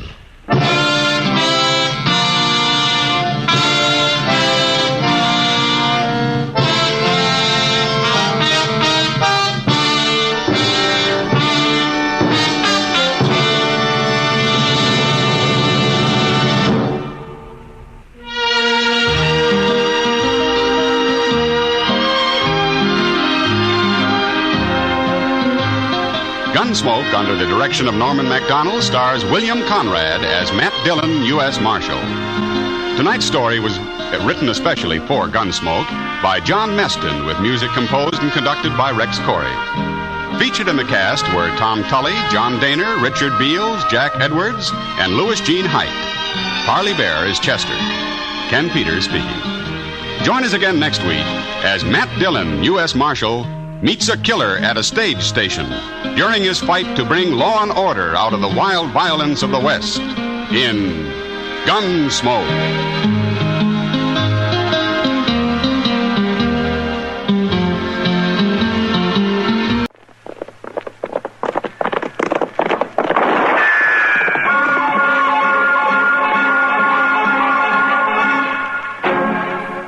Dodge City and in the territory on West, there's just one way to handle the killers and the spoilers, and that's with a U.S. Marshal and the smell of Gunsmoke.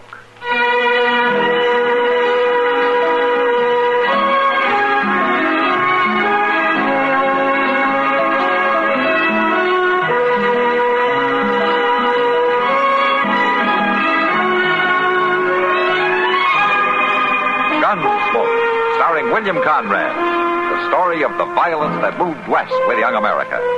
And the story of a man who moved with it. I'm that man.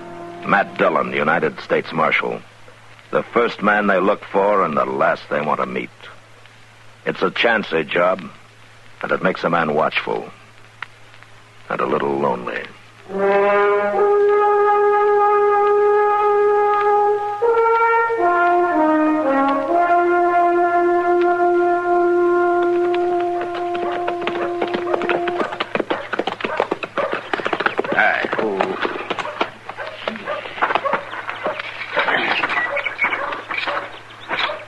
Flag Miller sure is going to be mad about all this, Mr. Dillon. I can't help that, Chester. He's coming up the street right now, somebody's man. Yeah, I see him.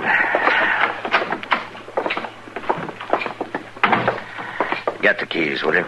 Yes, sir. I can't say I blame him much at that, though. There's not much to be done about it. The law's the law. I reckon so, but still and all... Come on.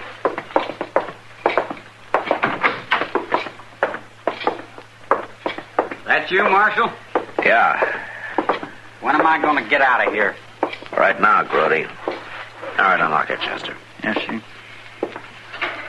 So you finally come to your senses, huh? I didn't decide anything one way or the other, Grody. It's a court order from Judge Bent. Well, at least he had gumption enough to clear me. Now, you're not cleared exactly. He just ruled that there wasn't enough evidence to bring you to trial. There wasn't no evidence. Except for them lies Flag Miller's girl told. Now, come on, Grody. I'll give you your gun back. Marshal? All right, Flag. Just hold your horses. Now, you watch your temper, Grody. He's going to be pretty upset. He ought to be firing me the way he done. Getting me jailed for stealing cattle just on the say-so of that old maid daughter of his. Marshal, do I understand right? Are you turning this young cattle thief loose? It's a court order, Flag. Judge Bent says there's no case. No case? My girl seen him come riding in at daybreak the night them cattle was took, and he stood up and lied and said he hadn't been out of the bunkhouse. It wasn't me doing the lying, you hard-nosed old badger. You calling my daughter a liar? All right, shut up, both of you. You know, Flag, it might have helped your case some if your girl had come in and told her story. I told you why she wouldn't. She's too dang bashful to stand up in front of the public. Well, maybe so, but the judge couldn't go on hearsay. You call that justice, do you? Under the circumstances, I do, yeah. Chester, do you get Grody's gun? Okay. Well, I got another name for what you're doing, Marshal. Is that so? No, thanks, Chester. There you are, Grody. Much obliged, Marshal. I call what you're doing aiding and abetting an outlaw. What are your plans, Grody? I don't know. Hire on at some other ranch, I reckon. There ain't a rancher in Kansas that's going to take on a branded thief, and I'll see to it that they know all about you. Flag, you better rein in that mouth of yours. All right, take it easy, both of you. He shuts up, he won't be bothered. Yeah, but he's right, Grody. You're not going to find a job around here. I wasn't convicted. You weren't cleared, either. You telling me to ride out, Marshal? You think of a better idea? Maybe you're right. And maybe I don't care to live around this big-mouthed bull snake anyhow. Maybe I will ride out. And good riddance. You've been lucky, Flag. Real lucky. Don't push it too far. I catch you within 10 miles of my place, I'll put a bullet through you on sight. All right, that's enough, Flag. The kid's leaving. There's no call to get mouthy. I'm just warning him. Now, you want to get going, Grody? Might as well. I guess you treated me as good as you could, Marshal. Thanks. Good luck, Grody. So that's the kind of law we got here. Pat a cattle thief on the head and wish him good luck. If he is a cattle thief. Are you doubting my word, Marshal? Judge Bent doubted it. Judge Bent. You and him's hand in glove. Coddle him, give him a nice warm cell to rest up in, then hand him back your gun, send him out to do it again. Maybe it's about time some of us made some law of our own around Dodge City. Don't try it, Flag. Wouldn't be the first time a rope and cottonwood limb cured a man of stealing cattle. Did you hear me? I heard you. And I hope you heard me good. For your sake, Flag, I hope you heard me real good.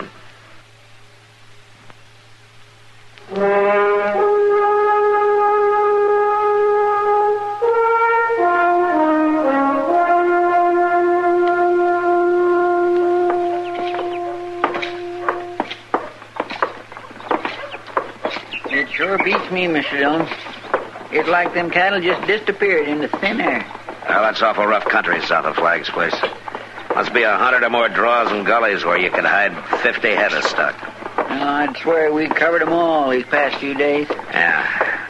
It looks like we'll have to try here in town and see what we can turn up. Max! Oh, Max! Wait a minute. Oh, what's old Doc carrying on about now? I don't know. I'll see what he wants. You go ahead and start doing what I told you. All right, sir. See you later. Now, what's on your mind, Doc?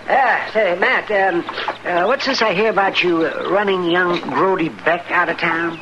You're behind the times, Doc. That was 3 days ago. Oh, well, I've been busy. Sorry to hear it, Matt. You're sore because I ran Grody out of town. Flag Miller's sore because I coddled him. Well, the truth is I didn't do either one, Doc. Anyway, when did you start taking up for Grody? I like him. He's a good kid. You know, he helped set a broken leg out at Flag's ranch a couple of months ago. Well, you can tell a lot about a man when you work with him like that. Yeah? Can you tell whether he'll rustle cattle or not? There wasn't a thing against him except that fool girl claiming she'd seen him ride out that night. And then she wouldn't even show her face in town to tell the judge about it. Well, she's bashful, Doc. Bashful, confounded man. If it's got to do with an outlaw or a killer or such like, there's nobody better than you. But when it comes to women, you haven't got the sense of the good Lord give a rabbit. Oh, what are you talking about? Why, anybody with a half a brain would know why that girl lied. How do you know she lied at all? How did Marshal, I've been looking for you. Hello, Flag. What's the trouble? I lost another 100 head of cattle last night. Oh? Well, then Grody Beck wasn't guilty after all, was he? You're saying that. I'm not. Be kind of hard for him to steal cattle last night when he rode out of Dodge 3 days ago. He may have rode out, but he didn't ride far. What? He was seen on my range this afternoon. Now, look, Flag, it's possible your daughter's mistaken. It wasn't my daughter that seen him. It was 2 of my riders. Or maybe you're claiming we're all a bunch of liars. I know that boy, Flag, and he's not a thief. Why don't you stick to doctrine and leave the law to them that can handle it? Suppose you take that advice yourself, Flag. Marshal, I already seen what they expect out of you. Leaving it up to you and Judge Benz cost me another 100 head of stock. So now I'm aiming to use some of my kind of law. There's only one kind of law here, Flag. It's got nothing to do with some riled-up, brainless mob. Got nothing to do with much of anything, as far as I can see. They may be slow sometimes. They may have loopholes. Temporary ones, anyhow. But you know, it's got one thing that your so-called law never has. It's got a margin to take up the slack. A chance to back up and change a mistake before it's too late. Grody Beck's had all the margin he's going to get. That's no proof that Grody took him. And just what was he doing on my range? Well, it's just possible he was looking for some way to clear himself. But I'll know that when I find him and talk to him. You better find him in a hurry if you're aiming to talk to him. I better find him able to talk, Flag. If I don't, it's going to be the sorriest day of your life.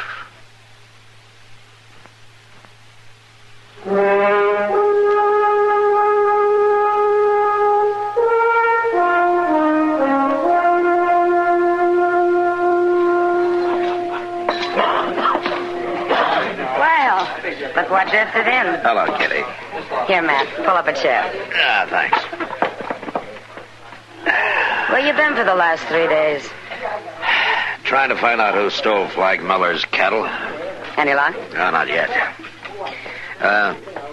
Chester around? Yeah, he's in that poker game over there in the far corner. Oh, yeah. He's been acting real funny, Matt. The last hour and a half, he sat in on every game in the house. He stays 10 minutes or so, and then he moves on to another table. Well, I told him to. What do you mean you told him to? Well, just that. Oh. Got anything to do with those cattle? Yeah, I hope so.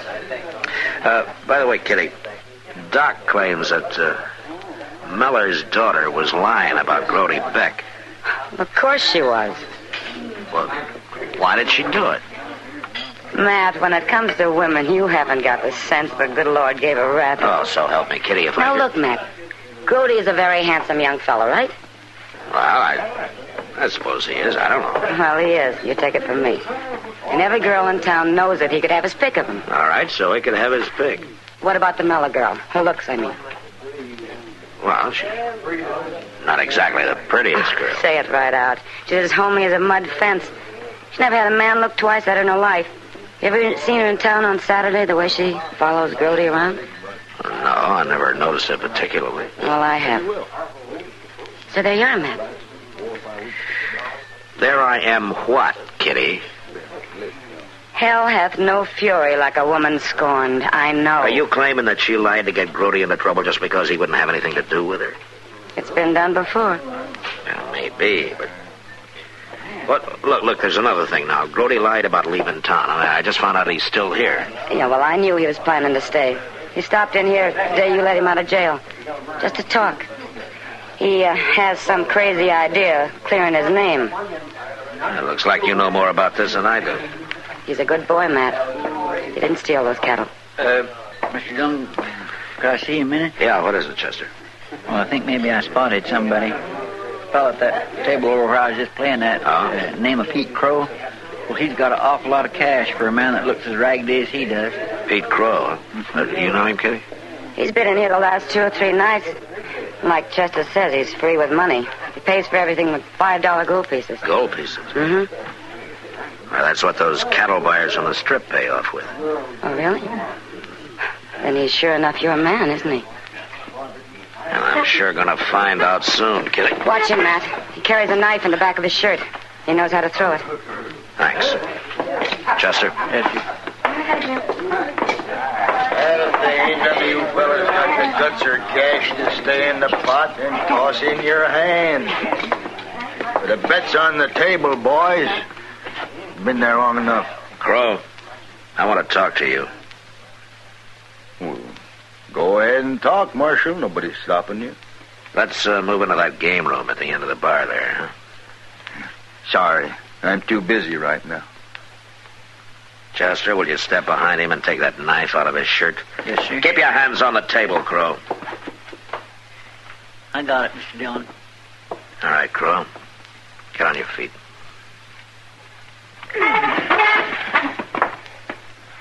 You're making a big mistake, Marshal. I don't mind. I get going. You got no right to order me around. Inside.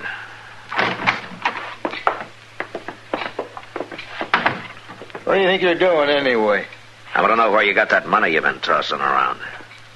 I figure that's my business. Sure. And your business might be cattle rustling. Got proof of that, have you? No, but I got a good hunch you're the man I've been looking for. The law don't convict nobody on hunches. No, but Flag Miller probably would. What are you talking about? You got a choice, Crow. You can tell me the truth and take your chances in court, or you can walk out of here and explain to Flag Miller where you got that money. You know what he'd do. He wouldn't do anything if you got a good explanation. If you didn't steal his cattle. I wouldn't have a chance. He'd know right off. He'd lynch me, sure. I'll tell you, Marshal.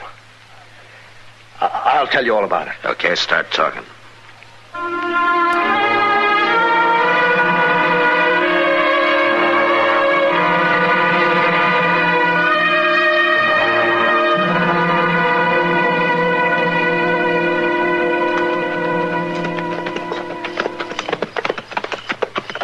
That must be them, Mr. Dillon. 15 or 20 of them just topping the ridge up there, see? Yeah, that's about the size of Flag's outfit, all right. He didn't leave any of them at the ranch. They're starting this way. Heading for home, I guess. All right, Chester, let's wait for him here. I just want him out in the open and full moonlight in case he makes a move. You reckon he'll try, Mr. Dillon? We won't give him a chance to try if we can help it. You edge in behind him, Chester, so you can take his gun as soon as I call him on it. Yes, sir, I'll do it. Here they come. Yeah. Hey, Flag! Who is this? It's Matt Dillon. Over here. The Marshal, boys. Come on.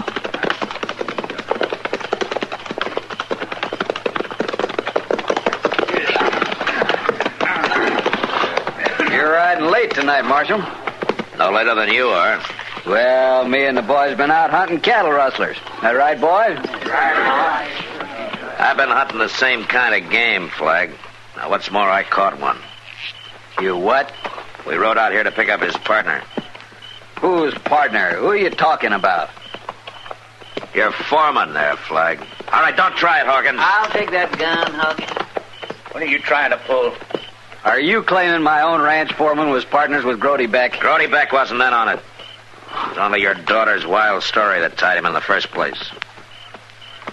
Hawkins' partner is a man named Pete Crow. And I got him locked up in Dodge. I ain't never heard nobody named Pete Crow. Yeah? That's not the way he tells it. And he's lying. He says the two of you had run the cattle off into the river bottom during the night. And he'd hold them there for the buyer to pick up the next day. I tell you, I don't even know the man. He knows you, Hawkins. He's lying. Yeah, well, he wasn't lying when he told me where you had your share of the payoff hidden. Chester and I just found it in the mattress of your bunk. Now, Flag, do you believe it now? It wasn't just them two alone, Marshal. Grody was in on it, too. No, you're wrong, Flag. Grody had nothing to do with it. Pete Crow told me the buyer was to pick him up tomorrow. Crow and Hawkins had him pinned up in a dead-end gully in the river bottom.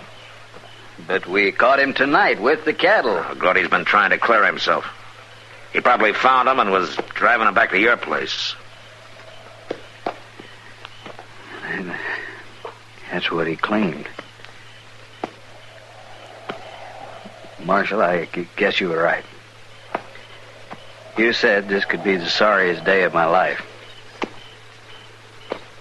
What are you talking about? When we caught Grody with the cattle, we hung him.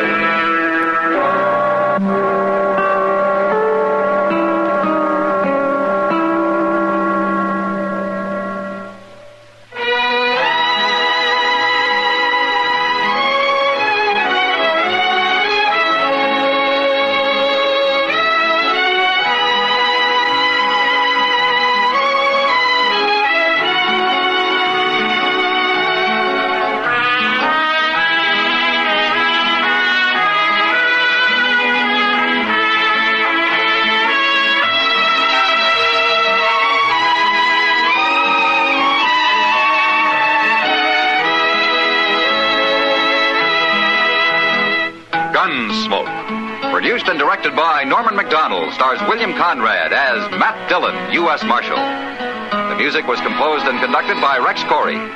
Sound patterns were composed by Ray Kemper and Bill James. Featured in the cast were Parley Bear as Chester, Howard McNear as Doc, and Georgia Ellis as Kitty. The Equitable Life Assurance Society presents This Is Your FBI.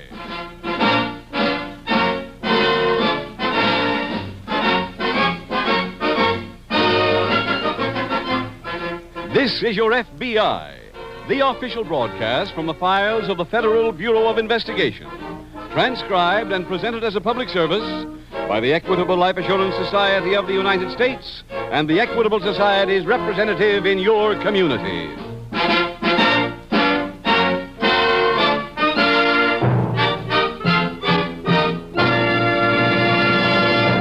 Tonight we have in our radio audience thousands of people who will be listening for the middle commercial, all because of a postcard. Yes, a postcard they received in the mail this morning from a representative of the Equitable Life Assurance Society.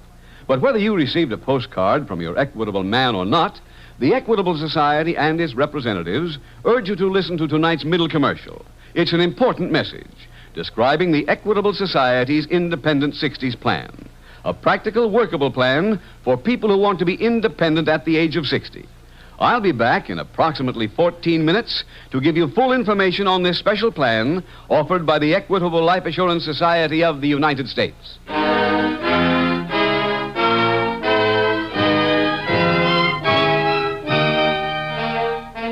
Tonight's FBI file, The Transatlantic Shakedown.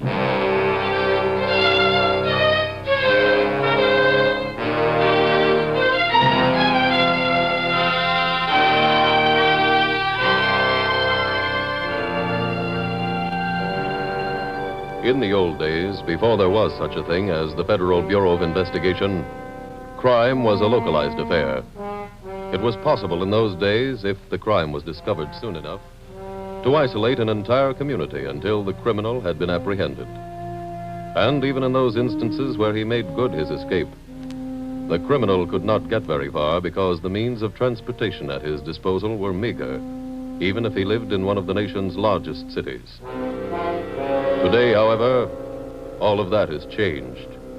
In this age of jet propulsion, it is possible for a man to commit a crime in one city and for him to take refuge in another city 3,000 miles away before the very crime has been discovered. It is true that the progress made in transportation has also made it easier for the special agents of your FBI to cover a tremendous amount of territory. But the greater advantage has come to the criminal, for he and he alone is the one who decides the exact moment at which a crime will be committed. Because he is by occupation an opportunist, he chooses that moment which will afford him the greatest lapse of time between his crime and the beginning of the search for him. Tonight's case from the files of your FBI, for example, is international in scope because of that ease of modern-day travel, and takes us first to the city of eternal gaiety, Paris.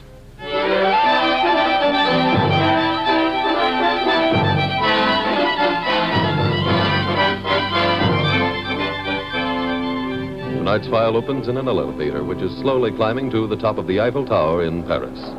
The elevator operator also acts as guide.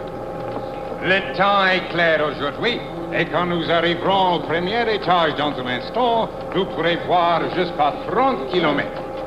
À votre droite, vous voyez la plus ancienne cathédrale de Paris. Isn't this a beautiful view, Mother? Et à votre gauche, Yes, Paul, les canaux de but Saint-Cloud, what? à 5 kilomètres d'ici. I don't understand all this. Our coming here?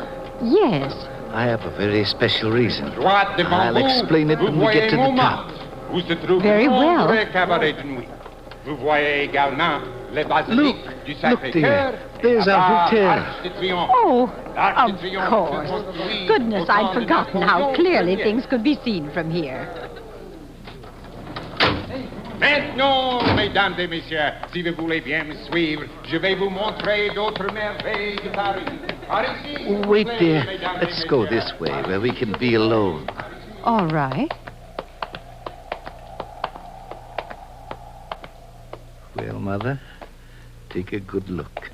You may not see Paris again for quite some time. What do you mean? We're leaving. For where? The States. Paul. I've got to go back to see Don Jackson. But you just went to London to clear up the Jackson matter. I went to London to see Mr. Jackson's representative. What happened? He wanted to settle my entire claim against Don Jackson for $5,000. Why, that's ridiculous. That's what I told him. And? He got very angry. He threatened me. And, well, I was forced to use violence. That's why I've got to go back to see Don Jackson in person. Just because you had a fight with his representative? Mother, I killed him.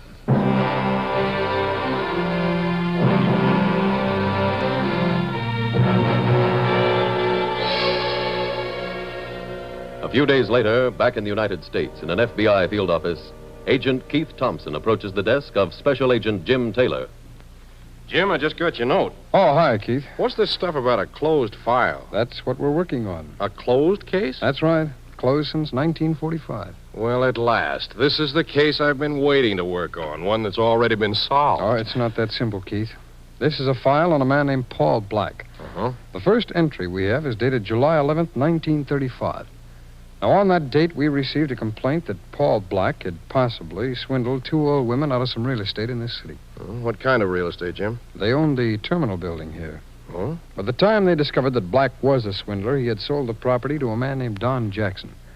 Now, Jackson swore that he bought it in good faith, so the only chance the women had to recover their money was to ask the courts to intervene and set aside the transaction. And I assume that when prosecution was started, Black was among the missing. Mm-hmm. We made a rather complete search for him, but no lead turned up for 3 years. Which would have been 1938? That's right. Well, at that time, we found that he'd gone to France.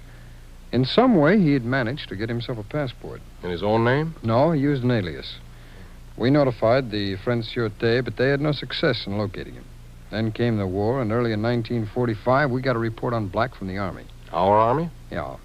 As they were moving through France toward the German border, they found the body of a man who carried the identification papers of Paul Black.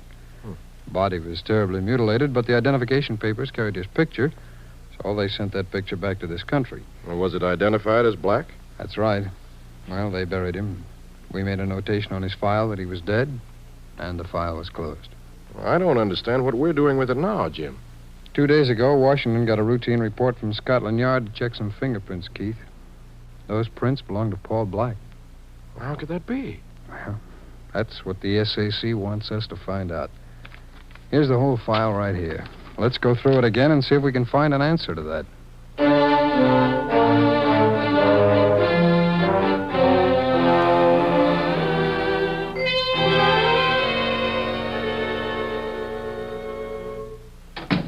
Is that you, Mother? Yes, dear. How was your walk? Very enjoyable. Fine. Have you spoken to Don Jackson yet? No, I called, but he wasn't in. Oh. His secretary said she'd have him call me.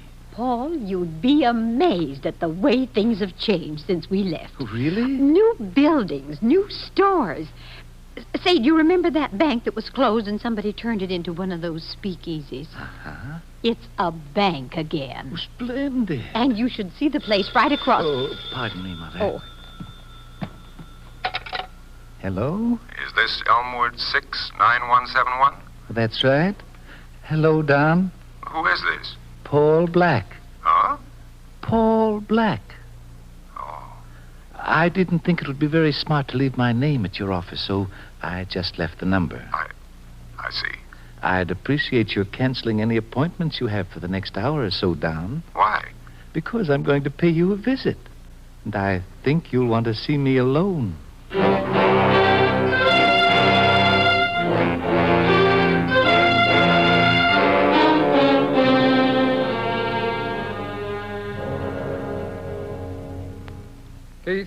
Keith, I just got that report from Scotland Yard. On Paul Black? Indirectly, it was about a man named John Ross. Who's he? An American who was found dead in a London hotel room 10 days ago. Oh. Paul Black's fingerprints were found in that room. Was this Ross murdered? Well, apparently. One thing that hasn't been found yet, though, is his passport. You know, I think Black might attempt to use it. How about notifying immigration? I already have. They're going to be on the lookout for him. I ran down a lead myself. Oh? What was it? Well, I checked on Black's wife. I tried to find some indication on whether she left the country with him. Any results? Yeah. I found a bank account in her name at the Security National. The last deposit was made shortly before Black disappeared. He left in a hurry, didn't he, Jim? Yeah. Well, if she left the account, that would indicate that she went with him. And I'd say we could assume that if he's coming back, so is she. Mm-hmm. Keith, why don't you call the bank and ask them to call you if Mrs. Black shows up for the money? I've already covered that. Oh, swell. Oh, our records also show that she also had a favorite beauty shop and a favorite dressmaker. You might check on them, too. Will do. Meanwhile, I'll wait here for some word from the code room. What's doing up there? They're decoding a message that came in from the Paris Sûreté a little while ago. On this case? Yes, and as soon as that message is decoded and translated, we should have a lot more information on Mr. Paul Black.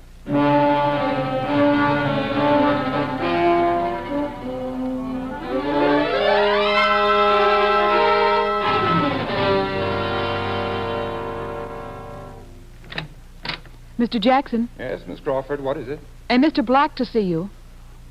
Have him come in. Yes, sir. You may come in, Mr. Black. Thank you, miss.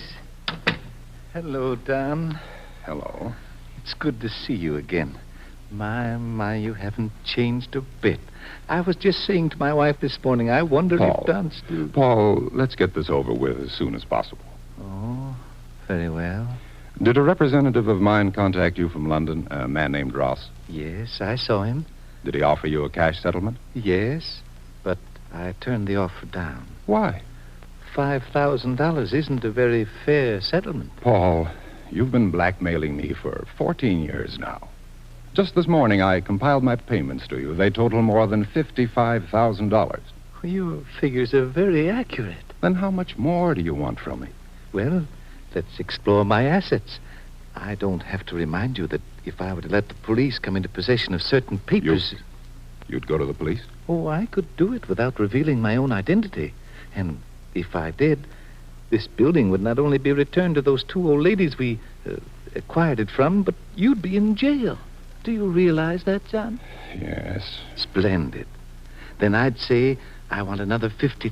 $50,000? That's my price. That's a fortune. That's why I want it. And I want it in cash by tomorrow afternoon.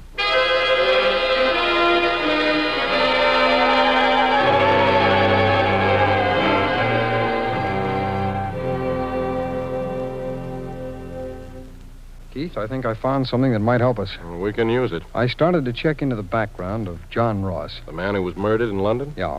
Well, I found that he used to work for a man here in town named Don Jackson. He's the one who owns the terminal building. Mm-hmm. And as you recall, he bought it from Black. Oh, that's interesting. Well, I called Jackson's office a little while ago, but he was in conference. His secretary said that she'd contact me as soon as he was through. Good. Jim, I've just finished going over this report from the Paris Sûreté. And? And we know now for sure that Paul Black is back in this country. How? They located the missing passport of John Ross. They did where? In the hands of a black market passport operator in Paris. And under questioning, this operator admitted that he made a deal with Paul Black. Oh? He took the Ross passport from Black and gave him one in the name of Howard Poole. That pins the murder on Black, but why do you say we know that he's back in this country now? Because I checked immigration, and their records show that a Howard Poole flew from France to New York this week. That was Paul Black, of course, using the forged passport. Oh, excuse me, Keith. Yeah. Special Agent Taylor speaking. Hello, Mr. Taylor.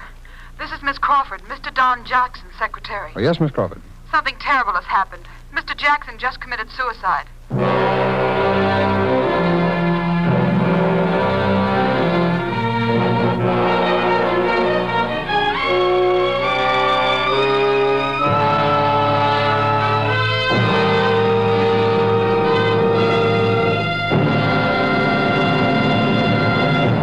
We will return in just a minute to tonight's exciting case from the official files of your FBI. Tonight, on the 8th of July, when we stand midway between America's Independence Day, July 4th, and France's Independence Day on July 14th, seems a specially suitable time to invite you to take advantage of the Equitable Society's famous Independent 60s plan. The Equitable Society created this plan for self-reliant Americans who want to keep on being independent after they reach the age of 60, who want to be self-supporting and self-respecting when it's time for them to retire.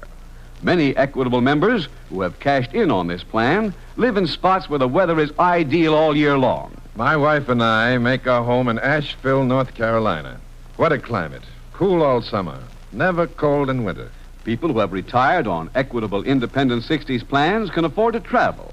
They've time for their hobbies. My hobby is my workshop down in the basement. You ought to see some of the furniture I've built since I retired.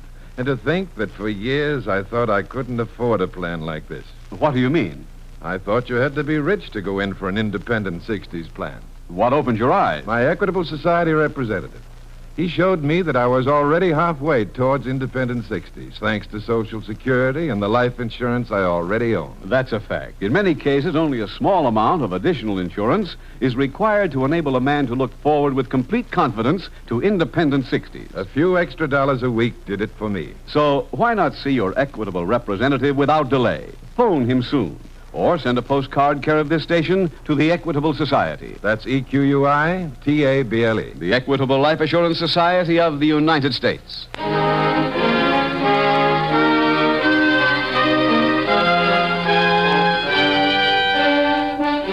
And now back to the FBI file, The Transatlantic Shakedown.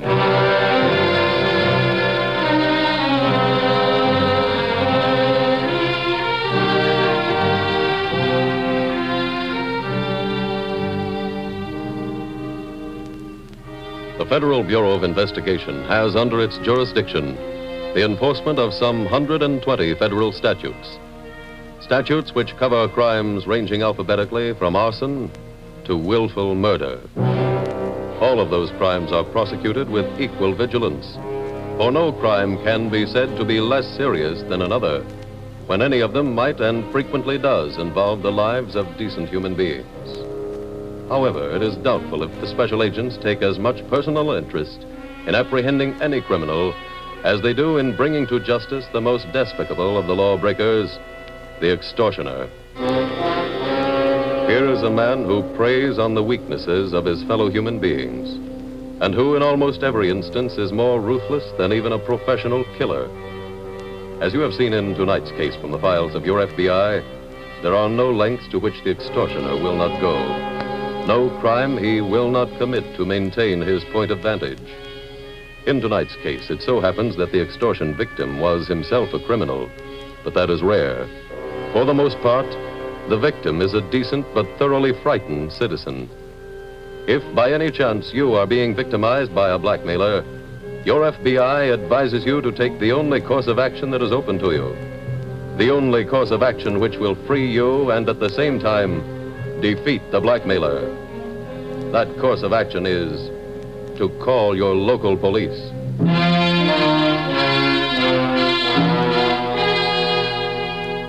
Tonight's file continues in the apartment of Mr. and Mrs. Paul Black.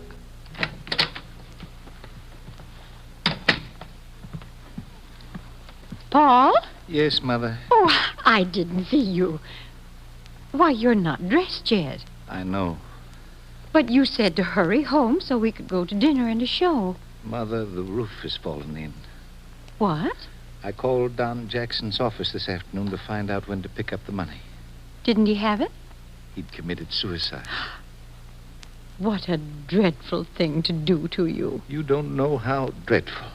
We spent all our money to get over here, Mother. We haven't enough left to get even one of us back to Paris. Oh, don't worry about that. Mother, if anyone finds out that we're in this country... I have a way for us to get back to Paris. How? Well, I was going through my trunk today. I found all sorts of old things. Stationery I hadn't used. A list of people we sent Christmas cards to in 1934. Mother, how does that get us back to Paris? I also found an old bank book. An account that I have at the Security Bank. Don't you remember that account? Oh, yes, I do. How much have you got in it? A little over $1,100. Splendid. As soon as the bank opens tomorrow morning, go down and get the money. We'll be on our way back to Paris tomorrow night.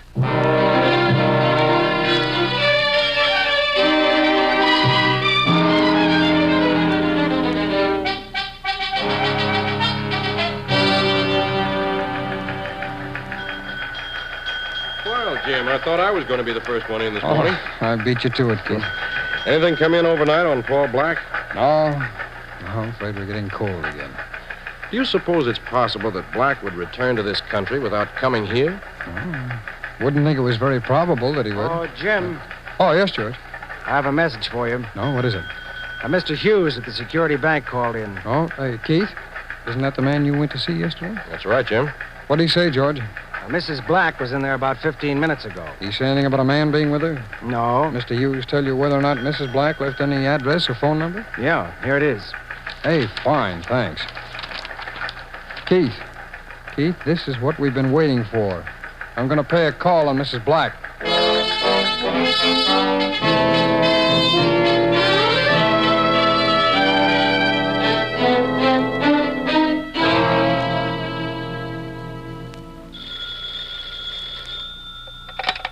Hello? Hello, Paul. It's me. Mother, where are you? In a phone booth. Where have you been? Just doing a little shopping. Did you get the money at the bank? No, not yet. Why not? They asked me to come back at 1 o'clock. Why? They said the account had been dead for so long that they needed a little time to check on it. Sounds like they were stalling. They said they'd call me if they cleared it up before 1 o'clock. How can they call you? I gave them the telephone number. Oh, Mother. You told them we were living here? Yes. That explains it. Explains what? I heard a man at the door a little while ago. Oh, The bank was probably waiting for you. They must have called the police as soon as you left. what can we do, Paul? Well, they must be watching our place. I'll tell you what. You come on home.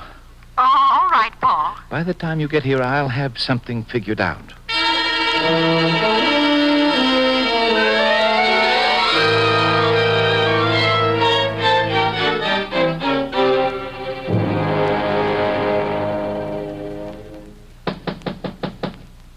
Just a minute, please. Good afternoon. You Mrs. Mary Black? That's right. I'm a special agent of the FBI. Oh, Here are my credentials. well, won't you come in, Mr. Taylor? Yes, thank you. Now, what can I do for you? We're looking for your husband, Mrs. Black. My husband is dead. We have reason to believe otherwise. Why, he was killed during the war in a little town about 100 miles from Paris called Compiègne. Oh, we believed that story at one time, too. Now we have definite proof that he's alive. Oh, no. Have you seen him? Why, not since the day he left this country 10 years ago. You weren't in Europe with him? No. I'd say it's quite a coincidence that you should return here the same week that he did. Mr. Taylor, I have proof that I was not in Europe with my husband. Oh, what kind of proof? Letters? Letters that Paul wrote to me from the time he went away until he was killed. How did he know where to write to you? Well, I moved a lot, but I always left a forwarding address. May I see the letters, please? Yes, surely. I have them right here in my trunk. Oh, if Paul were alive, he'd still be writing to me. I know he would. Yes, here are the letters. Thank you. Now, this one, dated January 23rd, 1945. This is the last letter received from him. That was written the day before Paul was killed. I see. He wrote beautiful letters. Do you mind if I take these back to the office with me? Will you promise to return them? I promise, Mrs. Black.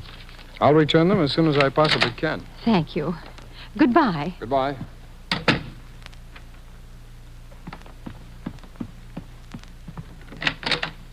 Paul? Has he gone? Yes, Did you give him the letters? I did. Well, that should clear you. As soon as he returns them, you go to the bank and we'll get out of here.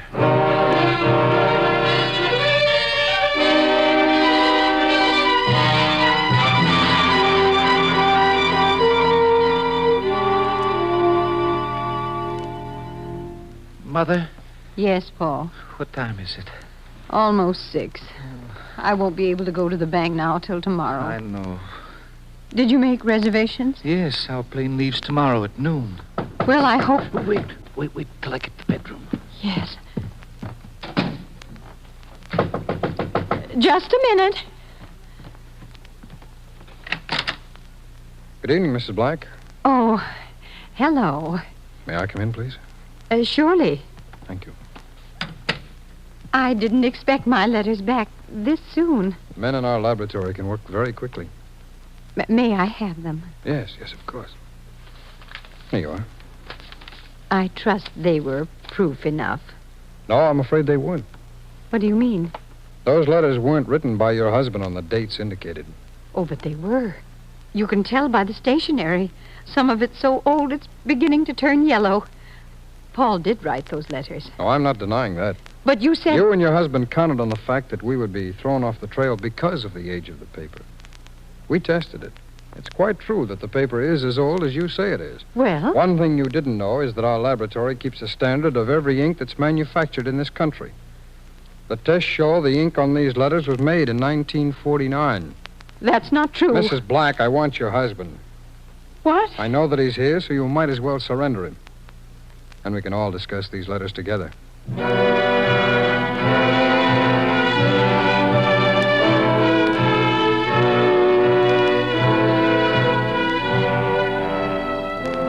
Paul and and Mary Black were convicted for a violation of the National Stolen Property Act and sentenced to a federal penitentiary. Detainers were also filed for the extradition of Paul Black to England to be tried for murder. Evidence developed in the criminal proceedings was later used by the two women who were the original property holders to have the transaction by Jackson set aside, and thus they regained the property that was rightfully theirs. That the clue which led to the solution of tonight's case from the files of your FBI was supplied to Special Agent Taylor by the FBI Crime Laboratory will come as no surprise to anyone who has followed the progress made in the field of crime investigation. In that field, science has made tremendous strides, and its use of such machines as the spectrograph, the Geiger counter, the microscope, and every other scientific aid that man has yet devised is increasing daily. In the old days, it was a rare case when the crime lab helped on a case. Now it is an equally rare case when it doesn't. In addition to the lab, though, there was an added factor which helped in the solution of tonight's case, an added factor which is of equal importance.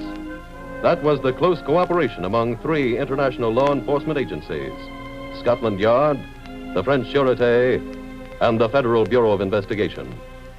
Your FBI at this time wishes not only to thank those two agencies, but also to convey the hope that their future cooperation will continue to be as close as it has been in the past.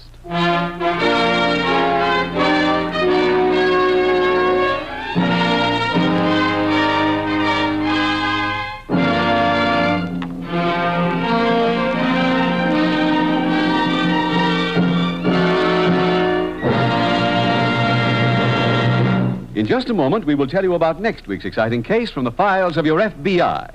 Now, two final questions on the Equitable Society's Independent 60s plan. When I start one of these plans, what happens to the life insurance I now have? Your Equitable representative will show you how to integrate it with your plan. Well, how much in cash does this plan pay me after I'm 60? You receive a check every month, the exact amount depending on your present income and your future needs.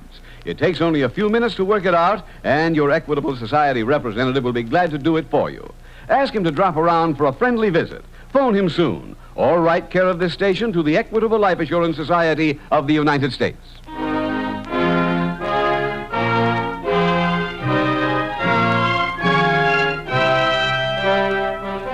Next week, we will dramatize another case from the files of the Federal Bureau of Investigation.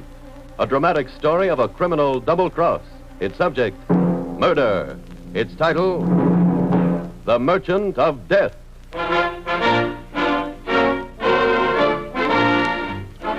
The incidents used in tonight's Equitable Life Assurance Society's broadcast are adapted from the files of the Federal Bureau of Investigation. However, all names used are fictitious, and any similarity thereof to the names of persons living or dead is accidental. Tonight's broadcast was transcribed, and the music was composed and conducted by Frederick Steiner. The author was Jerry D. Lewis. Your narrator was William Woodson, and Special Agent Taylor was played by Stacey Harris. Others in the cast were Grace Albertson, John Beale, Ed Begley, Jeanette Nolan, Gaylord Pendleton, and Don Randolph. This Is Your FBI is a Jerry Devine production. This is Larry Keating speaking for the Equitable Life Assurance Society of the United States and the Equitable Society's representative in your community, and inviting you to tune in again next week at the same time when the Equitable Life Assurance Society will bring you another thrilling story from the files of the Federal Bureau of Investigation, The Merchant of Death, on This Is Your FBI. This is ABC, the American Broadcasting Company.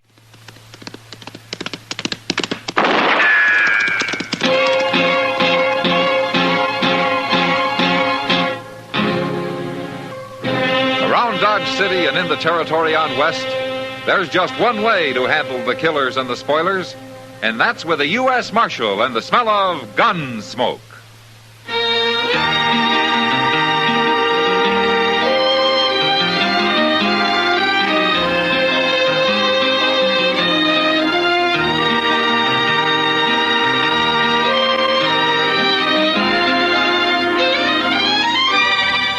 Gunsmoke, starring William Conrad. The transcribed story of the violence that moved west with young America. And the story of a man who moved with it. I'm that man, Matt Dillon, United States Marshal. The first man they look for and the last they want to meet. It's a chancy job, and it makes a man watchful and a little lonely.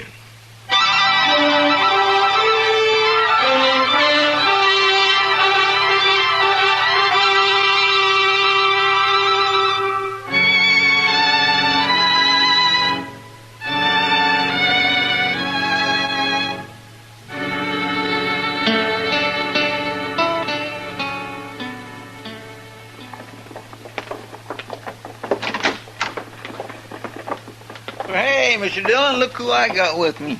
Well, hello, Kitty. Come on in. I ran into Chester on the street, Matt. He insisted I come along with him. Well, I'm glad he did. I mailed them letters and things to the depot, Mr. Dillon. No, good, Chester. I took that circular over to Mr. Hightower. He'll print some up in a couple of days. Oh, good. That's all you want me to do, ain't it? Yeah, that's all. Ain't nothing else you need. I mean, not right now. No, nothing else. Everything's pretty well took care of, ain't it? Yeah, everything's fine, Chester, yeah. Except for that buzzing in your head. My head? Come on, what is it, Chester? Just speak it right out. Well, thing is, I run into this friend of mine a few minutes ago. I ain't seen him in years. I knowed him a long time ago, way back in the Army. Oh? You know how it is. Well, go on. Well, see, he's stationed out at Fort Dodge, right here. Only 5 miles away. My, just imagine that. Chester, I got an idea. Yes, sir? Look, why don't you ride out and see your friend, huh? Now, you can stay a couple of days if you want. There's nothing for you to do around here. Well, you think that'd be a good idea? Well, it's my idea, isn't it? Yes, sir, it sure is. Well, I better get going then. No use wasting time, is it? Bye, Chester. Bye, Miss Kitty. I'll be back in a day or two, Mr. Dillon. Yeah, well, you have a good time, Chester, and leave the door open. It's awful hot in here. Yes, sir, I will. Goodbye. So that's why he wanted you here, huh? Oh, I guess he thought it might help. But he forgot to mention something. No, what's that? This dear old friend of his has got a pretty interesting job in the Army. Yeah, is that so? Yeah. He's a mess sergeant. A mess sergeant? Yeah. Well, after a couple of days of that, I'll have to go after Chester with a wagon. You may never see him again. Yeah. Marshal Dillon? Oh, come on in, son. I'm looking for Doc. Well, his office is right next door. I've been there. I've been everywhere. Oh, you need him bad? I was sent to fetch him. Somebody sick? My pa told me to bring him out to our place. Well, is it your pa who's sick? He wants the doc bad, Marshal. Well, who is your pa, son? Ben Pitcher. You Ben Pitcher's boy? My name's Jerry. Oh, Jerry, your pa must be pretty sick if he sent for Doc. I know. He hates doctors. Don't believe in them. But he wants Doc to come, Marshal. He told me I had to find him. Now, I've looked everywhere. Well, there's a back room at the Dodge house, Jerry. Doc sometimes plays a little poker in there. Oh, thank you, lady. I'll go look. If you don't find him there, come back and I'll help you, Jerry. Thanks, Marshal. Oh, and, Jerry. Yes, sir? If you do find him, be sure and tell him that I want to see him before he leaves, huh? I'll tell him, Marshal. That's a surprise. Yeah. I've heard about Ben Pitcher. How he hates doctors. His wife's just as bad. I remember he got cut up in a knife fight here in town sometime back and then threatened to kill Doc if he got anywhere near him. He almost bled to death as a result. You know, there's something wrong about this, Kitty. I think I'll ride out there with Doc. Good. I'd sure hate to see anything happen to Doc. Yeah, so would everybody. Except Pitcher.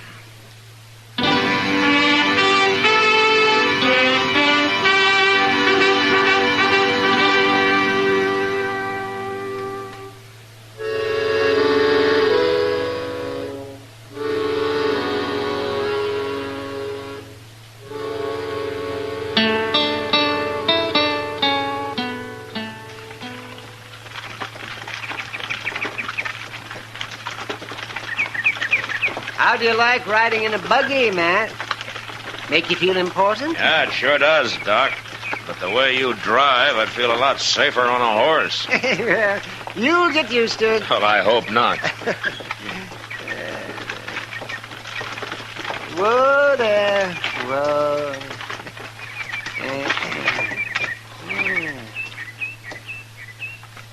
don't see anybody around. Well, you expect a sick man to be waiting on the porch for you? Well, I'd expect most anything of Ben Pitcher. Well, a man can change, Doc. Oh, change. Not him. Not Pitcher. I will soon find out.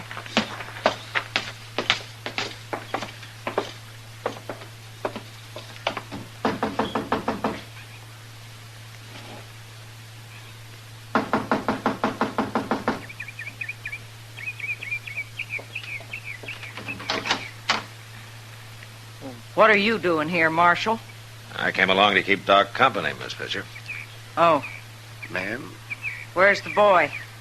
Jerry said to tell you he'd be along directly. Why didn't he come with you? Well, he said that you gave him a list of stuff to buy while he was in town. Oh, forgot. We're wasting time. Where's Ben, Mrs. Pitcher? He's out back. He's out back? In the barn.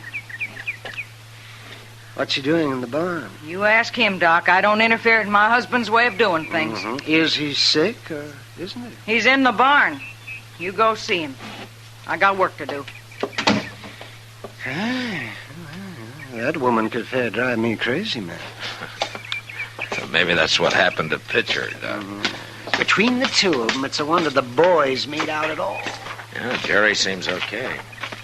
If they have their way, they'll make a spook out of him yet. You know, you're not very charitable, Doc. Oh, charitable. You don't fool me, Mad Dillon. You don't like them any better than I do. I always try to look for the good side in people, Doc. Oh, sure, hogwash. Well, pretty good barn he's got here. Yeah. Look, I'll go in first. Huh? What's that? You follow me.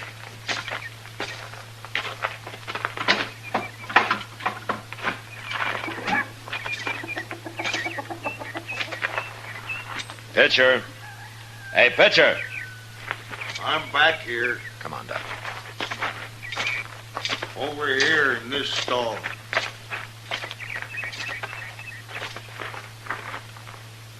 I thought it was Doc. He's here, Pitcher. What are you doing in there with that cow? I thought you were sick. It ain't me that's sick. Well, who is sick? My cow. What? The cow's got the colic or something. I've done everything I can for her. You mean you had me come all this way, way out here, to doctor a cow? I wouldn't let you doctor no human. I thought there was something wrong about all this. Cow's different. I don't mind so much you working on a cow. Oh, you don't? No, cows are different. Humans can get well by themselves, but cows is helpless. They're kind of pitiful. Listen to her. She's hurting bad, Doc. I ought to kick you right in the head, Ben Pitcher. Don't take it out on me that you doctors don't know nothing. If you're so smart, do something for my cow. Before she dies, Doc. Oh, all right. I'll look at it. But you sure don't deserve it, Ben. You ain't doing it for me. You bet I'm not. Now get out of the way and let me in there. Take your time, Doc. I'm in no hurry.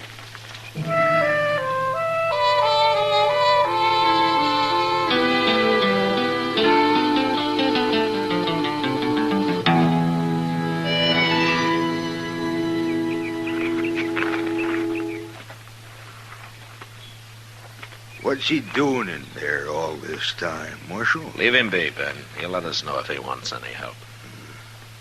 How's my cow, Doc? Oh, I guess he's through. Here's your knife, Ben. Did you stick her with it? I did, and she's going to feel a lot better. You can give her all the water she wants, but don't let her eat anything for a day or two. She gonna live? I don't know, Ben. If she dies, I ain't gonna pay you. I wouldn't take any money from you anyway. What's wrong with my money? It's not your money. It's you. What do you mean? Hey, Pa, I'm back. I got all the stuff Ma wanted. You'd better have. Oh, Doc, Marshal. Jerry? Say, Doc, you missed all the excitement. Is that so? Yeah, it happened just after you left. Everybody was running around looking for you. What happened, Jerry? Old Mrs. Hill, she was walking down the street, and I guess the sun was too much for her or something. Anyway, she fainted, and she fell against the window right there at the general store, and it cut her arm real bad. Nobody could get it stopped bleeding. They couldn't. That's why they were looking for you, Doc. I told them you'd come out here, but they wouldn't believe Well, me. what happened to Mrs. Hill, Jerry? She died, Doc. Huh? just before I left. She died. Did you hear that picture? A woman died.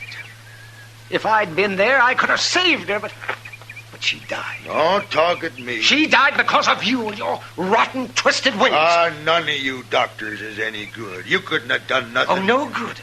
Well, I'll show you. No, wait a minute, Doc. Here now. I'll show you. Nobody hits me. But Pa's got a knife. No, Pitcher, put it down. Oh, he cut him. Pitcher! Here, Doc. I got you. He ripped me with a knife, Matt. Yeah. You hurt bad? Well, it's bleeding. I can see that. You can help me in the house. Now, we can look at it there. Yeah, sure, Doc. What about Pa? You let me know when he comes to. I'll come back and knock him out again.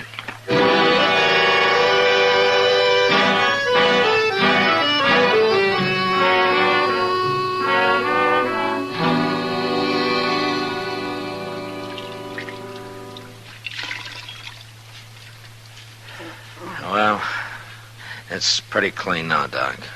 Well. Oh, gee, that looks better. Yeah, but it's still bleeding now. I don't care for that mess you're making on that bed, Marshal. Go get me another pan of hot water. You ordering me around my own house? You do it. Matt. All right. Yeah, Doc. I'm not sure, but I don't think that knife ruptured anything. Oh, that's good. But a couple of those veins have to be tied off, and then it's got to be sewed up, you see. Oh? There are needles and thread in my bag. Now, I'd do it myself, but I can't reach it easy enough. You mean you want me to do it? Yeah. I'll tell you how, Matt. Well, you think I can? Oh, it's easy. Especially for a gunfighter. Yeah, that's what I was thinking. I can bleed to death this way. I won't have any trouble, Doc. Here, you hold the cloth on it, huh? I got it. I'll go get your bag. Marshal. Get out of here, Pitcher. You hit me awful hard. Did I? He jumped me first. You saw him. I was protecting myself. Pitcher, if Doc doesn't come out of this all right, I'm going to quit being a marshal, and I'm going to come after you as a plain man looking for revenge.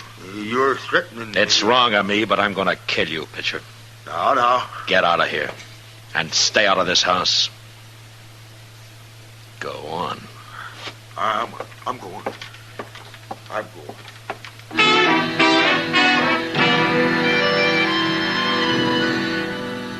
It wasn't easy, and I felt like I had fence posts for fingers. But I finally got Doc sewed up. He'd lost an awful lot of blood, and he passed out before I finished. So all I could do was sit there and watch him. And maybe that was the hardest part. In the morning, however, he seemed better, and he insisted that I take him into Dodge. So I made him a bed in Pitcher's wagon and had Jerry drive the buggy alongside.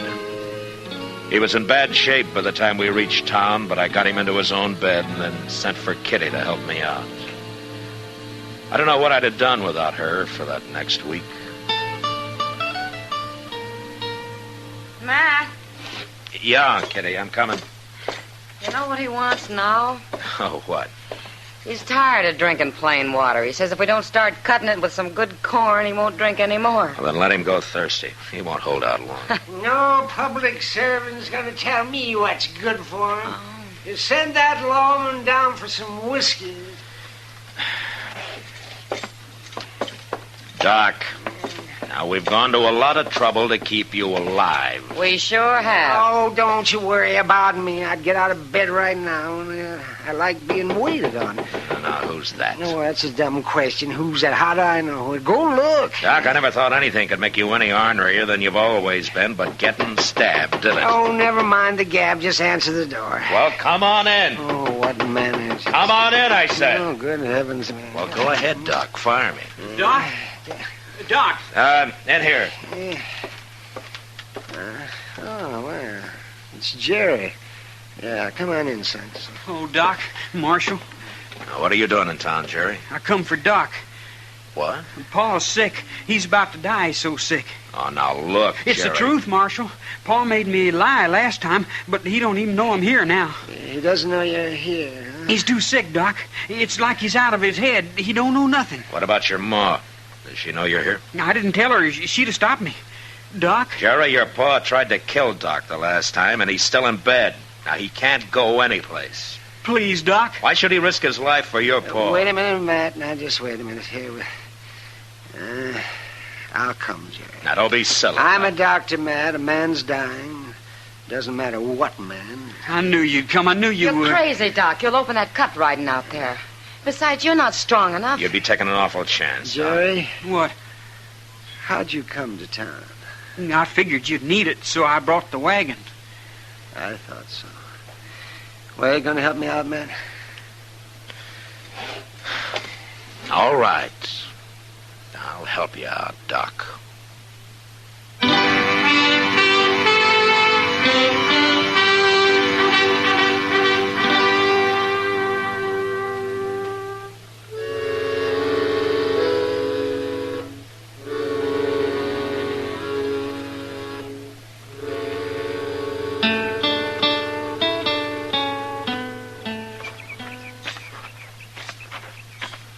I wish you'd let me carry you, Doc. No.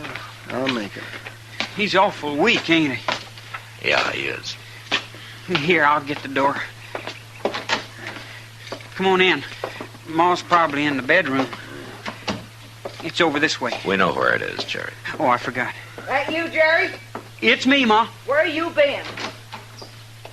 Doc, what are you doing here? Jerry came after me, Mrs. Pitcher. We don't want no doctors. Your husband's sick? He's terrible sick. But you can't do him no good. Yeah, I can try. Jerry, I'm going to whoop you. No, Miss Pitcher. No, you're not. Don't you tell me what I'm going to do, Marshal. Look at Doc, Miss Pitcher. You can tell he shouldn't be here at all, but he came. He came to help a man who tried to kill him. And nobody's going to stop him. Now, come on, Doc.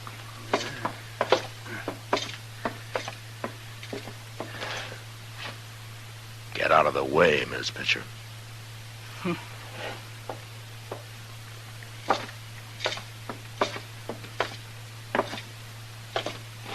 Wait a minute, I'll get you a chair, Doc. Oh, thank you, man. Thank you very much. Now, here you are.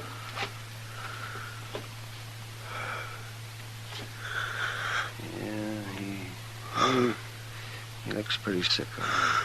Marshal! Go on me, Jerry! Now what?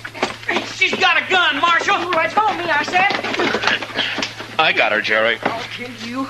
You and Doc both. Give me that. No! There. Now you sit down. Go on. Jerry, you go see if Doc needs any help, huh? Okay, Marshal. You know, Miss Pitcher, you don't deserve Doc being here. You don't deserve it at all.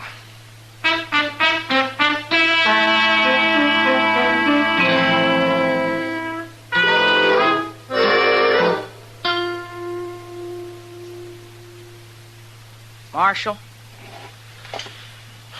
Yeah, what? I've been thinking. All night I've been sitting here thinking. No? I don't want my husband to die. I can't have him die. Doc's doing everything he can for him, Miss Pitcher. Can he save him? You think he can save him? I don't know.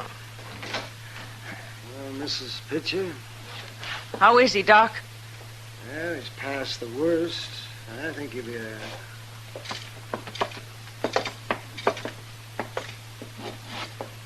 Can I see him? Can he talk? Yes, but not for long. He needs a lot of rest now. Well, speaking of rest, Doc, you look like you could use some, too. Yeah, we're going back to Dodge, man. I'll sleep the whole way. Good. Doc, he wants to talk to you.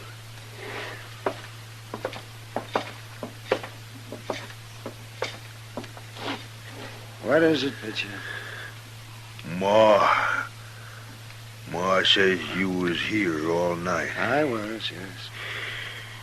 She says you saved my life. Yeah, maybe I helped. Maybe. But what I want to say is that I ain't gonna pay you. I didn't ask you to, Pitcher. Pitcher, Doc saved your life. Maybe he did. But I ain't gonna pay him. It doesn't matter, but why not? 'Cause my cow died. No, Pitcher, I'm gonna... Matt. Don't bother. Come on, let's go. Okay, Doc. Doc? Yes? He means what he says, Doc. I can't change him. It's all right, man. I can't change him, but there's something I gotta say. Yes? I'm proud to have you in my house, Doc. I'm real proud. I can't say no more.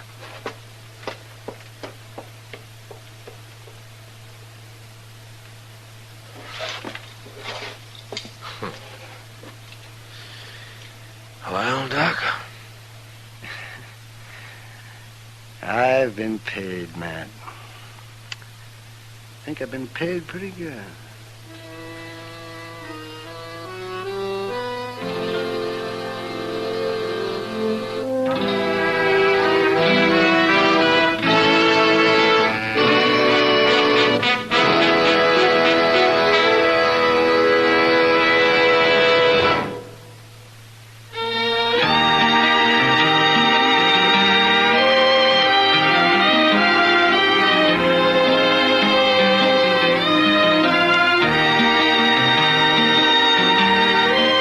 Gunsmoke, produced and directed by Norman Macdonald, stars William Conrad as Matt Dillon, U.S. Marshal.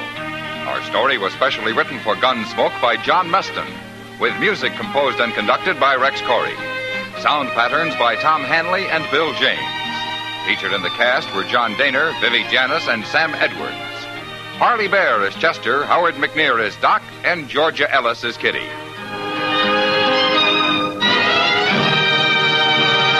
Mother, are Post 40% bran flakes really the best tasting cereal of them all? Well, your father says so, and father knows best.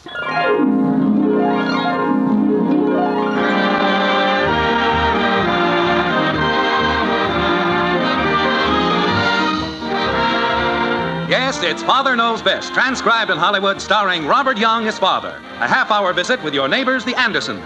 Brought to you by America's largest-selling bran flakes, Post 40% bran flakes, and by Instant Postum, the good-tasting drink that's entirely caffeine-free.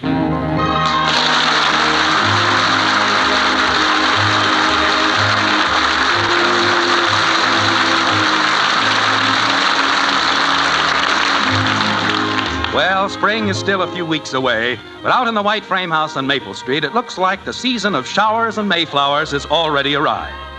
Anyway, the living room of the Anderson homestead is about to be redecorated. This afternoon, Margaret, surrounded by home magazines and color samples, is discussing the problem with Ted, the house painter. Like this.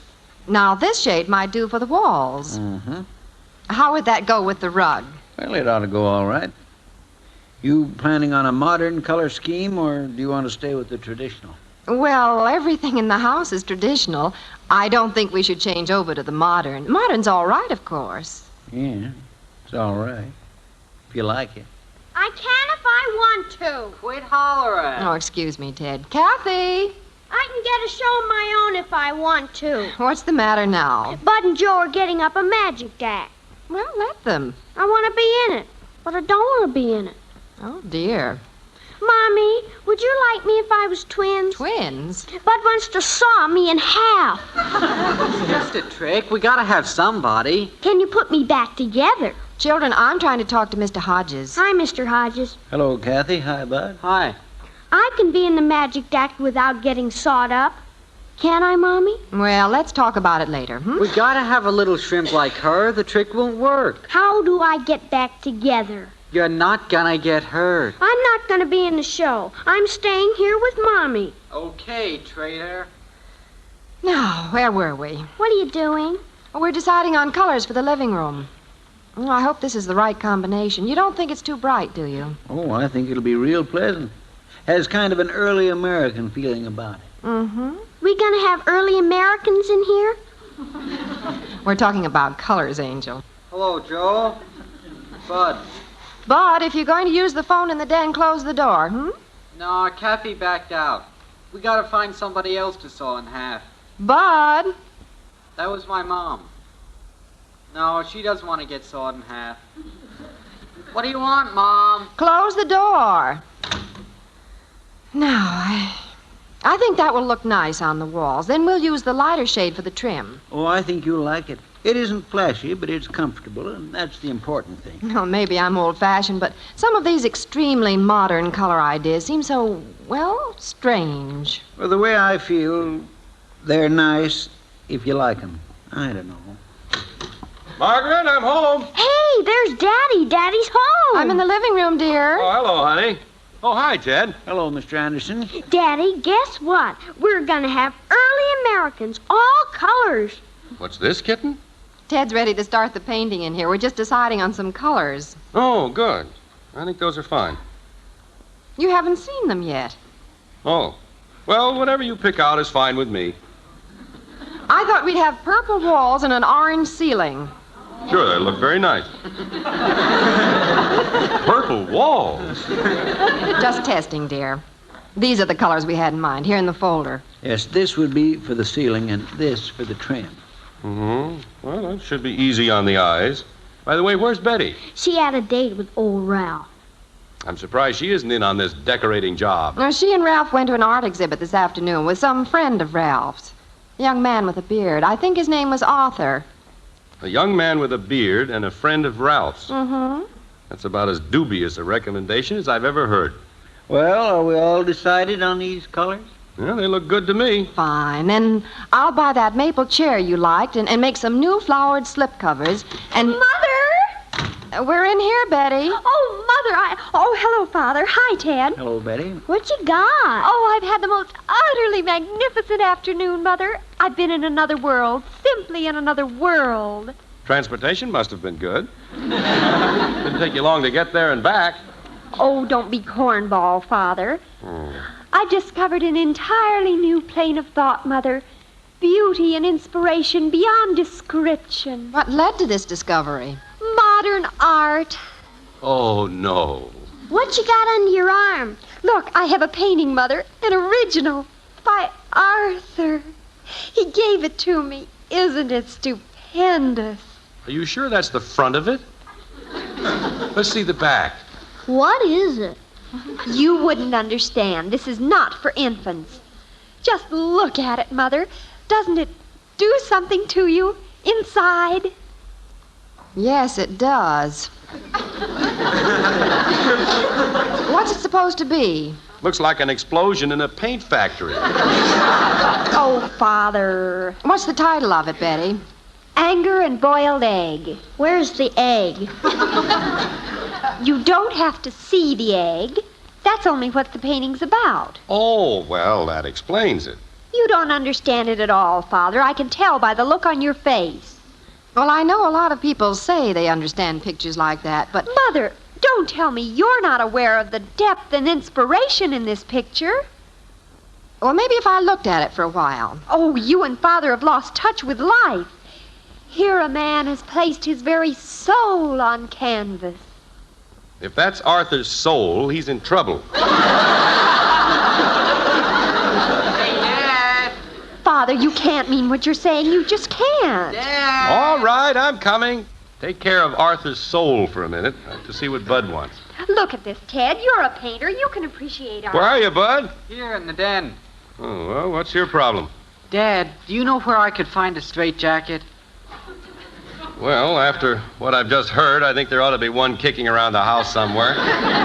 Joe and I are working up this magic act, you see, and we thought if we got a straitjacket and stuff, we could do one of those escapes, underwater maybe. I think you'd better try something else. Well, we found a silk hat, and Joe knows a guy that's got a rabbit. That's better. That's a fine trick. It won't work, though. The rabbit's too big. He won't fit in the hat. His ears stick out the top. Father, you better come in, Daddy. There's going to be a big fight. Fight about what? Maybe we could hold the rabbit's ears down with tape. Well, I won't be able to live here, that's all. I'll die. I'll simply die. Daddy called Mr. Hodges a square. You see, the rabbit isn't supposed to be in the hat at first, and if his ears were sticking out, people would get suspicious. Which side are you on, Daddy? I think I'll go along with the rabbit.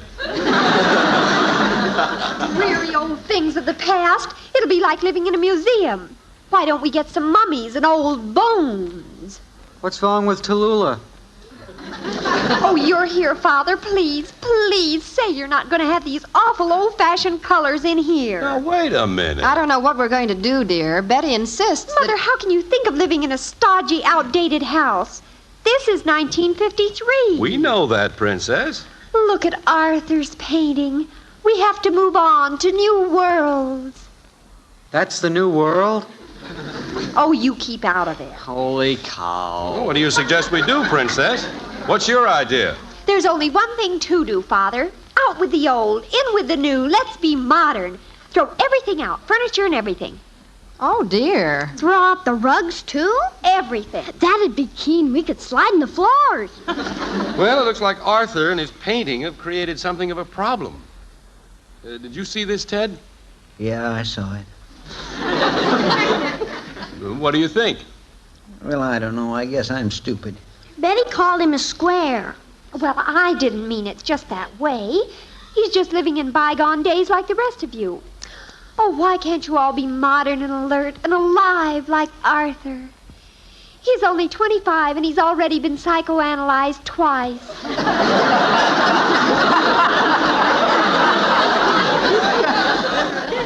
How do you explain it? Well, I don't know. He's just lucky, I guess. Well, what do you want me to do, Mr. Anderson? Shall we go ahead? No, Father, no. Well, I'll tell you. Let's hold everything, Ted. I'll get in touch with you later and let you know what we've decided. It's all right with me, just as long as I know. I'll see you later, folks. Goodbye, and thanks, Ted. Oh, thank you, Father. You've awakened. Your eyes are open at last. Yes, I think I'm getting a new slant on this modern idea. Jim, you're not seriously considering... Why not, honey? Maybe we are clinging to the past. How can I cling to the past? I haven't got one. We weren't talking about you, Shrimp. Daddy said we, and that's us, and us is us. But, dear, do you mean you're thinking of changing everything? I say let's try it. These modern houses are pretty popular right now. All the intelligent people are going modern. You know that, Mother. Well, I guess we're ignorant. But we've been so happy. But, Mother, what's happiness if you're not modern? That's Joe calling about the magic act. Well, don't hang on the phone. I want to call Ralph. Oh, and I can't wait to tell Arthur. We'll hang his painting right over the mantel. Jim, I don't understand this sudden change. Well, we have to accept the new things, honey. Time doesn't stand still, you know. I wonder how I'd look with a beard. You gonna buy a beard, Daddy? Oh, for heaven's sake. You'd look devastating in a beard, Father. What's wrong with it, Margaret? Arthur has a beard. Can't you just see me with beard and cigarette holders sitting in one of those beautiful modern chairs made out of string and gas pipe? Dear, maybe you've been working too hard. Yes, sir. We'll take everything out of the room, strip it right down to the wood. Throw all this old junk away. Throw it away? My furniture? Oh, honey, you call this furniture? Why, this is just a lot of stuff to sit on and be comfortable in. It doesn't have any inspiration. It doesn't have any flow to it. The lines of furniture have to flow. Well, maybe you could do this a lot cheaper by just turning the hose in here. Oh, Mother, don't be a stick in the mud. I'm not. I'm just worried. Worried about what? About your father. As Bud would say, I think he's snapped his cap. No, sir, I think this is going to be great. I'm really getting excited about it. Oh, wonderful. Let's talk about some ideas. Oh, we're going to have the most modern house in Springfield. Now, take this living room. You know how I see it? Dear, stop squinting your eyes and pacing up and down. I'm tuning in my subconscious. I've got the colors for the living room. Walls, fire engine red, with black and white coach dogs to kind of break it up. Futuristic dog. Ceilings will be a pale pink with green-blue birds. Oh, Father, you're inspired. Positively inspired. You like it? Oh, it's gone, Father, but utterly gone. How about you, Mother? I'm almost gone. Well, I feel we should go all the way on this. Yes, sir, I might even take a little time off tomorrow and go over and be psychoanalyzed. Would you, Father? Oh, I've got to tell Ralph. Bud, get off the phone. Dear. Now, relax, Margaret. I know what I'm doing. Well, I know what you're doing, too, dear. At least I hope I do. You can't handle a situation like this any other way. The only way we can bring Betty out of this passion for the modern is to go completely overboard. Well, just don't go so far overboard that you can't get back on the boat. No. You tried the red walls and green bluebirds, and she called your bluff on that. Where do you go from there? That's just the beginning, honey. Before we're finished, our modern daughter will be ready to go back to hoop skirts.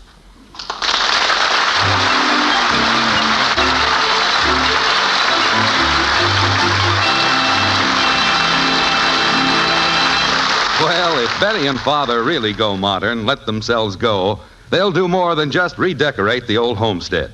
They'll probably end up by having flying saucers carry soup to the dining room table. But every modern mother knows that breakfast is an important meal for the whole family. And I'm sure that most of you mothers know that bran is good for your family because it provides those important keep regular benefits. Maybe you've even served it in your home, only to find that the family wasn't enthusiastic about its taste. Well, try it again now. You'll discover that something wonderful has happened to bran. Yes, now Post 40% bran flakes have a marvelous new flavor, a magic oven flavor, and new crisp texture that's truly delicious. Matter of fact, it's so good. Many people who have tried the new Post bran flakes tell us it's their favorite cereal. Briefly, Mother, this means that when you serve Post 40% bran flakes, you'll be giving your family the important keep regular benefits of bran, their daily ounce of prevention, in a cereal they'll really love. Here's a catchy little tune that'll help remind you to start serving Post 40% bran flakes soon. For goodness sake, eat Post bran flakes. So good and so good for you. When you do your weekend marketing, Mother, be sure to get Post's 40% bran flakes, America's largest selling bran flakes. They're good, and so good for you.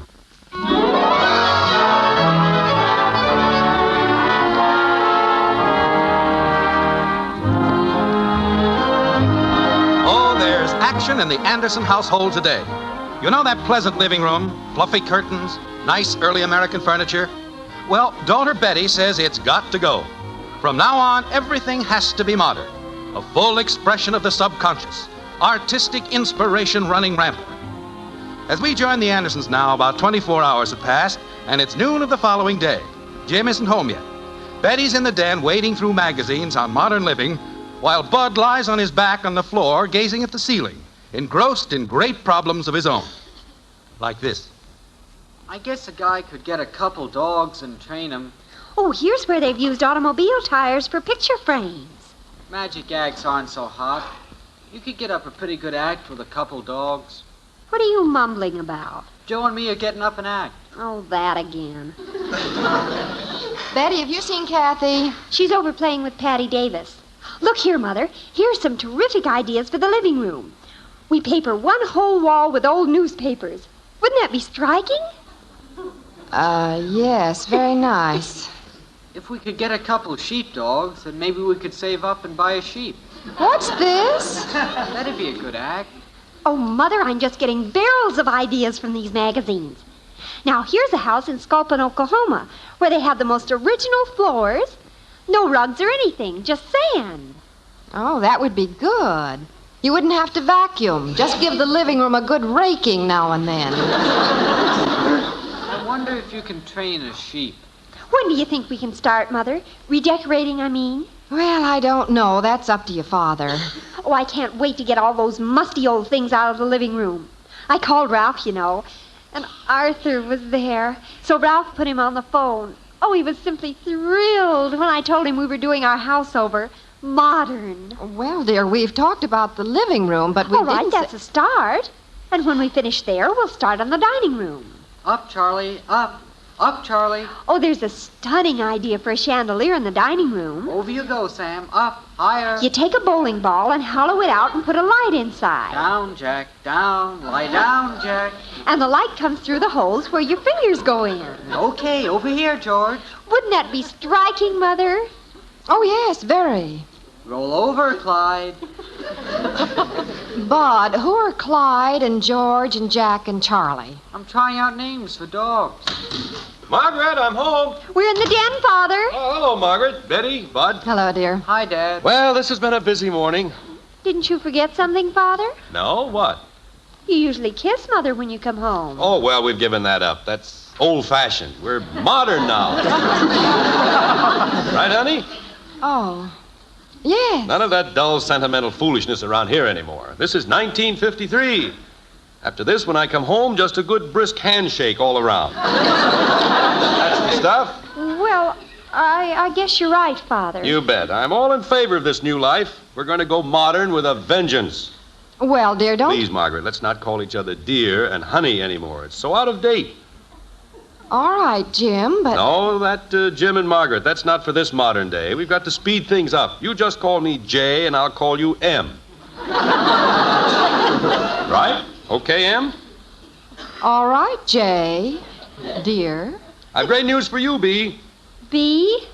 Certainly I can't call you Betty anymore. We've got to sharpen things up around here. Get on the ball. Well, if you're going to use B for Betty, how about me, Bud? That's B. We'll call you B-. Well, big news. I've decided we can't do that living room over by ourselves. We need a decorator, a real hep artist. Gee, if we could only get Arthur, but he's too busy. I thought of that, and I scurried around this morning and found another young artist. He gave me one of his paintings to bring home. Now, see what you think of it. Now, how do you like that? Oh, it's magnificent.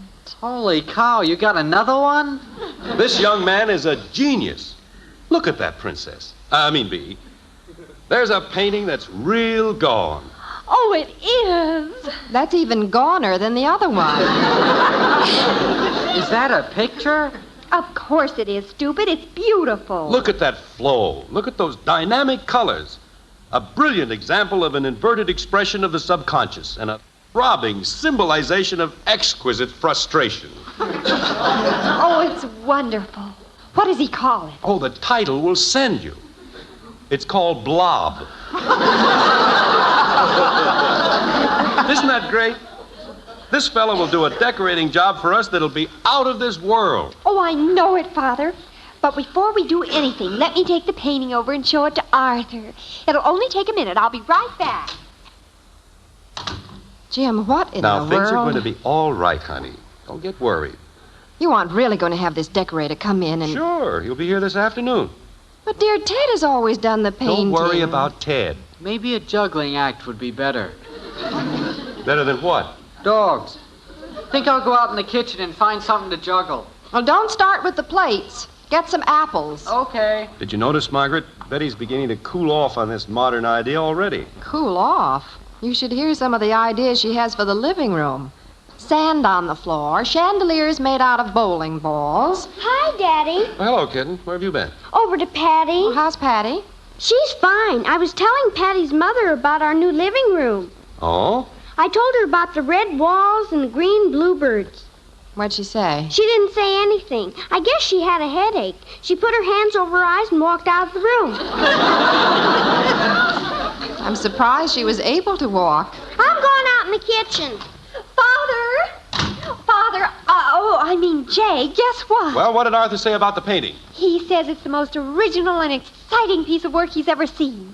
Explosive, uninhibited, great thought and magnificent execution. Well, I knew it was a masterpiece, but I wanted Arthur to see it to be sure.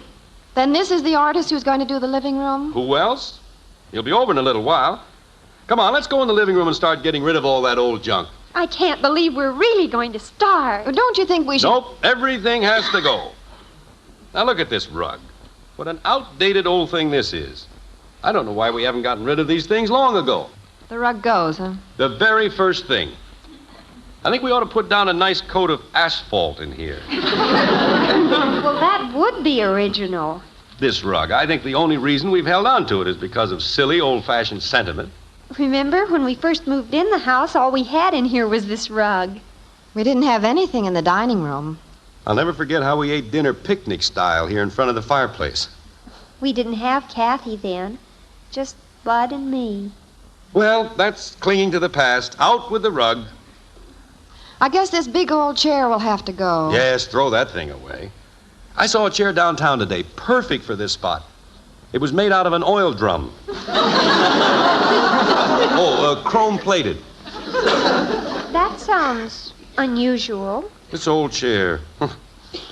Remember the day we brought Kathy home from the hospital? Weighed 6 pounds.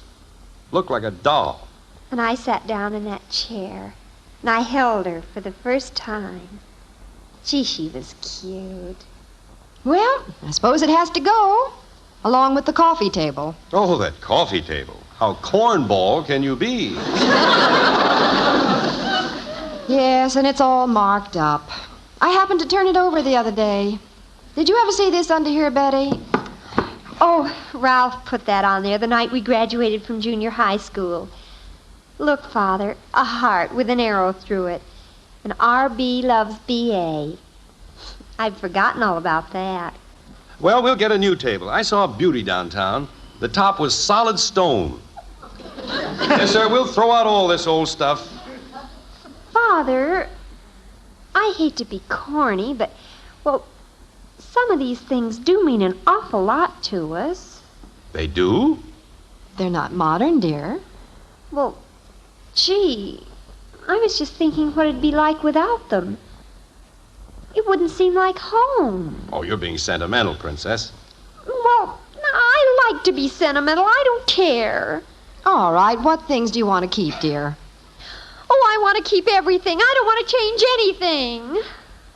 Well, if you insist. Front door, Bud. Okay. Well, I guess the artist is here. I tell him we've changed our minds. All right, I hope he'll understand. I'll explain to him. Hey, Dad, Mr. Hodges is here. Oh, come on in, Ted. Well, hi, folks. Oh, Mr. Hodges, thank heavens it's you. We thought it was some artist that Father had told to come over. Oh? I have news for you, Princess. This is the artist. Ted? Mr. Hodges? Jim, why didn't you tell me? But I didn't know you could paint. Been a painter all my life. What's the decision on the living room? Well, Betty? We've decided, Mr. Hodges, to paint the living room just the color that it is. Smart girl. Smart father. Could be.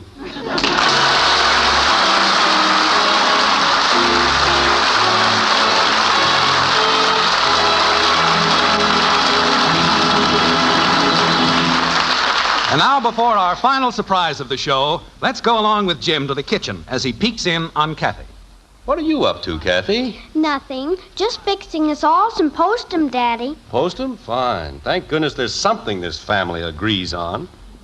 Yes, Postum is one drink the whole family can enjoy as much and as often as you want. Because instant Postum contains no caffeine, nothing to spoil your sleep, upset your nerves. It's safe for young and old alike. And Postum is so good tasting, the more you drink it, the better you like it. See if you don't agree. Oh, and Mother, instant Postum costs only about 1/3 as much as coffee, cup for cup. How about treating your family to Postum often?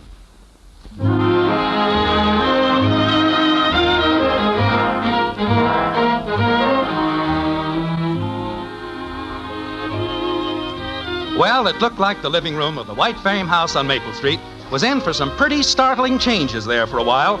But the slightly worn rug and the quaint old chair have a new lease on life. In fact, about all that remains of the super modern influence in the Anderson living room this evening is a carefully framed painting on the mantel. A strange piece of art indeed. Father, I can't understand. Can't understand what, Princess? This painting by Mr. Hodges. Well, look at that painting that Arthur did, that anger and boiled egg. Who understands that? Well, that's not what I mean. How could Mr. Hodges, a house painter, do something like this? Arthur said it was brilliant, showed great depth and understanding. Well, what's so amusing? Oh, nothing except that isn't a painting at all. I framed it myself. If it isn't a painting, what is it? I took it out of Ted's pocket this morning. It's a rag he used to wipe his brushes.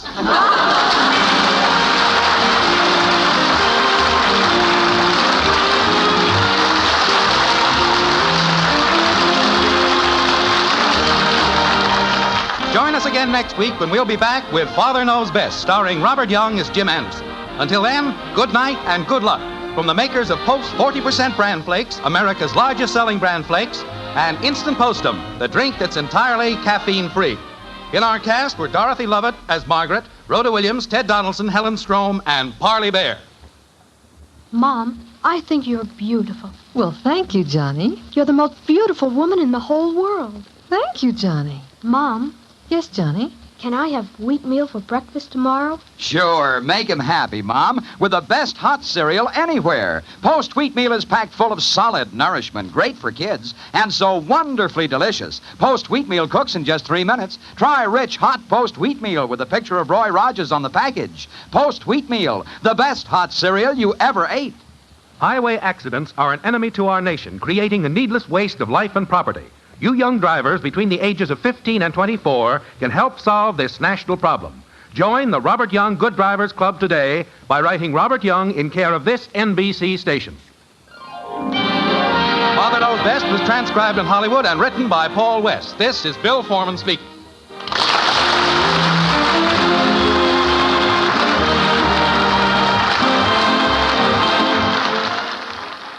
Tonight, play Truth or Consequences on NBC.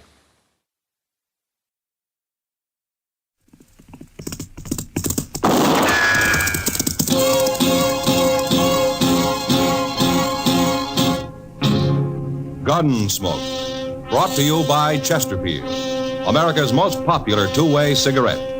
What a pair. Chesterfield King Size at the new low price. Chesterfield Regular. Around Dodge City and into territory on West, there's just one way to handle the killers and the spoilers, and that's with a U.S. Marshal and the smell of Gunsmoke.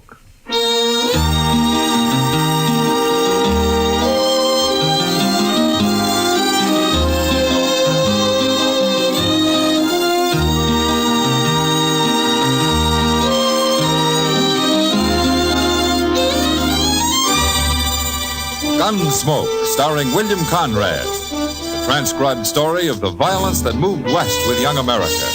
And the story of a man who moved with it. I'm that man, Matt Dillon, United States Marshal. The first man they look for and the last they want to meet. It's a chancy job, and it makes a man watchful and a little lonely.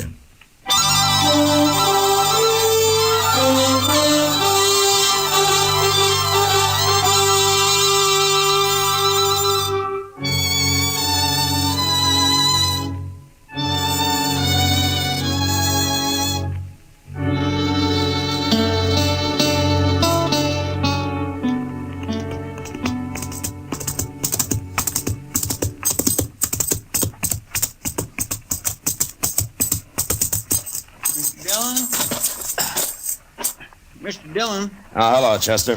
I sure am glad you're back.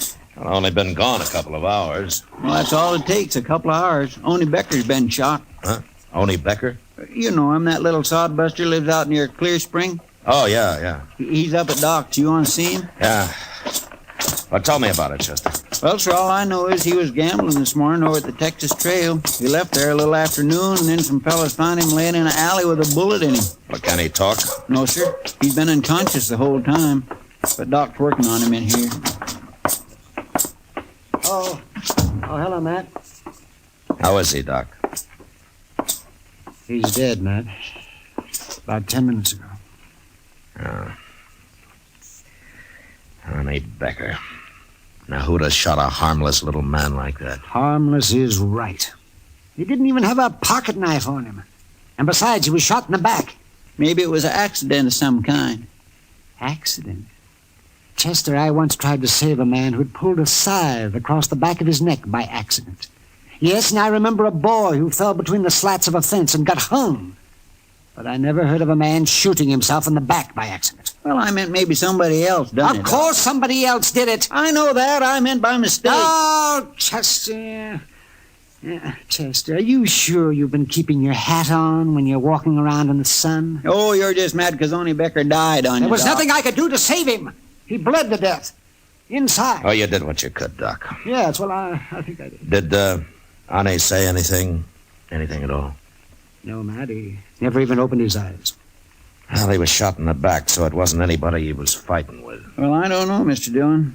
Only was fighting, or at least having an argument over a card this morning with that gambler, what's his name, Al Clovis, over at the Texas Trail. He was. Well, why didn't you just say so before, Chester? Well, I never heard of this Al Clovis. Oh, he's only been here about a week, Doc. Chester, you wait here. I'm going over the Texas Trail.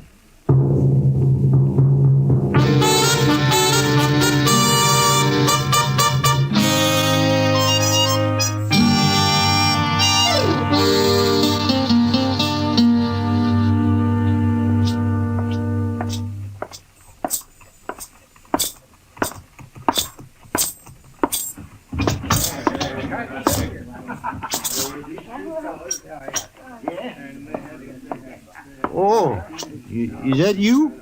Oh, hello, Marshal. Hello, John. Looking for somebody, Matt? Oh, hiya, Kitty. Is Al Clovis here? I was wondering when you'd get around to him. What do you mean? I heard about Oney Becker, and Al Clovis threatened him this noon just before Oney went out and got shot. Almost seemed like Al was trying to start a fight with him, Matt. Where was Clovis when it happened, Kitty? He wasn't in here. Kitty, you know Al Clovis better than I do. Would you say he's the kind of a man who would murder Oney Becker because of an argument over cards, shoot him in the back? I don't know him that well, Matt. Yeah, well, maybe he had another reason to kill him. If he did it. Shooting little Oney Becker's like shooting a pet deer. Makes about as much sense. Yeah. But usually when a man gets murdered, there's a reason of some kind for it. You mean it'd take more than plain anger to follow a man down an alley and shoot him in the back? Well, ordinarily it would. Al Clovis must have wanted Oney dead for some special reason, Matt.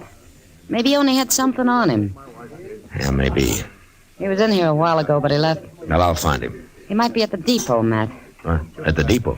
He said something about going to St. Louis. Now everything's been taken care of here. I didn't know what he meant at the time, but he said it loud, and I know the train leaves at 4:30. 4:30? That's about that now, isn't it? Well, maybe he said it just to throw you off his trail. Yeah, well, I'll find out. I'll see you later, Kitty. Better hurry, Matt.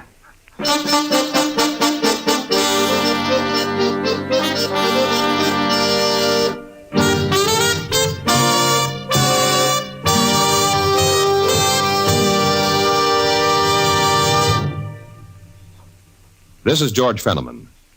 In choosing your cigarette, be sure to remember this. You will like Chesterfield best because only Chesterfield has the right combination of the world's best tobaccos. Tobaccos that are highest in quality, low in nicotine, best for you.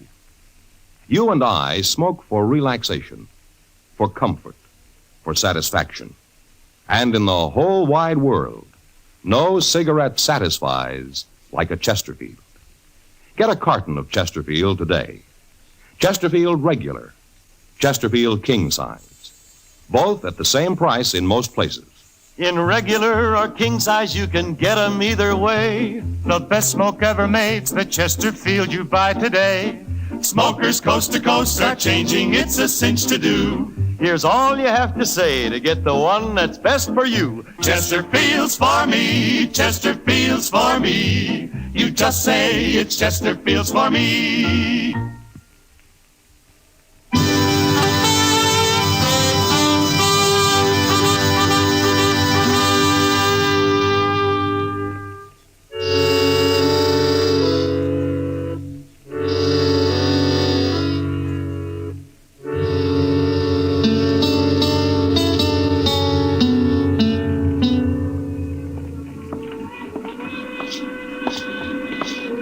One more car to go, Mr. Dillon. Pal Clovis ain't in there. He ain't on this train. Well, he might have fooled us after all, Chester. Yes, sir.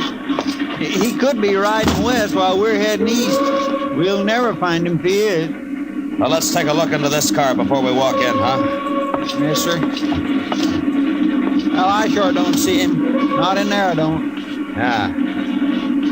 Yeah, unless that's him down there, lying back with his hat pulled over his face. It could be. Well, it better be. Now, come on. Okay, sir.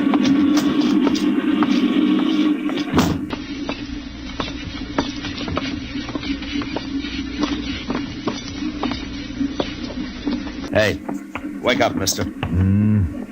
Come on, wake up. Quit bothering me. What do you want here? Marshal Dillon. What are you doing here? Keep your hands on your knees, Clovis. Tight.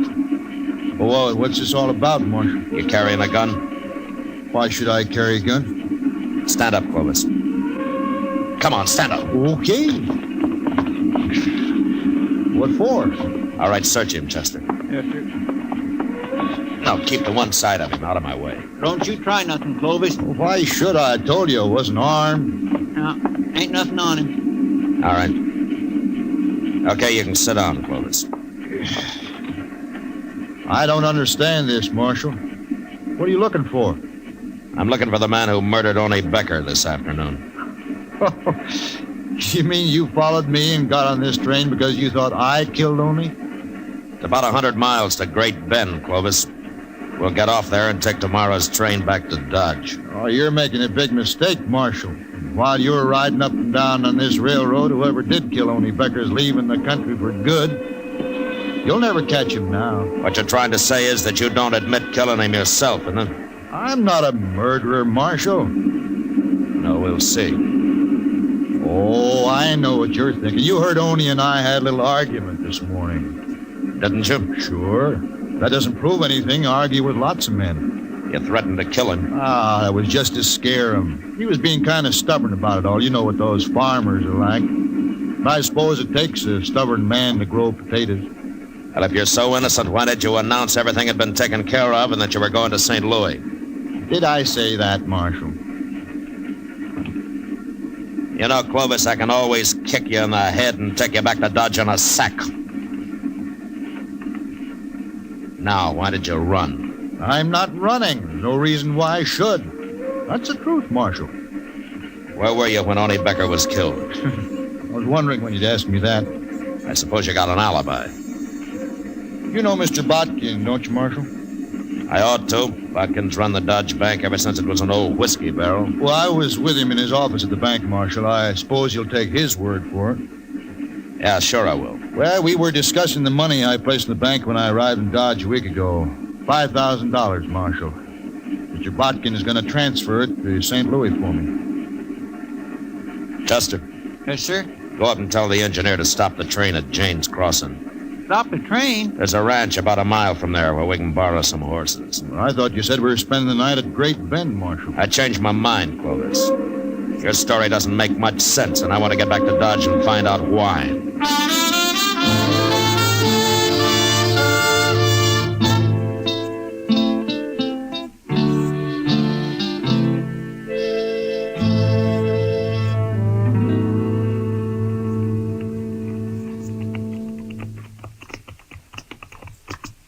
It must be about midnight. Sure is, and I'm tired. Haven't been on a horse in years. Oh, well, why didn't you say so, Clovis? We'd have borrowed a wagon for you. Never mind, Chester. Now, you take him on down to the jail and lock him up, huh? I'm going to stop here at Mr. Botkin's house. His light's still on. Want me to go in with you, Marshal? I'll let you know what he has to say, Clovis. I'll be along in a little while, Chester. All right, sir.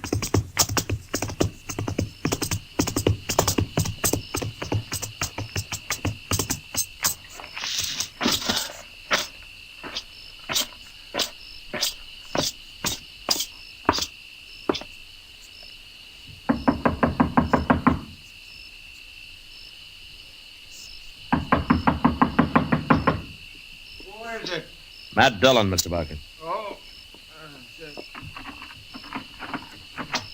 Well, Marshal, come in. Come in. I wouldn't have bothered you this late, Mr. Barkin, but I saw your light was on, and I figured you were still up. Up? Of course I'm up. How could I sleep tonight? Why? What's wrong? Where have you been, Marshal? The whole town of Dodge has been looking for you. Fine time for you to be up riding off somewhere, I must say. Well, tell me what happened. What happened? Don't you know even yet? What are you doing here at my house? Well, if you'll calm down, I'll tell you. You'll tell me? I'd better tell you, Marshal. Well, you're out gallivanting around on the prairie somewheres. My bank was held up. What? About 5 o'clock, just as we were closing. 3 men that got away with over $25,000. Every cent of cash I had in that vault, Marshal. Well, didn't anybody try to follow him? No, they tied me and them cashiers up so tight they were miles out of town before we could get loose. There's a few men saw him leave, but they were afraid to do anything about it.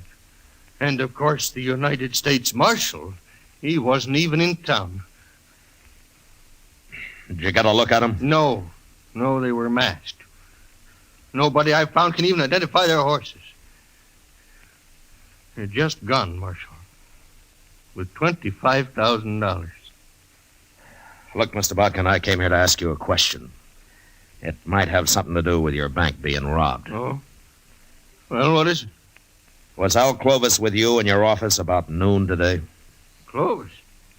Yes, he was for a couple of hours. Why? He had some money on deposit? Yeah, at $5,000 cash. Of course, that's gone, too. That's part of the money they took.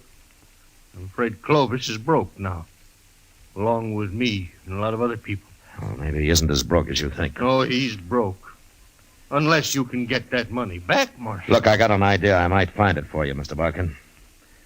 And it won't take very long, either.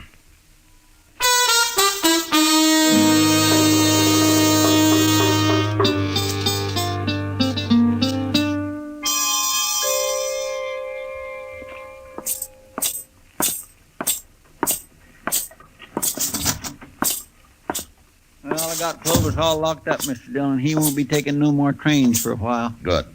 What'd you find out from Mr. Botkin? And I'll tell you and Clovis at the same time, Chester.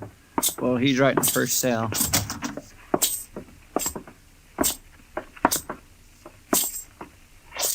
Well, Marshal, come to turn me loose. Mr. Botkin says your alibi's good, Clovis. If you'd have believed me in the first place, you'd have saved us all a lot of trouble. Yeah. Well, let me out. I don't want to spend the night here. You better get used to it, Clovis. You're going to be spending a lot of nights in here. What? At least a month or two of them. No. They can't keep me here, Marshal. It's illegal. Is it? Of course it is. Well, maybe you know more about the law than I do, Clovis, but I run this jail, and you're going to stay here a long time. Now, what's more, I'm going to tell the whole town where you are. Come on, Chester. Marshal, I demand to be released at once. Now come back here. It'll cost you your job if you keep me here. Shut the door, Chester. Marshal, you can't do it. Marshal! You really gonna keep him locked up, Mr. Dillon? I am. But he ain't done nothing. I mean, if Mr. Botkin said he was with him... Well, Clovis didn't kill only Becker, if that's what you mean. Well, then why don't you turn him loose? Chester, the bank was robbed of $25,000 today. It was? Yeah, just after we got on the train. Looks to me like only Becker was murdered just to get me to follow Al Clovis out of town. Well... We'll find out in a few minutes. I don't think Clovis can stand the idea of sitting in jail while his partners ride off with all that money. You mean he was supposed to get out of here and meet them as soon as his alibi was made good, huh? That's the only way it makes sense to me. Marshal! Marshal Dillon! Well, it didn't take as long as I thought. Come on.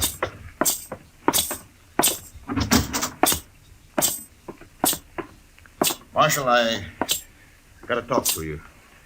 All right, go ahead. You really gonna keep me in jail here? You mean that? That's all you wanted. Don't bother me again. No, don't go, Marshal. What do you want, then? It's late, Clovis. I want to get to bed. Marshal, I'll make you a deal. About what? If I help you get back whatever was stolen from the bank today, can I keep my $5,000 out of it? How did you know the bank was robbed, Clovis? You're smart, Marshal. I can tell you got this all figured, holding me in jail and all. But I'm smart, too. Are you? Smart enough to know you need me as much as I need you. You'll never find those men without me, Marshal. But I can take you to where they are, and I'll identify them for you. Why? All I want out of it is my $5,000. Now, that's mine. You can do what you like with the rest. The court will have to decide about your $5,000, not me. Will you think there's a chance I might get it? Well, I don't know. But you're a gambler, aren't you? It'll help my showing you where they are, won't it? Yeah, it'll help. Okay. I'm supposed to meet them tonight or early tomorrow, Marshal. They won't wait longer than that. All right, who are they, Clovis? They're not friends of mine, Marshal. I never saw them before 2 weeks ago in St. Louis. And they're all hiding behind summer names. How far's away the meeting place? It's an old cabin, about 20 miles from here. They there now? Nobody stopped them here, did they? No. Thanks to you. But I'm helping you now, Marshal. If I find your partners, you are. Chester, go get our horses. We going out there tonight, Mr. Dillon? Would you rather try it in broad daylight, Chester? No, sir.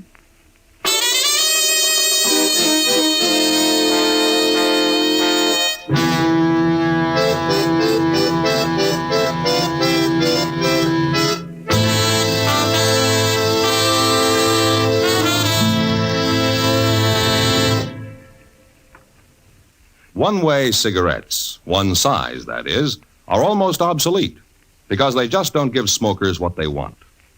Either way, you'll like Chesterfield best. It's America's most popular two-way cigarette because only Chesterfield gives you the right combination of the world's best tobaccos. Tobaccos that are highest in quality, low in nicotine, best for you. You and I smoke for relaxation, for comfort, for satisfaction. And in the whole wide world, no cigarette satisfies like a Chesterfield. You smoke with the greatest possible pleasure when your cigarette is Chesterfield.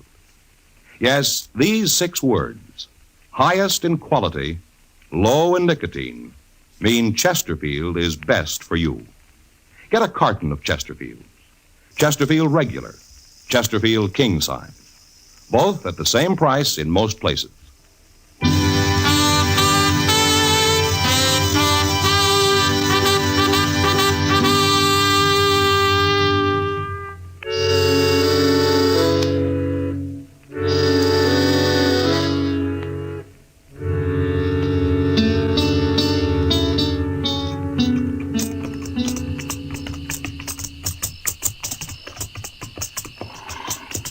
You sure you can find this cabin, Clovis? I made the ride out here one night just to be sure. I swear I can't hardly see nothing. I wish that moon wasn't all scudded up with clouds. Chester, you still don't understand that if you can see them, they can see you. That's right. I know. You're right, Mr. Dillon. It sure looks like rain, though. We're almost there. Good. Marshal. Yeah. How are you going to take them? 3 men. What's the matter, Clovis? You getting scared? You know what they'll do to me if you don't take them, Marshal. Like I said, you're a gambler, aren't you? Look, why don't you give me a gun? I'll help you. We'll manage. You can trust me, Marshal. I'm on your side now. Clovis, I wouldn't trust a man like you if you were in church, praying. Wait. Somewhere over there. Ooh. Yeah. There it is. That little clump of elder. The cabin's in there. You see the light? Yeah. Are you sure that's it? Of course I am. Okay, let's get out. Chester, I'm going to go up on foot and have a look. You stay here with Clovis. Okay, sir.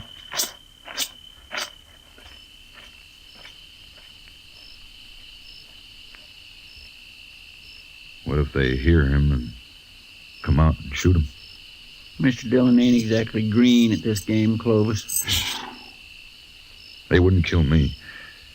They'd burn me or something first. Can't blame 'em much. Wish I'd stayed in jail. Wished I'd let him keep the money. Something's sure to go wrong here. Unless maybe I outsmart him. You ain't gonna outsmart nobody, Clovis, so forget about it. Okay. I declare I never seen a darker night than this is. No. Neither did I. Here, get off. Get off. What's the matter? It's my horse. He's standing on my foot. We'll push him off. I can't. Now help me, Chester. No, for pity's sake. Come on. Ow. Move him. That's all you gotta do. Back. Here, what are you doing? Clovis? I got your gun, Chester. Now shut up. Don't move. But you give Shut me up, that I said. gun. That's better. What's that? Thunder, Clovis. You'll be hearing a different kind when Mr. Dillon gets back here. He's not coming back here. We're going to him. And if he shoots anybody, it'll be you, because you're going to be right in front of me. Like this. All right. Start walking, Chester. Go on.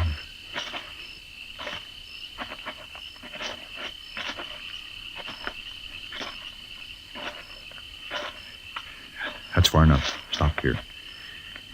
We'll pick up the Marshal now and go on to the cabin. I'll call him and tell him how you're fixed. Go on, call him. Mr. Dillon? Mr. Dillon? He ain't nowhere around Yes, here. he is. Tell him. Go on. Clovis got my gun, Mr. Dillon. Tell him if he doesn't walk over here with his hands up, I'll shoot you. He's gonna take us both to the cabin, Mr. Dillon. He says he'll shoot me. You heard him, Marshal. I'll kill him sure if you try anything. He ain't close enough. I tell you, he's probably clear up there at the cabin. Okay, start walking, Chester. Just straight ahead. Once I get you inside the cabin, he'll have to give up. Unless he wants you dead.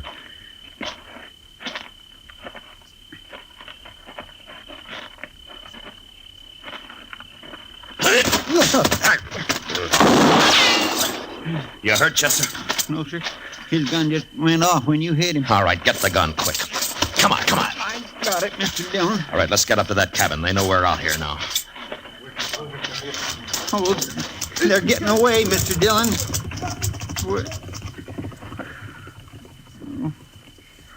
They're gone. Yeah. Oh, my goodness. I just don't know what to say. Then don't say anything. Let's try to find our horses. We'll get Clovis later. We'll never find them horses in the dark this way. Rain. Well, that's it. There won't be a track left now. Well, there go 3 killers and $25,000. Mr. Dillon, I just feel awful about this. How'd he get your gun away from you anyway? Well, see, he said his horse was standing on his foot, so So you walked up and let him pull your gun right out of the holster, huh? Yes, sir, that's about the way it happened. Dillon, you should have let him take me into that cabin. They'd have killed me, but you could have caught them. They wouldn't have got away like they did. Yeah, I know. I was close enough to hear what Clovis said. Well, then why'd you save me? Everything would have been okay. Oh, yeah. Everything would have been okay. Almost everything, Chester. Well, let's just don't stand here in the rain talking about it. Come on.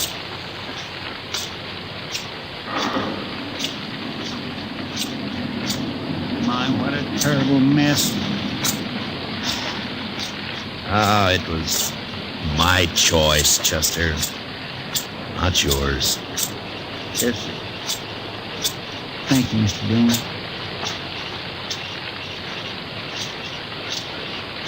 Mr. Dillon, would you like a whorehound drop?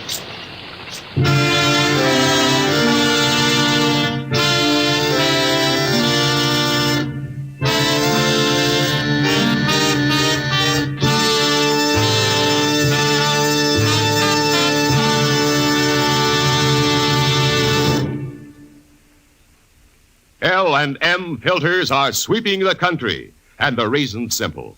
No filter compares with L&M's exclusive Miracle Tip for quality or for effectiveness. And notice how easy it draws. You get much more flavor, much less nicotine. Yes, only L&M gives you effective filtration, and no other cigarette has it. Our statement of quality goes unchallenged. L&M is America's highest quality and best filter tip cigarette. Buy L&M's, now king size or regular, both at the same low price.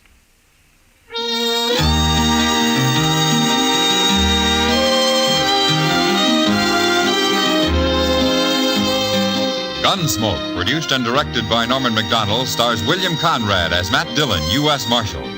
Tonight's story was specially written for Gunsmoke by John Meston, with music composed and conducted by Rex Corey. Featured in the cast were John Daner and Lawrence Dobkin. Parley Bear is Chester, Howard McNear is Doc, and Georgia Ellis is Kitty. Join us again next week as Matt Dillon, U.S. Marshal, fights to bring law and order out of the wild violence of the West in Gunsmoke.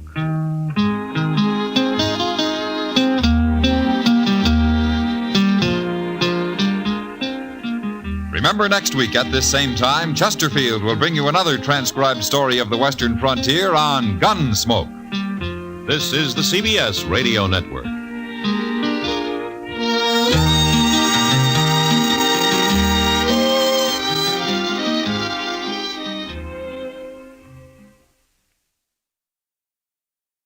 The Equitable Life Assurance Society presents This Is Your FBI.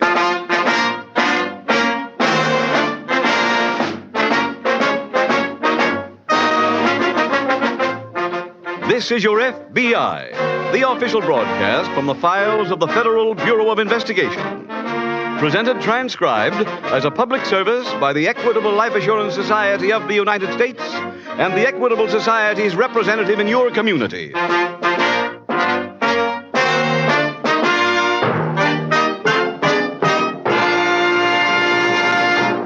AHO. AHO. If you contemplate placing a mortgage on your home, it will pay you to remember those letters. They stand for the Assured Home Ownership Plan of the Equitable Life Assurance Society. A money-saving, home-saving plan designed to speed the day when you can say, "No mortgage on my house. I own it free and clear." If that appeals to you, please listen carefully in about 13 minutes for full information on the Equitable AHO plan.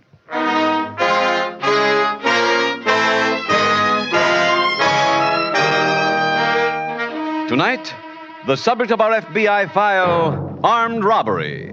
Its title, The Innocent Santa Claus.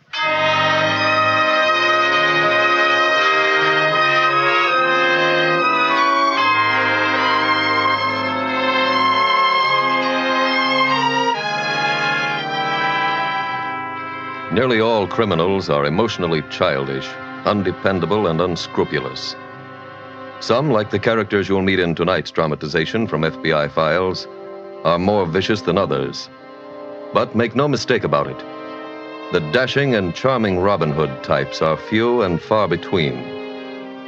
Criminals taint with unhappiness the lives of all those with whom they come in contact. The little niceties of life, the decent, courteous kindnesses, the Christmas spirit itself that make up normal people's lives are completely foreign to the vast majority of them. Whatever they do is for themselves alone. One of your FBI's major purposes in bringing you these programs is to present the underworld as it really is, without glamour, without sentimentality.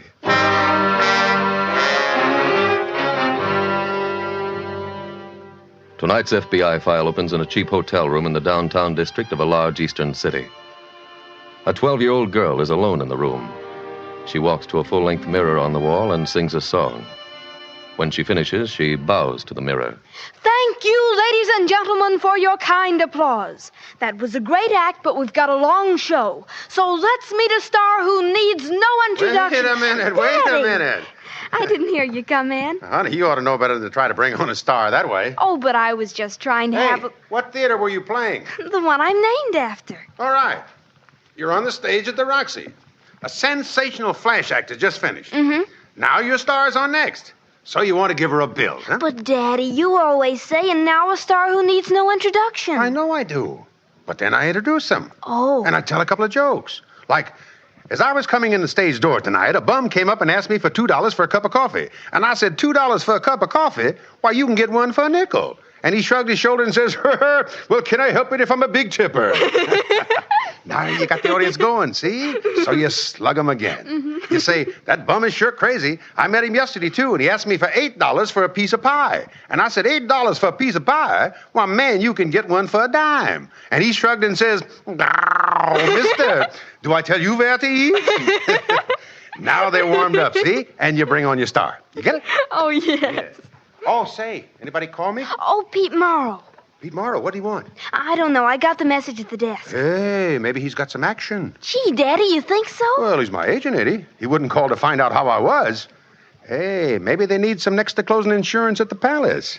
Can be anything. Wow-wee! Well, come on, hit me with a good luck kiss and I'll go see him.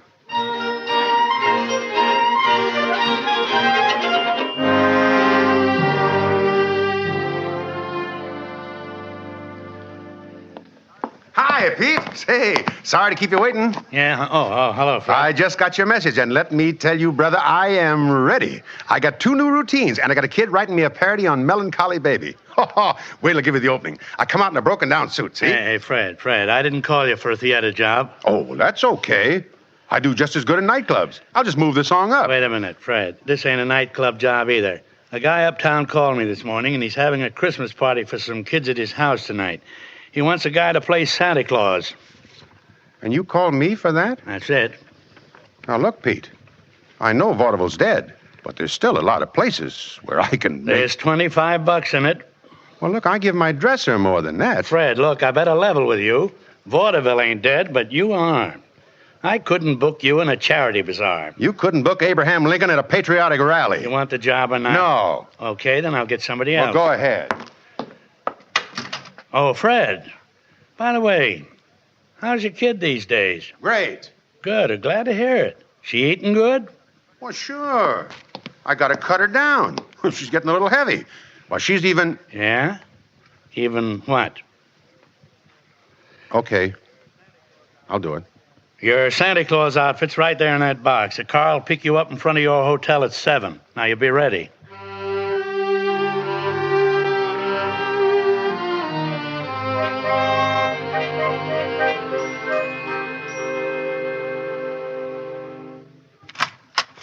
Daddy, how'd you make out? Wait till I get rid of this box. Oh. Now I'll take that hug. Oh, Daddy, what happened? Well, Pete Morrow told me Oscar Hammerstein says he positively can't do his next show without me. And so that put Pete in the spot. Why? Well, Max Gordon's got a script. And he told Pete if I don't do it, he'll never hire another actor from him. And... Oh, the spaghetti! Oh. Ouch! Did you burn yourself? I'm sorry. I didn't keep watching and the water all boiled out and the spaghetti's ruined. So what? That was our last can. Look, you're going down to the grill and eat steak. But they said at the desk, no more signing. I'm paying them cash. Now, go ahead. Go. Aren't you eating with me? No, honey. Where are you going? Well, you see, Oscar Hammerstein is crazy to have me in the show he's doing, but the Angels don't know me. So Oscar asked me if I'd do him a favor and audition. Oh. Well, you never saw a guy so sorry in your life asking me to audition. But I told him I don't mind. I knew the spot he's in. Can I go? Oh, no, not tonight, honey. Now hit me with a good luck kiss and run down and have your dinner. That's it. Now, go ahead. But, Daddy, I always thought when they did a show, they hired the actors before they bought the costumes. Well, they do. Then how come Mr. Hammerstein had your costume already? What? On that box it says Santa Claus costume, size 42. Oh, that. Well, you see, after the audition, I'm going to play a benefit. Daddy? Okay. I never could con you. You want to know what a big star your old man is? I'm playing Santa Claus at a kid's party uptown. You're playing Santa Claus? Yeah. Oh, that's wonderful. Daddy, that's great. Santa Claus is the biggest star in town right now. Who's bigger? Well, Hope, Crosby, the Lone Ranger? They're nothing at Christmas time. Santa Claus and his reindeer are headliners. Maybe you're right. Of course I am. It's perfect casting. They finally got a star playing a star's part. Don't you understand? Yeah, I understand. Thanks, honey.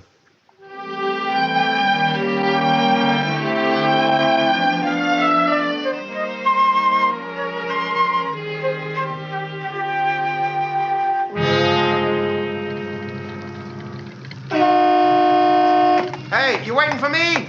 You Fred Harper? Yeah. All right, get in. Okay.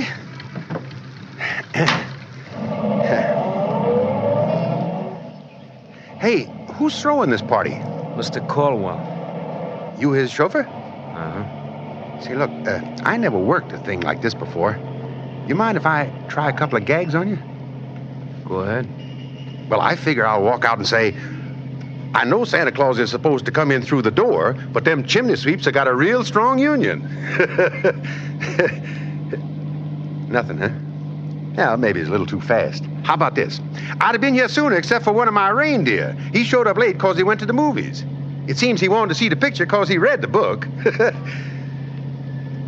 Say, pal, was your mother frightened by Ned Sparks?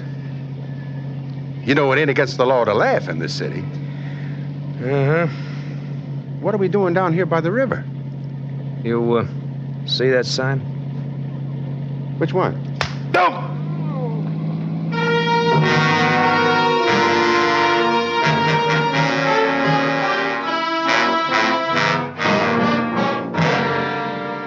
The following day, on a street corner near the local FBI field office, Special Agent Jim Taylor meets Police Detective Mike Wolf.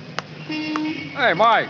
Oh, hello, Jim. I just coming up to see you. Oh, what about? A jewel theft last night. Where? Uptown, the home of some people named Caldwell. Huh? What's our jurisdiction? Interstate transportation. These Caldwells live in a big house on the Heights, just off the approach to the Huntington Bridge. You know where the Cloverleaf turn begins. Yeah. Well, they were having a Christmas party last night for their children and some neighborhood kids. Mr. Caldwell went all out and hired an actor to play Santa Claus. Santa Claus stuck up the place. Oh, no. Yeah, tied up the children, the Caldwells, and their help, and then he emptied Mrs. Caldwell's jewel case. Hold it, Mike. The light's against it. How much did Santa grab at the party?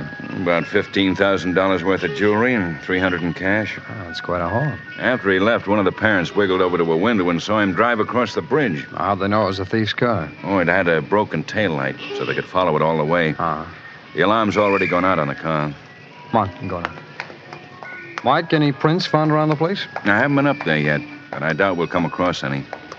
Part of the Santa Claus outfit was a pair of rubber gloves. Oh, I see. Well, we won't need the prints for identification, though. We know who Santa Claus was. How? Mr. Caldwell told me he was hired through a theatrical agent named Pete Morrow. I contacted Morrow and learned that he sent an actor named Fred Harper. Find out where he lives? Yeah, the hotel vending. I called there, but his room didn't answer. You interviewed the victims yet? No, I was going to do that now. Okay. I'll go over to Harper's hotel.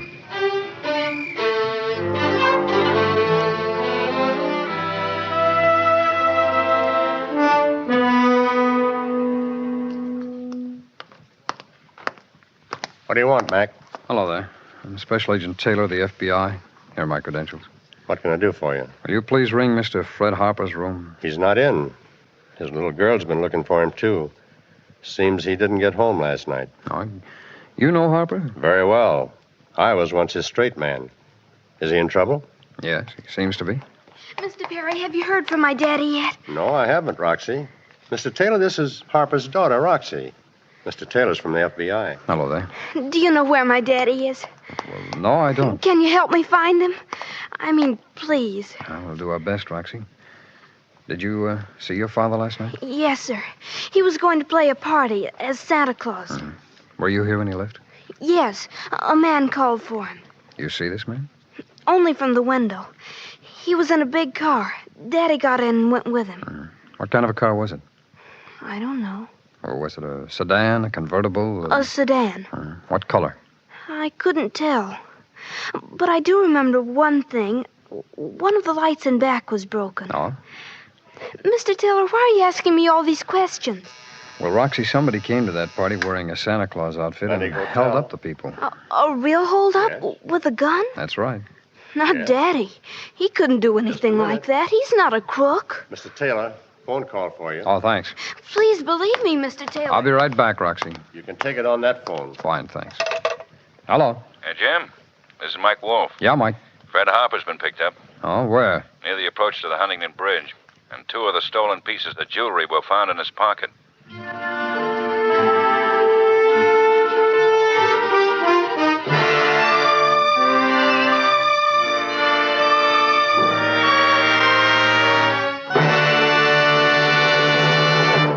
We will return in just a minute to tonight's exciting case from the official file, which shows how your FBI helps promote America's security. And now, listen to the most important security letters in the lives of thousands of homeowners. A-H-O. A is for assured. H is for home. O is for ownership. The Assured Home Ownership Plan of the Equitable Society. It's America's finest plan of home ownership because it gives 4 special benefits not always found in other mortgage plans. First benefit. An Equitable AHO plan gives you a way to pay off your mortgage years ahead of time. That's right. One of the big objectives of this Equitable Society plan is to speed the day when you can proudly say, No mortgage on our house. We own it. Free and clear. Here's why this can happen so fast. Every Equitable AHO plan combines a low-cost first mortgage with life insurance protection. One monthly payment takes care of both. Thanks to the insurance element, a constantly growing cash loan fund is created. Year by year, the mortgage grows smaller and the cash loan fund larger until it actually is big enough to pay off what's left of the mortgage. This explains how hundreds of AHO families pay off their 20-year mortgages in about 14 years. That's 6 years ahead of schedule. Second benefit of an Equitable Assured Home Ownership plan. If the owner dies, his widow doesn't inherit a mortgage. She inherits the home, free and clear. And what's more, the Equitable Society not only cancels the mortgage, but also returns to the widow every cent her husband had paid to reduce the principal. Lastly, this plan is a money saver at all times. The mortgage draws interest at only 4%. So for many reasons, a man may consider himself lucky if his health, age, income, and the location of his home enable him to qualify for an Equitable Assured Home Ownership plan. For full information, see your Equitable Society representative or write care of this station to the Equitable Life Assurance Society. Remember, the sooner you start an Equitable Assured Home Ownership plan, the sooner you'll be able to say, No mortgage on our home. We own it. Free and clear.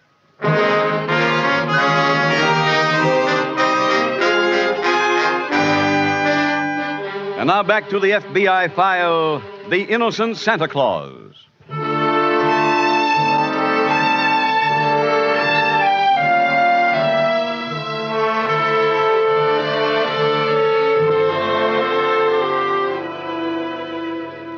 We referred previously to the selfishness and callousness of the criminal mind.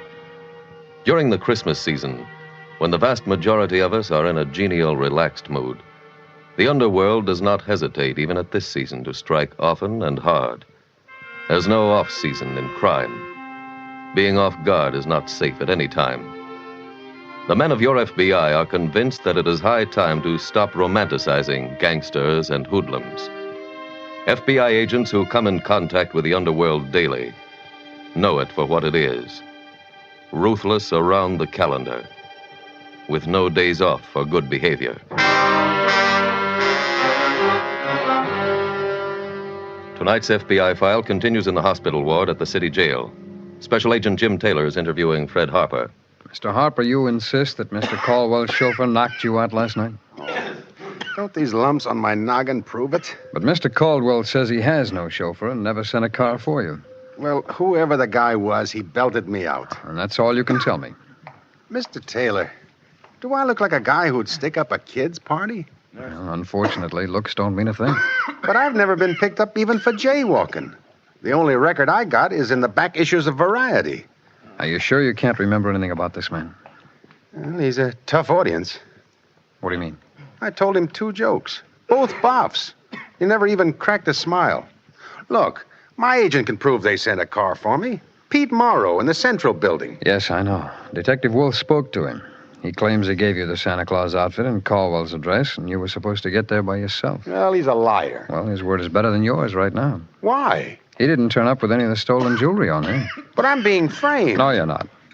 This case won't be closed till we find the rest of that jewelry.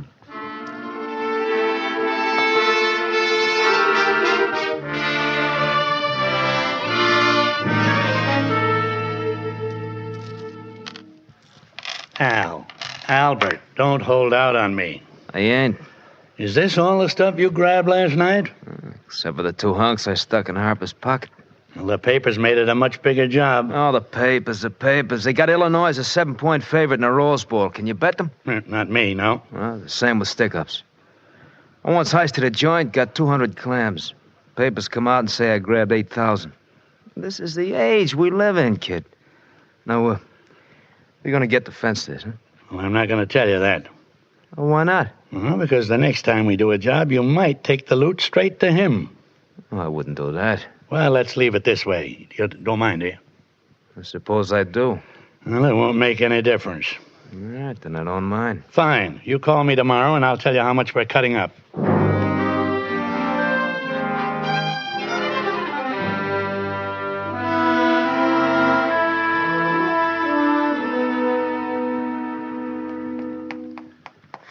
Daddy.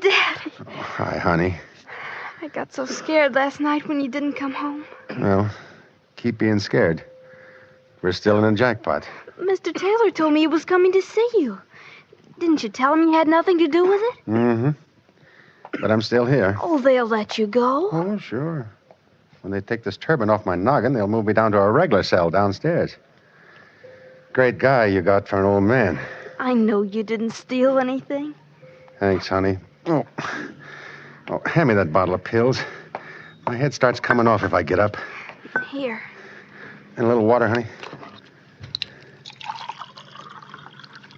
Thanks. What kind of pills are those? I don't know. Well, here goes. Oh, they taste like chopped up theater tickets. Nothing, huh? I just don't feel like laughing. Daddy, will you be out Friday? I doubt it. Why? I promised my teacher. Promised her what? Well, the school Christmas play is Friday. I told her you'd be there. Well, that's fine. But I'm such a hit here, I think they'll hold me over. But I told my teacher what a sensational Santa Claus you do. Daddy, we've got to figure some way to get you out by Friday. Well, if you got an idea, cut me in for half. Isn't there anything we can do? Sure. Just keep hoping, honey.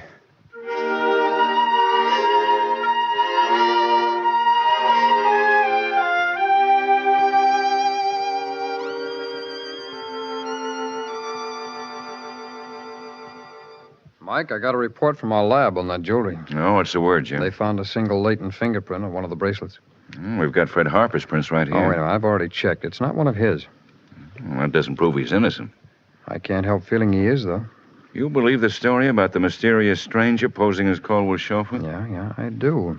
Harper's little girl told me about the taillight on that car being broken. There's no way she could have known that if she wasn't telling the truth. Yeah, pardon me. Sure, Mike. Wolf speaking. This is Captain Gordon, State Police. We've got that car you set out the alarm on. Where? One of my men just found it where Highway 81 hits the turnpike. I'll see that nobody touches it. Thanks, Captain. Come on, Jim. Car's been found.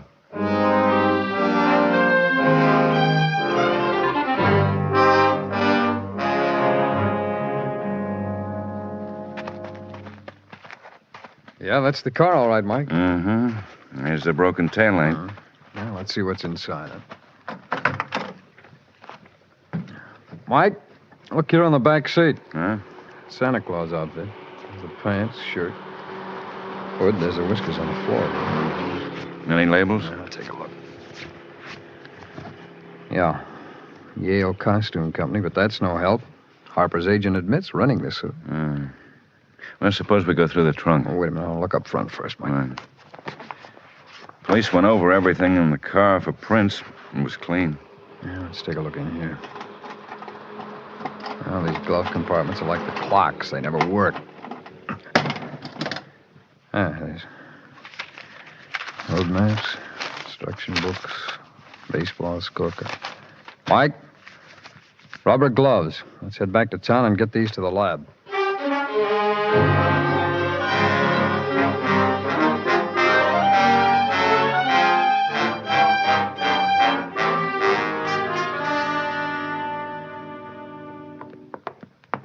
Hello, Pete. Well, Fred, how come they let you out? Mr. Taylor here can tell you.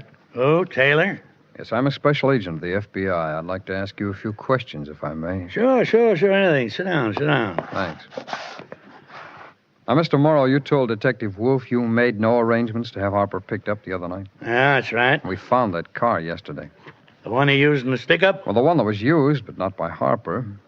We also found the gloves that were part of the hold-up man's costume. Oh, so? So our laboratory got a full set of prints off the inside of those gloves. One of them matches a print we got from a piece of jewelry we found in Harper's pocket. Well, what's that all got to do with me? Well, the prints belong to somebody named Al Bedford. Huh? Who? Mr. Taylor, I told you what to expect. This guy wouldn't give you the right time in Elgin, Illinois. Mr. Morrow, you know Al Bedford. Well, is he an actor? He's a professional criminal. Well, then how would I know him?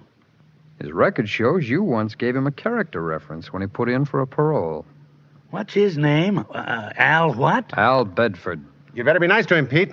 Maybe he'll give you the job booking talent on those prison shows. Say, I don't know what either one of you guys are talking about. Oh, hi, Mike. We caught Al Bedford. I just got a full confession from him. Mr. Morrow here was his partner. No, that's a lie. Hey, Mr. Taylor. That clears me now, huh? Yes, it does. Then I'd better call my kid and find out if there's still time to do that Santa Claus bit. All right. Mike here can drop Murrow off at the city jail. I'll go with you.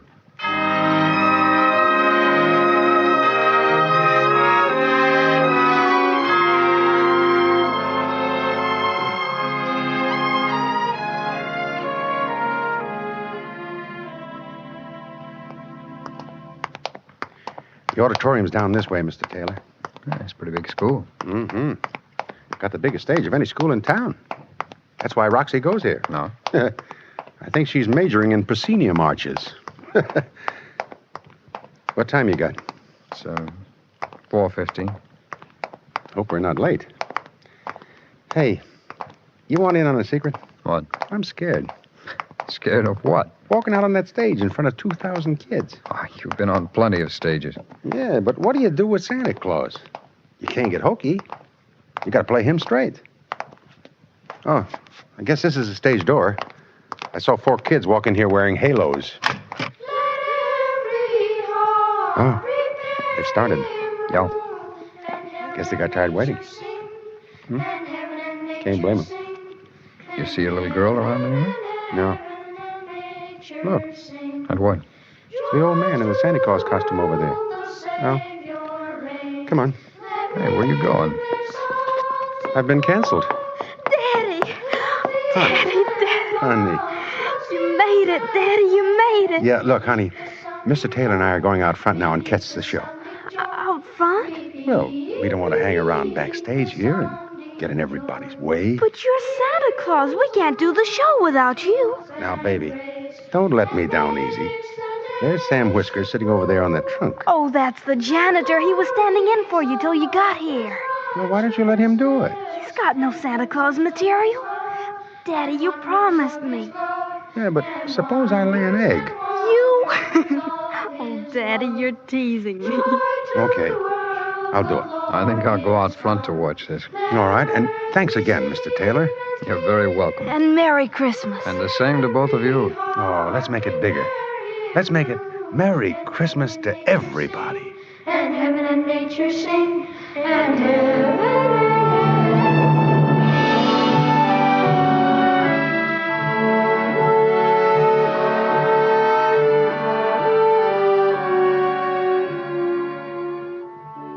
Now we bring you a message from the book of Luke in the New Testament.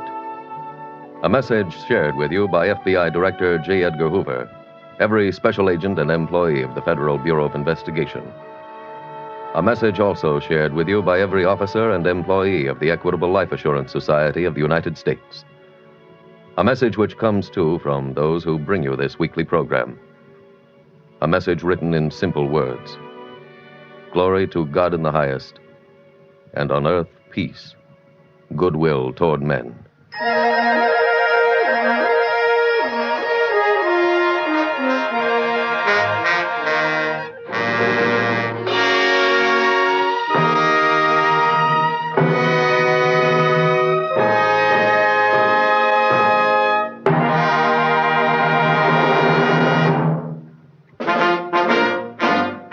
The incidents used in tonight's Equitable Life Assurance Society's broadcast are adapted from the files of the Federal Bureau of Investigation. However, all names used are fictitious, and any similarity thereof to the names of places or persons living or dead is accidental. Tonight, the music was composed and conducted by Frederick Steiner. The author was Jerry D. Lewis. Your narrator was William Woodson, and Special Agent Taylor was played by Stacey Harris. Others in the cast were Anthony Barrett, Walter Catlett, J.C. Flippin, Tony Hughes, Bill Johnstone, and Ann Whitfield. This Is Your FBI is a Jerry Devine production. This is Larry Keating wishing you a Merry, Merry Christmas from the Equitable Life Assurance Society of the United States and the Equitable Society's representative in your community, and inviting you to tune in again next week at this same time to This Is Your FBI. Stay tuned for the adventures of Ozzie and Harriet. There's fun for the whole family when Ozzie and Harriet come your way next. This program came to you from Hollywood.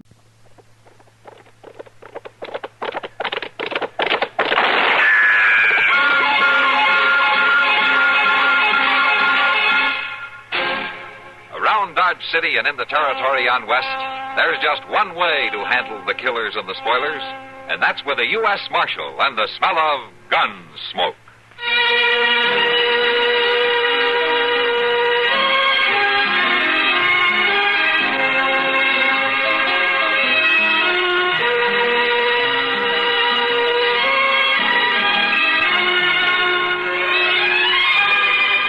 Gunsmoke, starring William Conrad, the story of the violence that moved west with young America, and the story of a man who moved with it. I'm that man, Matt Dillon, United States Marshal. The first man they look for and the last they want to meet. It's a chancy job, and it makes a man watchful and a little lonely.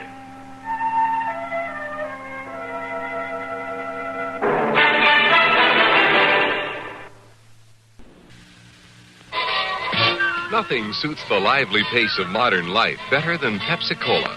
Light, bracing, clean-tasting Pepsi. So think young, drink young. Say Pepsi, please, and get an extra carton of Pepsi-Cola. So go ahead and pick the drink that lets you drink young as you think. Yes, get the right one, the modern light one. Now it's Pepsi for those who think young.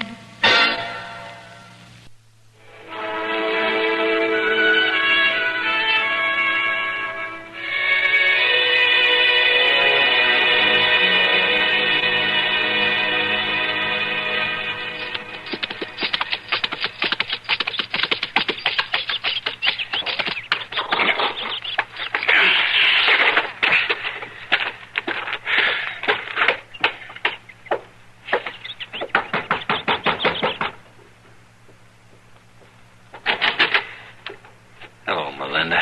You're late. Never mind. I'm here, ain't I? Now, Tom, stop.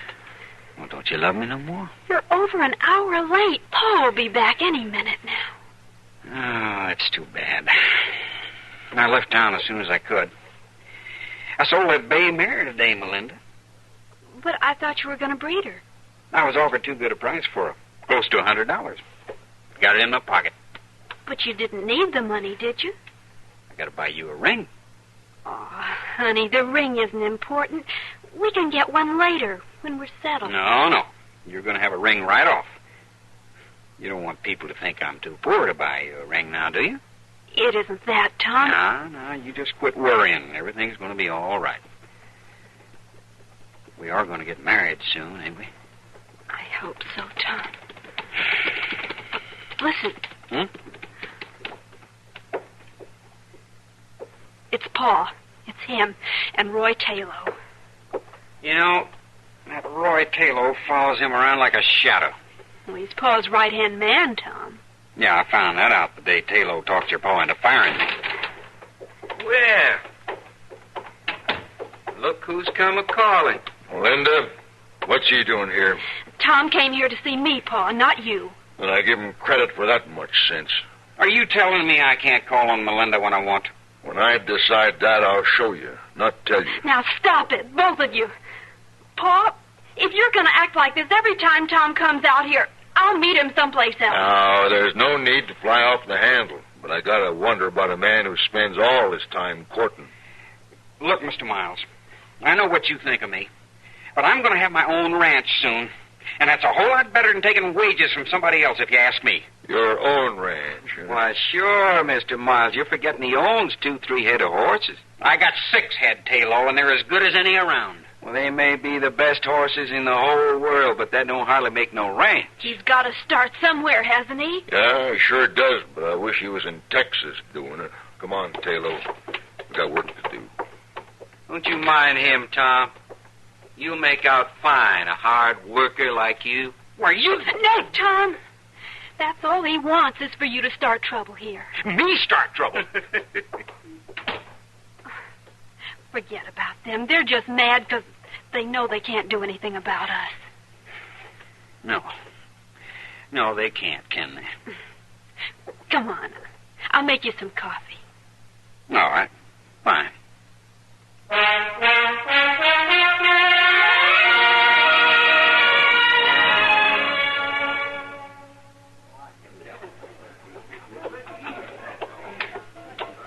Evening, Chester. Hello, Miss Kitty. Who are you staring at over there? Tom Potter. Report that Taylor playing poker with Roy Talo. Uh-huh. You'd think he'd have better sense than that. Why? But Talo goaded him into that game. Talo's been having a big run of luck. Oh, a run of luck can always stop with the next hand, Chester. Well, it ain't stopped yet. Looks like poor old Tom about to lose his shirt. Tom's a nice boy. He just needs a little more growing up. Yeah. Melinda Miles seemed willing to wait for him. Oh, yeah. I heard he's been courting her. Uh-huh. Looks like Tom didn't do so good. He's leaving the table. Hello there, Tom. Huh? Oh, Chester. Miss Kitty. Have a drink, Tom? No, thanks. On the house? No, thanks. It's getting late. I'm going to turn in. Didn't you do no good at all, Tom? No, I didn't, Chester. Now Talo will go and tell old man Miles and Melinda, too, that I lost all my money. I can just hear him. Well, you can get back at Roy Taylor the next time. That's right. I ain't worried about it, but right now I'm going to bed. Good night, Tom. Good night, Tom. Well, at least he's a good loser. Yeah, but it ain't going to help him with Melinda, and he knows it.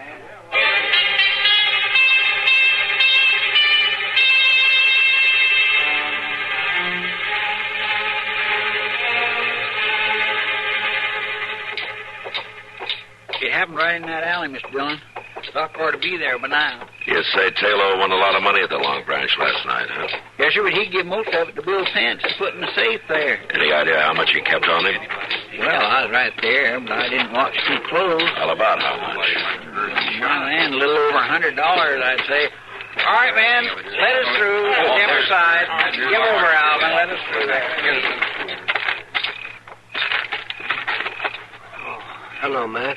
What do you think, Doc? Well, there's nothing I can do for him. He's dead. Go through his pockets, Doc. Chester said he had some money on him. He might have been robbed. All right. All right, you men. Taylor's dead. Nothing you can do, so let's move on. Huh?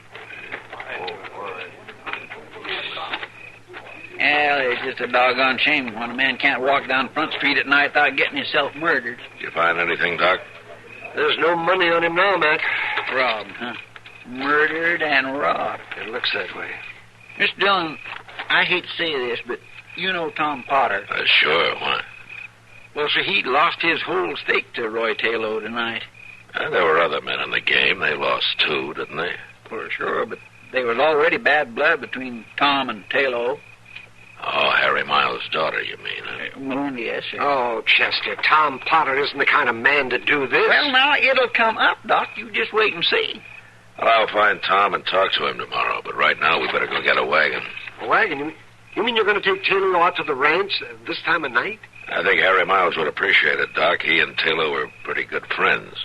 Miles ain't going to take this easy. No. I'll go get a wagon down.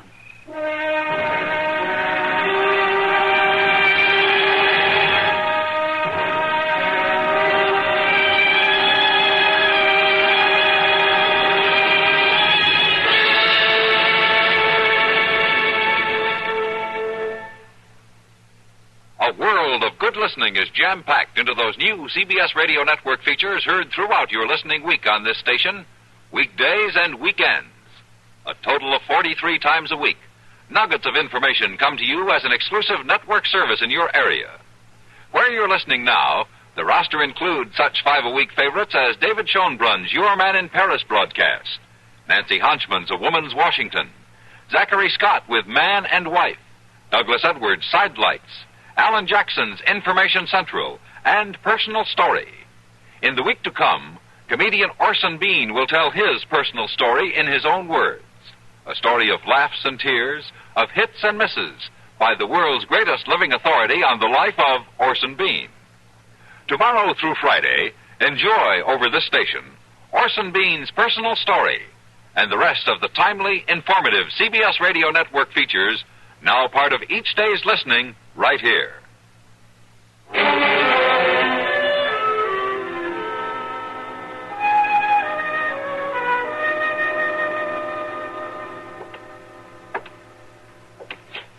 By heaven, Marshal, I won't stand for this. I'll find the killer sooner or later, Miles. I want him now. We know who he is. There's nothing can be done about it until morning. Well, if I'd been in town, something would have been done tonight. Maybe we done wrong bringing Roy's body out here. No, I didn't mean that. I appreciate what you've done. Roy belongs out here. Coffee's ready. Yeah, my, that sure does smell good. Chester, tell Melinda what you told me. Oh, well, now that don't mean nothing. Go ahead, Chester. She'll hear it anyway. Tell me, Chester. Well, my land, it ain't nothing really. Well, Tom lost every dollar he had on him tonight playing poker with Roy Taylor. Oh. And then waited for him in the alley and murdered him to get it back. Now, Miles, nobody knows that. I know it, and that's enough. Chester. Yes, Mom? Were you in the game? Well, no, but I kindly watched it. What time did Tom leave the Long Branch? It was about midnight, I think. He said he was going to bed. And what time was Roy Taylor killed, Marshal? About 1:30. What are you driving at, Melinda? It's an hour's ride from here to Dodge, isn't it? That's right. At 1 o'clock, Tom Potter and I were standing right out there by the big oak talking. Now, look here, Melinda. It's true, Pa, and I'll swear to it in court. Marshal, I'll be riding into Dodge about noon tomorrow. Don't you believe your own daughter? We'll see. Tom couldn't have a better alibi. But look, Miles, I'll question him first thing in the morning. Anyway. I'll do my own questioning, Marshal, behind a 6-gun. Now, you know better than that, Miles. Roy Taylor was a good friend of mine, Marshal. Nobody's going to shoot him down like that and get by with it. I'll find the man who did it. Well, good. I'll be at your office at noon. I want to see him.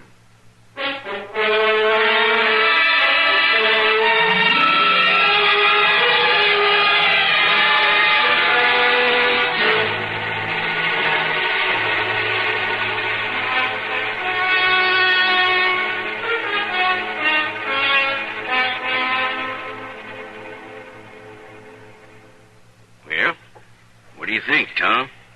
Mm-hmm. That's a mighty pretty ring, Mr. Jonas. Just got it in not more than a week ago. $100, you say? Yeah. That's as low as I can go, Tom. All right, I'll take it. Oh, be right with you, Marshal. Well, Marshal. Morning, Tom. Want me to put the ring in a box, Tom? No, I'll take it as is. Here's your money. That's right. $100. Thank you. $100. Something wrong, Marshal? You went broke last night, didn't you? Oh, yeah, I see. I heard about Roy Taylor. He was robbed of a little over $100, Tom. You know where I was, Marshal? Where? Well, now, you probably won't believe me, so you go out and ask Melinda Miles. She'll tell you. All right, Tom, but where did you get this money? I sold 2 of my horses this morning for $110. And who did you sell them to? George Rand. But he left town with them an hour ago. And he lives 75 miles north of here. I sold them over at the stable, Marshal. Moss Grimmick was there. Then you wouldn't mind walking over there with me, huh? Oh, I should have. Oh, Mr. Jonas, don't say anything about this to anybody, will you? I want it to be a surprise. Why, of course not, Tom. Thanks. Let's go, Marshal.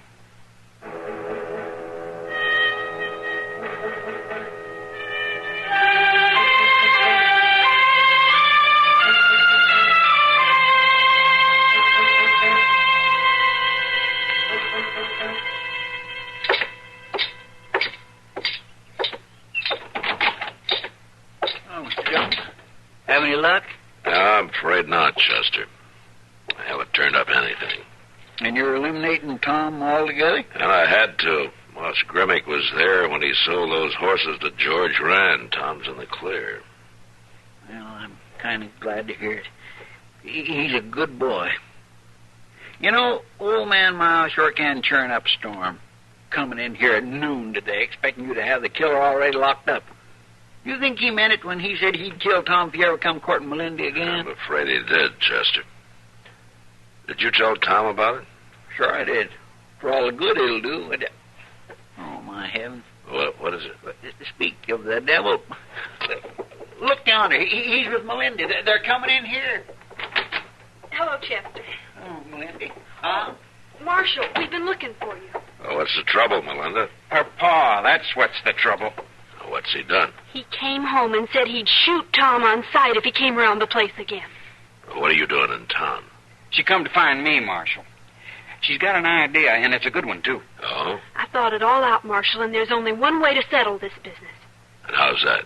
Tom's innocent. Pa told me you're convinced of it yourself. Well, I don't think any court would convict him. Then you've got to arrest him and have him tried. What? It's the only way, Marshal. He'll be found not guilty, and it'll put Pa to shame, and he'll have to leave us alone. You've got to do it, Marshal, right now. You agree with all this, Tom? Sure I do. Melinda's right. It's the only thing that'll work. You'll do it, Marshal, won't you? No, I can't do it. But, Marshal... I'm sorry, Melinda, but the law can't be used that way. Then you won't help us? I didn't say that. I've been doing some thinking. Maybe I'll come up with something, but... Meantime, you get back home, and Tom, you stay away from there. I don't want any more killings. Come on, Melinda. I'll take you back to your horse. You give up awful easy, don't you? I didn't say I'd given up. Come on. Go on. Marshal. Bye, Melinda. Tom. Chester. Yes, sir? I'm riding out of town for a couple of days. What? Keep an eye on things here, will you? Well, yes, sir, but... By jing, this sure is a fine time for you to go horseback riding's all I can say. I need the exercise.